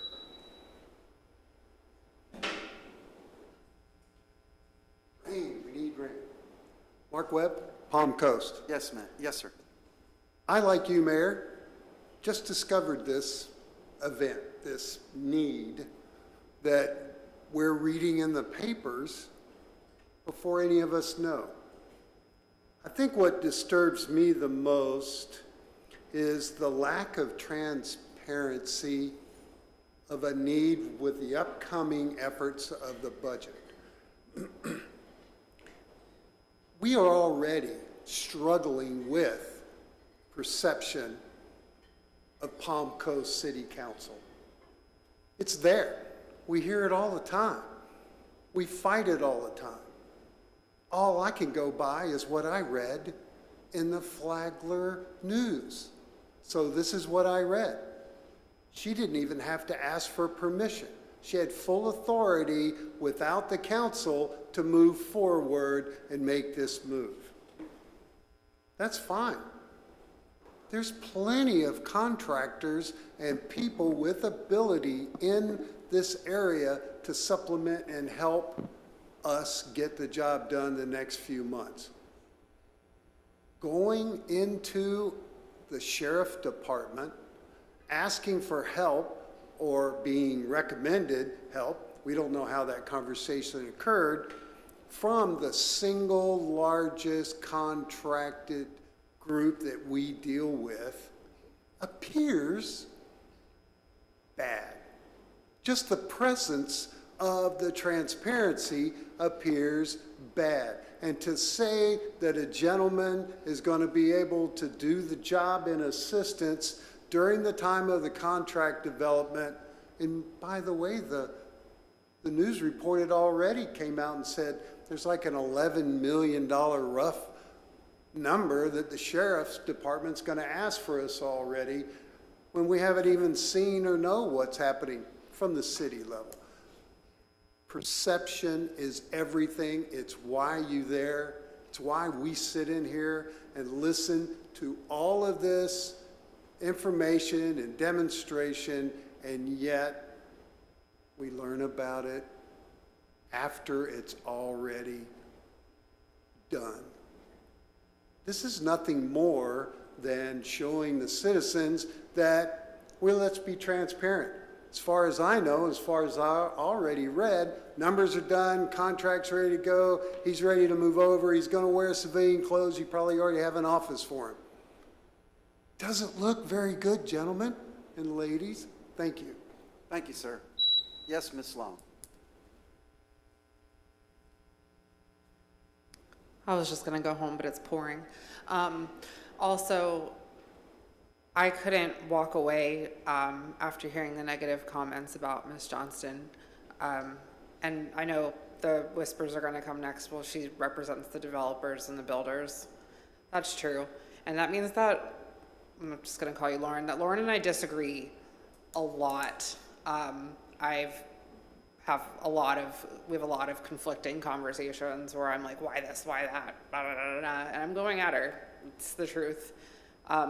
But she works really hard, and she's a person of integrity, and I have one rule about how I operate my life, and that's I have to be able to lay my head down on the pillow with a clean conscience every night, and I couldn't do that if I didn't come up here and defend her and her integrity, and I think that shows by coming to this meeting, putting it on the agenda at all. As the last gentleman stated, she didn't have to do that. It is unfortunate that you just found out, you're the mayor, I'm a resident, but I also just found out I didn't even grab an agenda because I thought I knew everything that I was looking at today. That also said, I know there's concerns about conflicts of interest. While I personally have no concerns with Sheriff Staley or Chief Sturbridge, I think they're both outstanding gentlemen and leaders.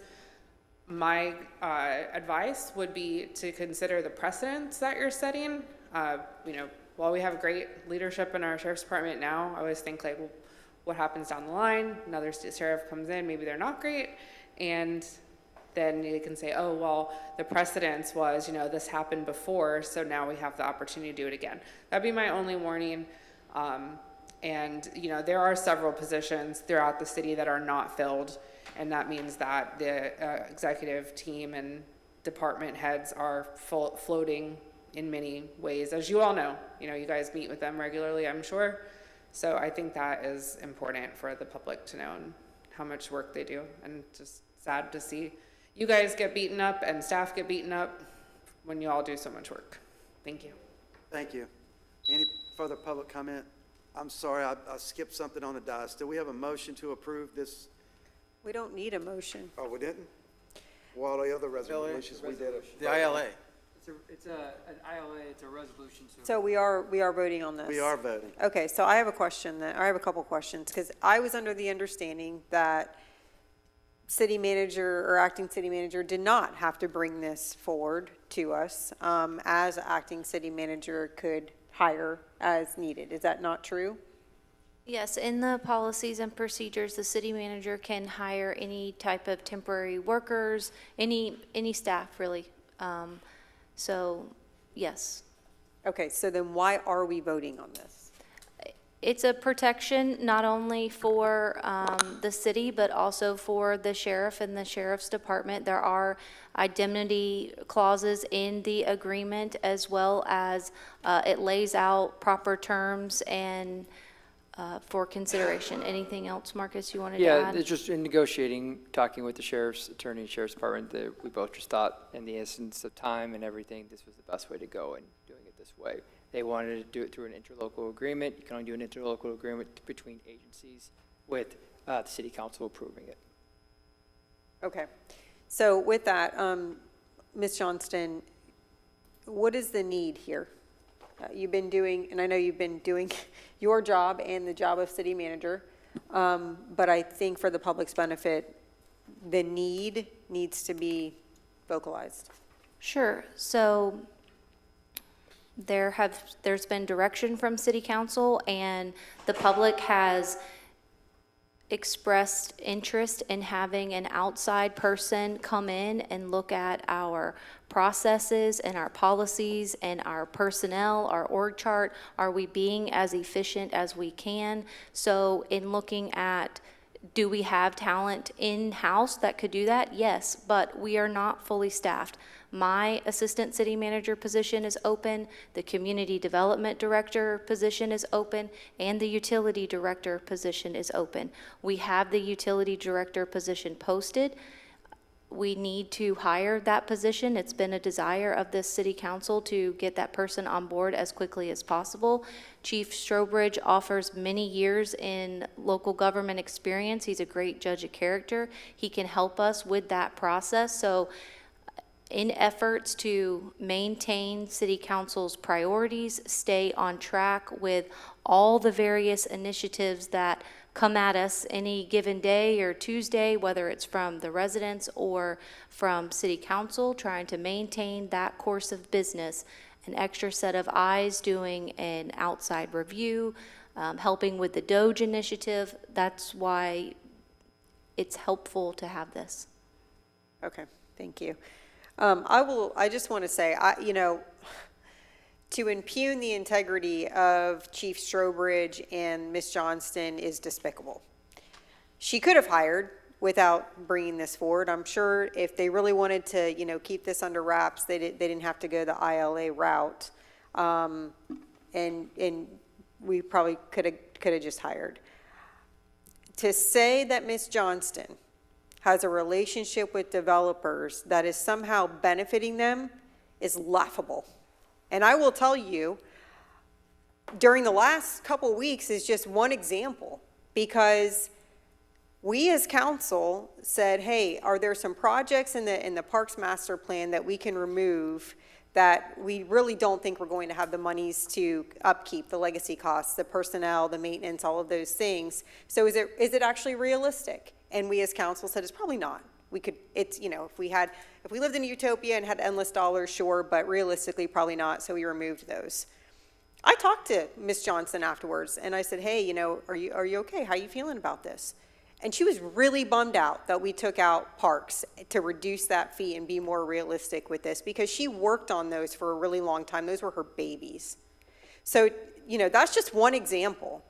And I'm really, really heated right now, because the amount of work that goes into trying to really balance so many interests in this community, and the amount of work that's been on her shoulders in the last year. And I hear you, Mayor, we chose not to hire a city manager, but that's because we didn't think that somebody was the right fit, and that's more important. The right fit is more important than the right now.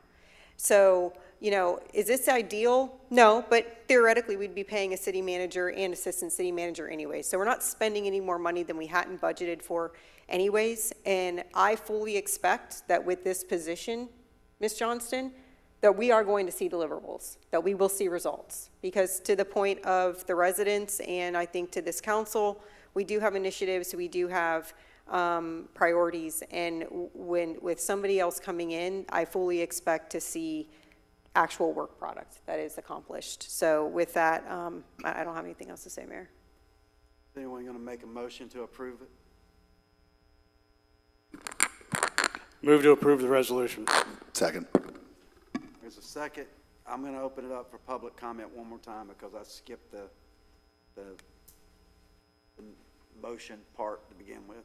So, Ms. Jeannie, you get to speak again. Make it quick. You better hurry up. Yes, ma'am. I have a concern with the timing of all this. Apparently, this was brought up with, I don't have a qualm on him as a person or his abilities, our chief. However, it's because of he represents that fund. He comes and brings that fund for the sheriff's department. He's the one that asked for those funds. He's the one that represents the funds for the sheriff's department. For him to come here and be involved with the funds, I still see it's a very big conflict of interest. And for you to communicate with him a few weeks ago, as the article states, isn't that around the same time that you interfered with your replacement? with Doug Thomas, I think that's his name. So I'd be careful of this. I'm actually shocked that Sheriff Staley would even have anything allow this mess. I would, if I was him, I would be avoiding this whole situation like the plague, because it brings in too much questioning. It doesn't look good, especially with all the funds relating to their funds, the management funds, and you're claiming that it's coming from the management funds and you're the acting manager. Well, it's a mess. I'd avoid it. Thank you, ma'am. Yes, Ms. Darlene. Darlene Shelley, K-section. I want to clarify, I did not mean to demean anybody up here.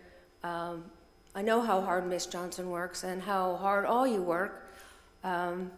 Just reading through 724 pages of the agenda is a full-time job if you're going to go through it and analyze it, do some research on the things that are in there, you know, to determine if it's safe, to determine if it's going to benefit the residents or if it's going to benefit AT&T or the cell companies. Your decision should be based on the needs of the residents and how it's going to affect our quality of life. It doesn't all come down to the money. And again, I do apologize if you got the impression that I was insinuating that nobody works hard. I know you work hard. I question the amount of time that many of the city employees are working with the airport director, the developers, folks who are trying to upgrade their properties and get away from what they're entitled to and try to get more just for profit. And to hell with what the comprehensive plan says about whether it's going to affect the quality of life for the residents, whether it's going to affect our safety, health and welfare. Because we know some of these projects will. They will affect our water supply. Zoning up to heavy industrial is going to add more chemicals to our air and water. It's going to affect our environment. It's going to affect our animals, our children, our health. But that's not a priority, is it? And it's very sad that the priority is profits, that the priority is spending so much of your time meeting with developers and making special deals and giving them incentives and trying to upsell what should be offices and doctors' offices and things that are going to enhance our quality of life, things that are going to make it better, things that are going to make it beautiful. And that doesn't include storage facilities, it doesn't include dollar stores, it doesn't include heavy industrial, and then it doesn't include allowing things that are going to harm us and our home values and our families, our neighbors, and our loved ones. Thank you. Any further comment from, we'll bring it back to the dais. Yes, sir. I had one comment. And just in the job description, so this is probably information you may not have had for Chief Strobridge. It says no oversight involvement with city budget as relates to or pertains to the city of Palm Coast contracted services with the Flagler County Sheriff's Office. That our lawyer was referring to that. It's very clear that that's not going to happen, because some people mentioned that. Yeah. Well, the whole dealing with the sheriff's budget and the city budget, that's not my biggest concern. The biggest concern is we're in this situation. Any further comments from the dais? City clerk, call to vote. Vice Mayor Pontieri? Yes. Councilmember Gambaro? Yes. Councilmember Miller? Yes. Councilmember Sullivan? Yes. Mayor Norris? No. The motion passes 4-1. Move on to the consent agenda. Anyone have any concerns with the items on the consent agenda? I had just a question regarding the cameras, and maybe Doug might be able to answer that. Is there proposed locations? I know that the sheriff's office has requested growth in that regard, but I didn't see anything about specific locations on there. Sure, so these are existing cameras, existing traffic cameras, Okay. and eventually park cameras that would be integrated into the sheriff's. So we'll just upgrade them so they link to them and they can track them and use their software for like plate readers and things like that? Yes, sir. Okay. It was more informational for me to kind of understand where those were going to be. Do we know where these existing ones are? Yeah, they're starting with the traffic cameras, so all the existing intersections where we have traffic cameras, which I'm not sure the number, there's quite a few, they would be integrated into the system first. So there's no new locations, it's just existing locations right now. Would you mind sending me the list Absolutely, at some of course. point? Yes, sir. Just so I have that. Thanks. Sure. So I have a concern about number 13. From my reading of this, the sheriff's office has requested, it actually says, the sheriff's office has requested to integrate several of the City of Palm Coast cameras into Fusus, which is their real-time crime center platform. I obviously have no issue with that, but I'm wondering why they're not paying for that. Yes, ma'am, it started with a request from the sheriff's office, and there were several ways we could integrate with them. From our perspective, IT's perspective, the safest way was to implement the platform ourselves and then share the cameras with the sheriff's office through the platform, as opposed to having another agency's equipment on our network that we didn't have any control over updates or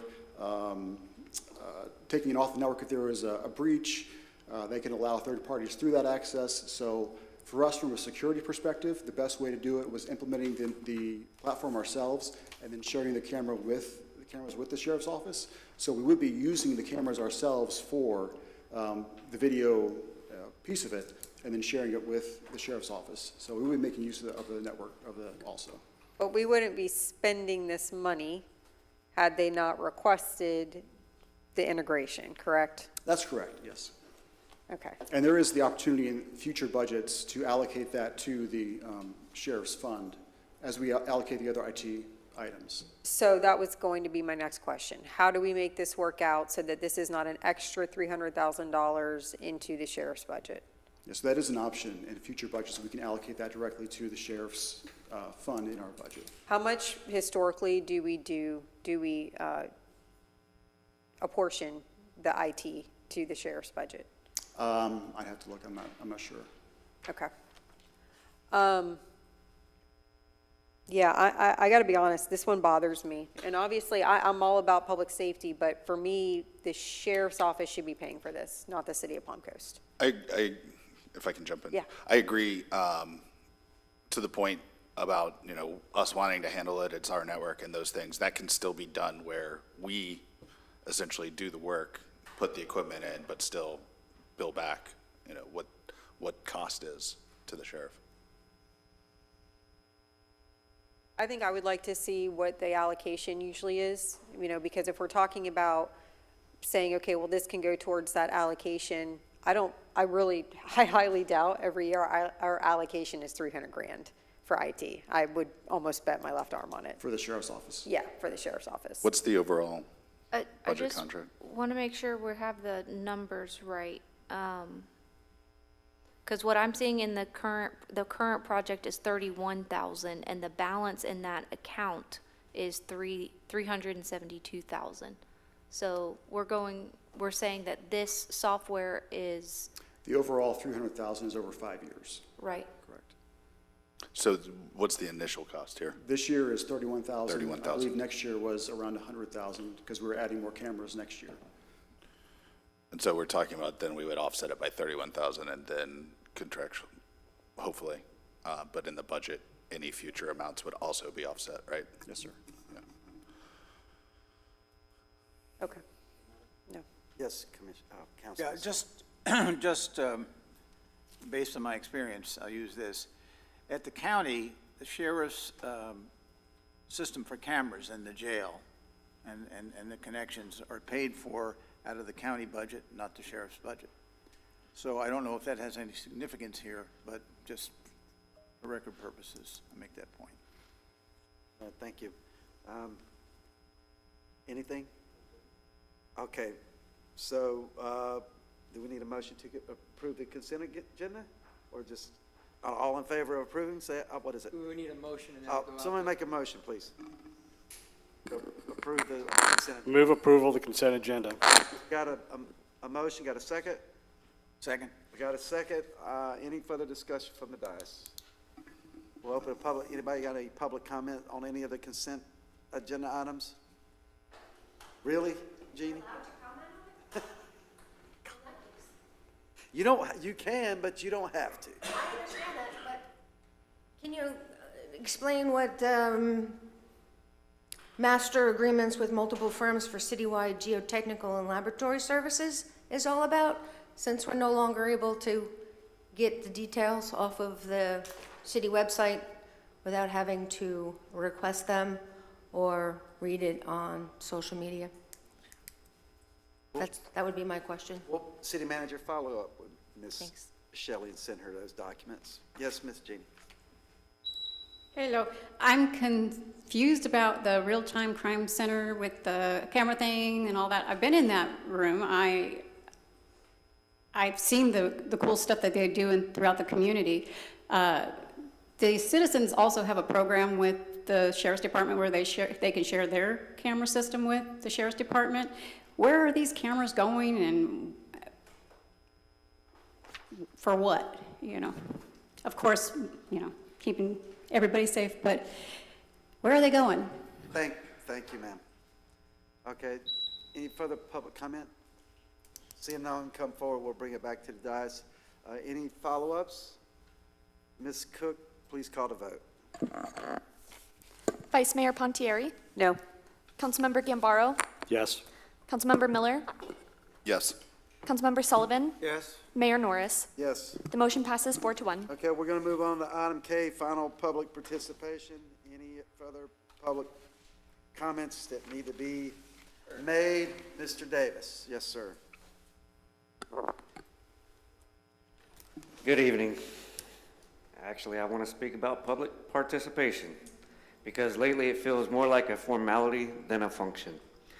Residents show up, we write emails, we speak here at this podium, and what do we get in return? Silence, decisions made behind closed doors, plans pushed through without answers to the questions we keep asking. Public participation is supposed to be a cornerstone of local government, not a checkbox on an agenda. If our input doesn't influence decisions, then what are we really participating in? Because from where I stand, it looks like the public speaks and the city just does what it was going to do anyway. That's not engagement, that's performance. And we deserve better. Thank you. Thank you, sir. Yes, Ms. Shelley. Darlene Shelley, K-section, and I agree with Mr. Davis again, because folks in Palm Coast are having a tough time just getting through their daily lives and paying their bills, paying their water bills, paying their electric bills, paying their mortgage. They don't have time to come here and beg you to give them peace in their own homes, to explain to you how on a weekend you can't enjoy outdoors without constant overflights of aircraft, constantly, on an average of 520 times a day.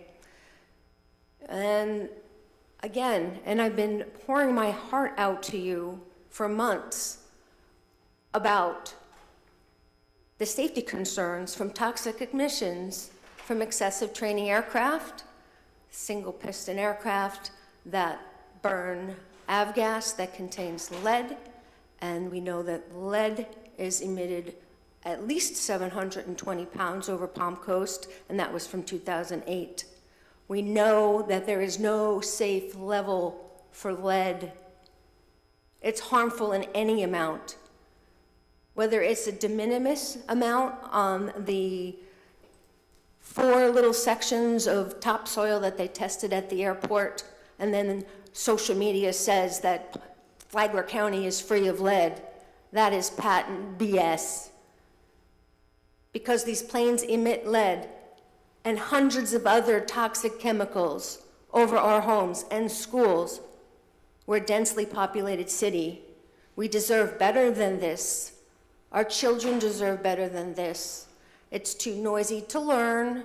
It's too noisy to relax. In your pool or your lanai or your yard, it's constant, and it's torture. And you have the ability to fix this. Going to the FAA is going to be another circle jerk.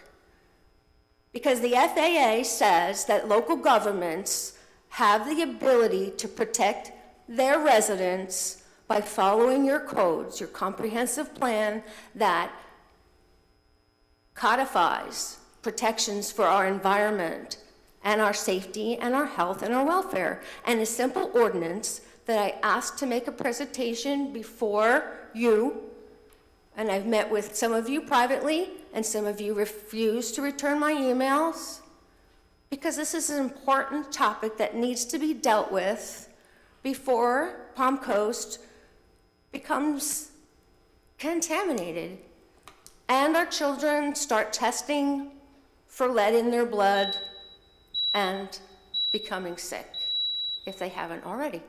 Thank you. Thank you, ma'am. Yes, Ms. Jeannie. I'll make this fast.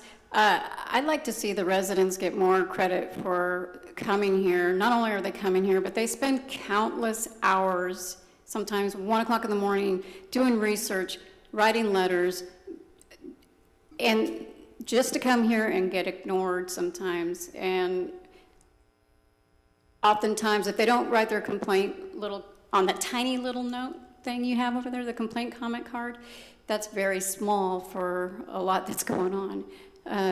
But they do deserve a lot of recognition or a lot of respect for the time that they spend behind the scenes. Everybody up on the dais wants credit for the time that they spend reading ordinances or DRIs or you name it, whatever's. But back here, the residents, they do the same thing if they can get their hands on it.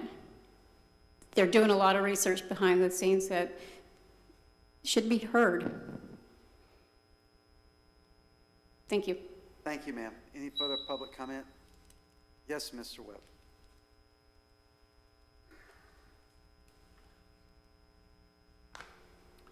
Mark Webb, Palm Coast, and that is my real name. And the reason I say that is because a lot of us don't realize we're in a public forum. That became very apparent to me last week when my wife and I were driving somewhere 100 or whatever, and we were listening to cool 100.9 oldies because I like old radio. And my wife started giggling, and I said, "What's so funny?" "You're on the radio." What? I couldn't believe it. The radio station had pulled my conversation with you guys and was using it as an ad on their radio station. And sadly, they were very much misrepresenting me. So I experienced something sadly you guys have all experienced with social media and all that, except for most of those people. Well, they're hiding behind names you would never understand or make up or know who they were. Now, I went to the radio station, talked with Rich, talked with Kurt. They were amazing. They were apologetic. They immediately cleaned it up. But here's what the takeaway is. Nowhere in this document does it inform us as citizens speaking that you are releasing your presence, your visual, and your verbal to the public record that can be grabbed and used in any way. So I would ask and recommend that either you announce it before the start of public or put it in this document that we are all now part of the historical record forever when we come up here and for the record tell you My name is Mark Webb, and I live in Palm Coast. Thank you. Thank you, sir. Any further public comment? Seeing no one come forward, I'll bring it back to the dais. I'm sure we don't have any follow-ups on that. Discussion of matters of the city council not on the agenda. Does anyone have anything to follow up with? Yes, sir, I'll be real quick.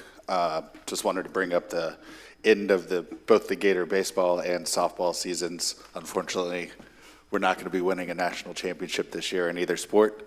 So I'll turn my attention to track, and I think tennis is what we got left. I also wanted to just read an email that we received in regards to the Firefighter Explorer program. I think it was sent to all of City Council. But I'll just read through it real quick. It's, Dear Chief Berryhill, we would like to extend our sincere gratitude to you and your department for the outstanding work you are doing with the Firefighter Explorer program. Our son has been involved since its inception, and the experience has been instrumental in laying the foundation for his pursuit of a career in firefighting. The program has equipped him not only with essential physical skills, but also the mental and emotional resilience required to serve effectively as a first responder. It is evident that the instructors are deeply committed to the growth and development of each explorer. We would especially like to recognize Chief Fivash, Lieutenant Fajardo, Firefighter Seen, and Firefighter Paraskiv. I apologize if I've messed up any of those names, for their dedication, guidance, and willingness to help shape the future of the young men and women participating in the program. As residents of Palm Coast for the past 40 years, we are truly appreciative of the city's efforts to offer such impactful programs to our community. Thank you again for providing this opportunity for our son. I thought it was a great representation of some of the things that we're doing within the city, and just wanted to share that publicly because I think it shows, what staff is doing, especially in the fire department, to grow the skills within our young people to serve the city in the future. Thank That's all I you, got. sir. Anyone else from the city council? Yes, sir, go ahead. Yeah, thank you, Mr. Mayor. I just wanted to publicly thank Mr. Ramon Marrero, the president of the Hispanic American Cultural Society, for putting on a great festival this weekend. Great music, great food, and it was just a great opportunity to celebrate the Hispanic community here in Palm Coast. I wanted to just publicly make an announcement that we've got 5 applicants for our charter review committee.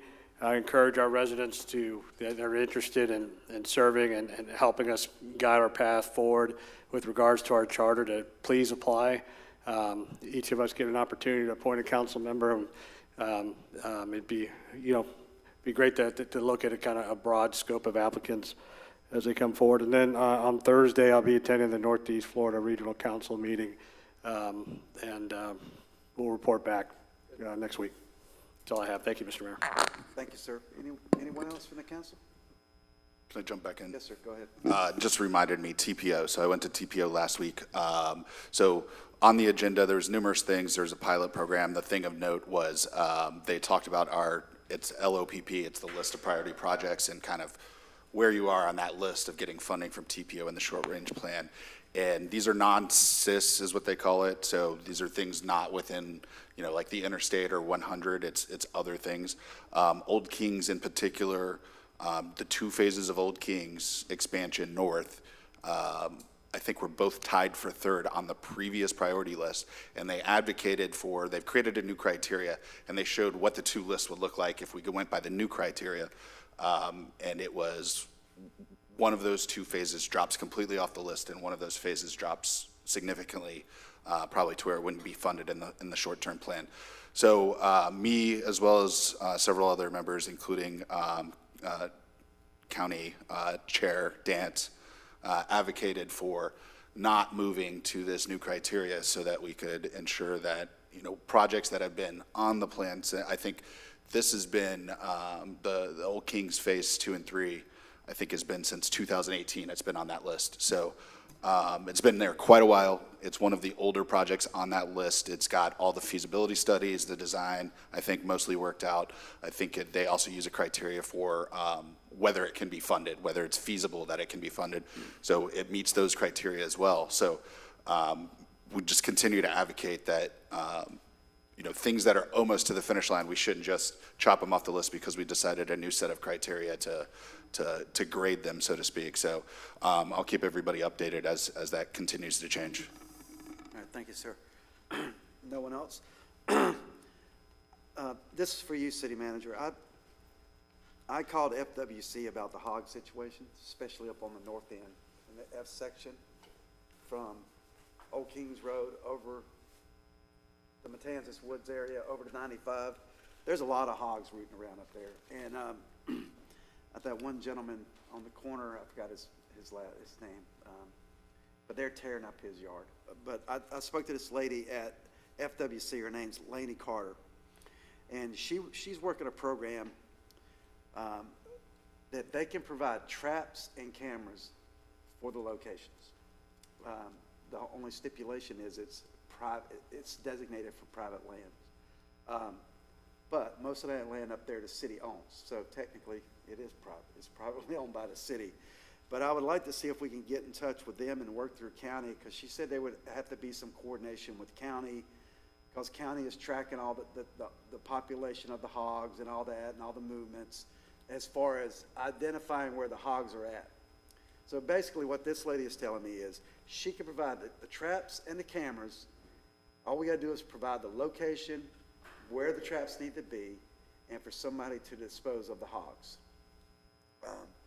But on the north end, I know it's bad over off of Colbert or in Grand Haven, even with you guys. They're bad over there. But on the north end, they got piglets rooting around out there. I saw them on 95 driving home. You can see them on 95, on Old Kings and 95. The county has a pretty good program there for the swamp. Yeah, but the thing with the counties can't do anything in our city limits. No, We I have know, to do right, it. and that's the problem. So Yeah. you have to bring in the hunters to. So I'm get rid of them. gonna forward you her contact info. If we could work the county, the sooner the better. Because if she can provide the traps and the cameras to monitor the traps, we need to get hot on it, because those people on the north, their lawns are being completely destroyed. Yes, Mayor, we're already on top of that. We've been working through the Water Management District as well, so planning staff, Mr. Dillon has been working through that. So if you forward it, we can get in contact with FWC as well. She has the traps and the cameras specifically for that. Okay, moving on. City Attorney, you got anything for us? Yes, sir. City Manager, last matters for you? No, thank you. Everybody ready to go home? Motion to adjourn. Thank you.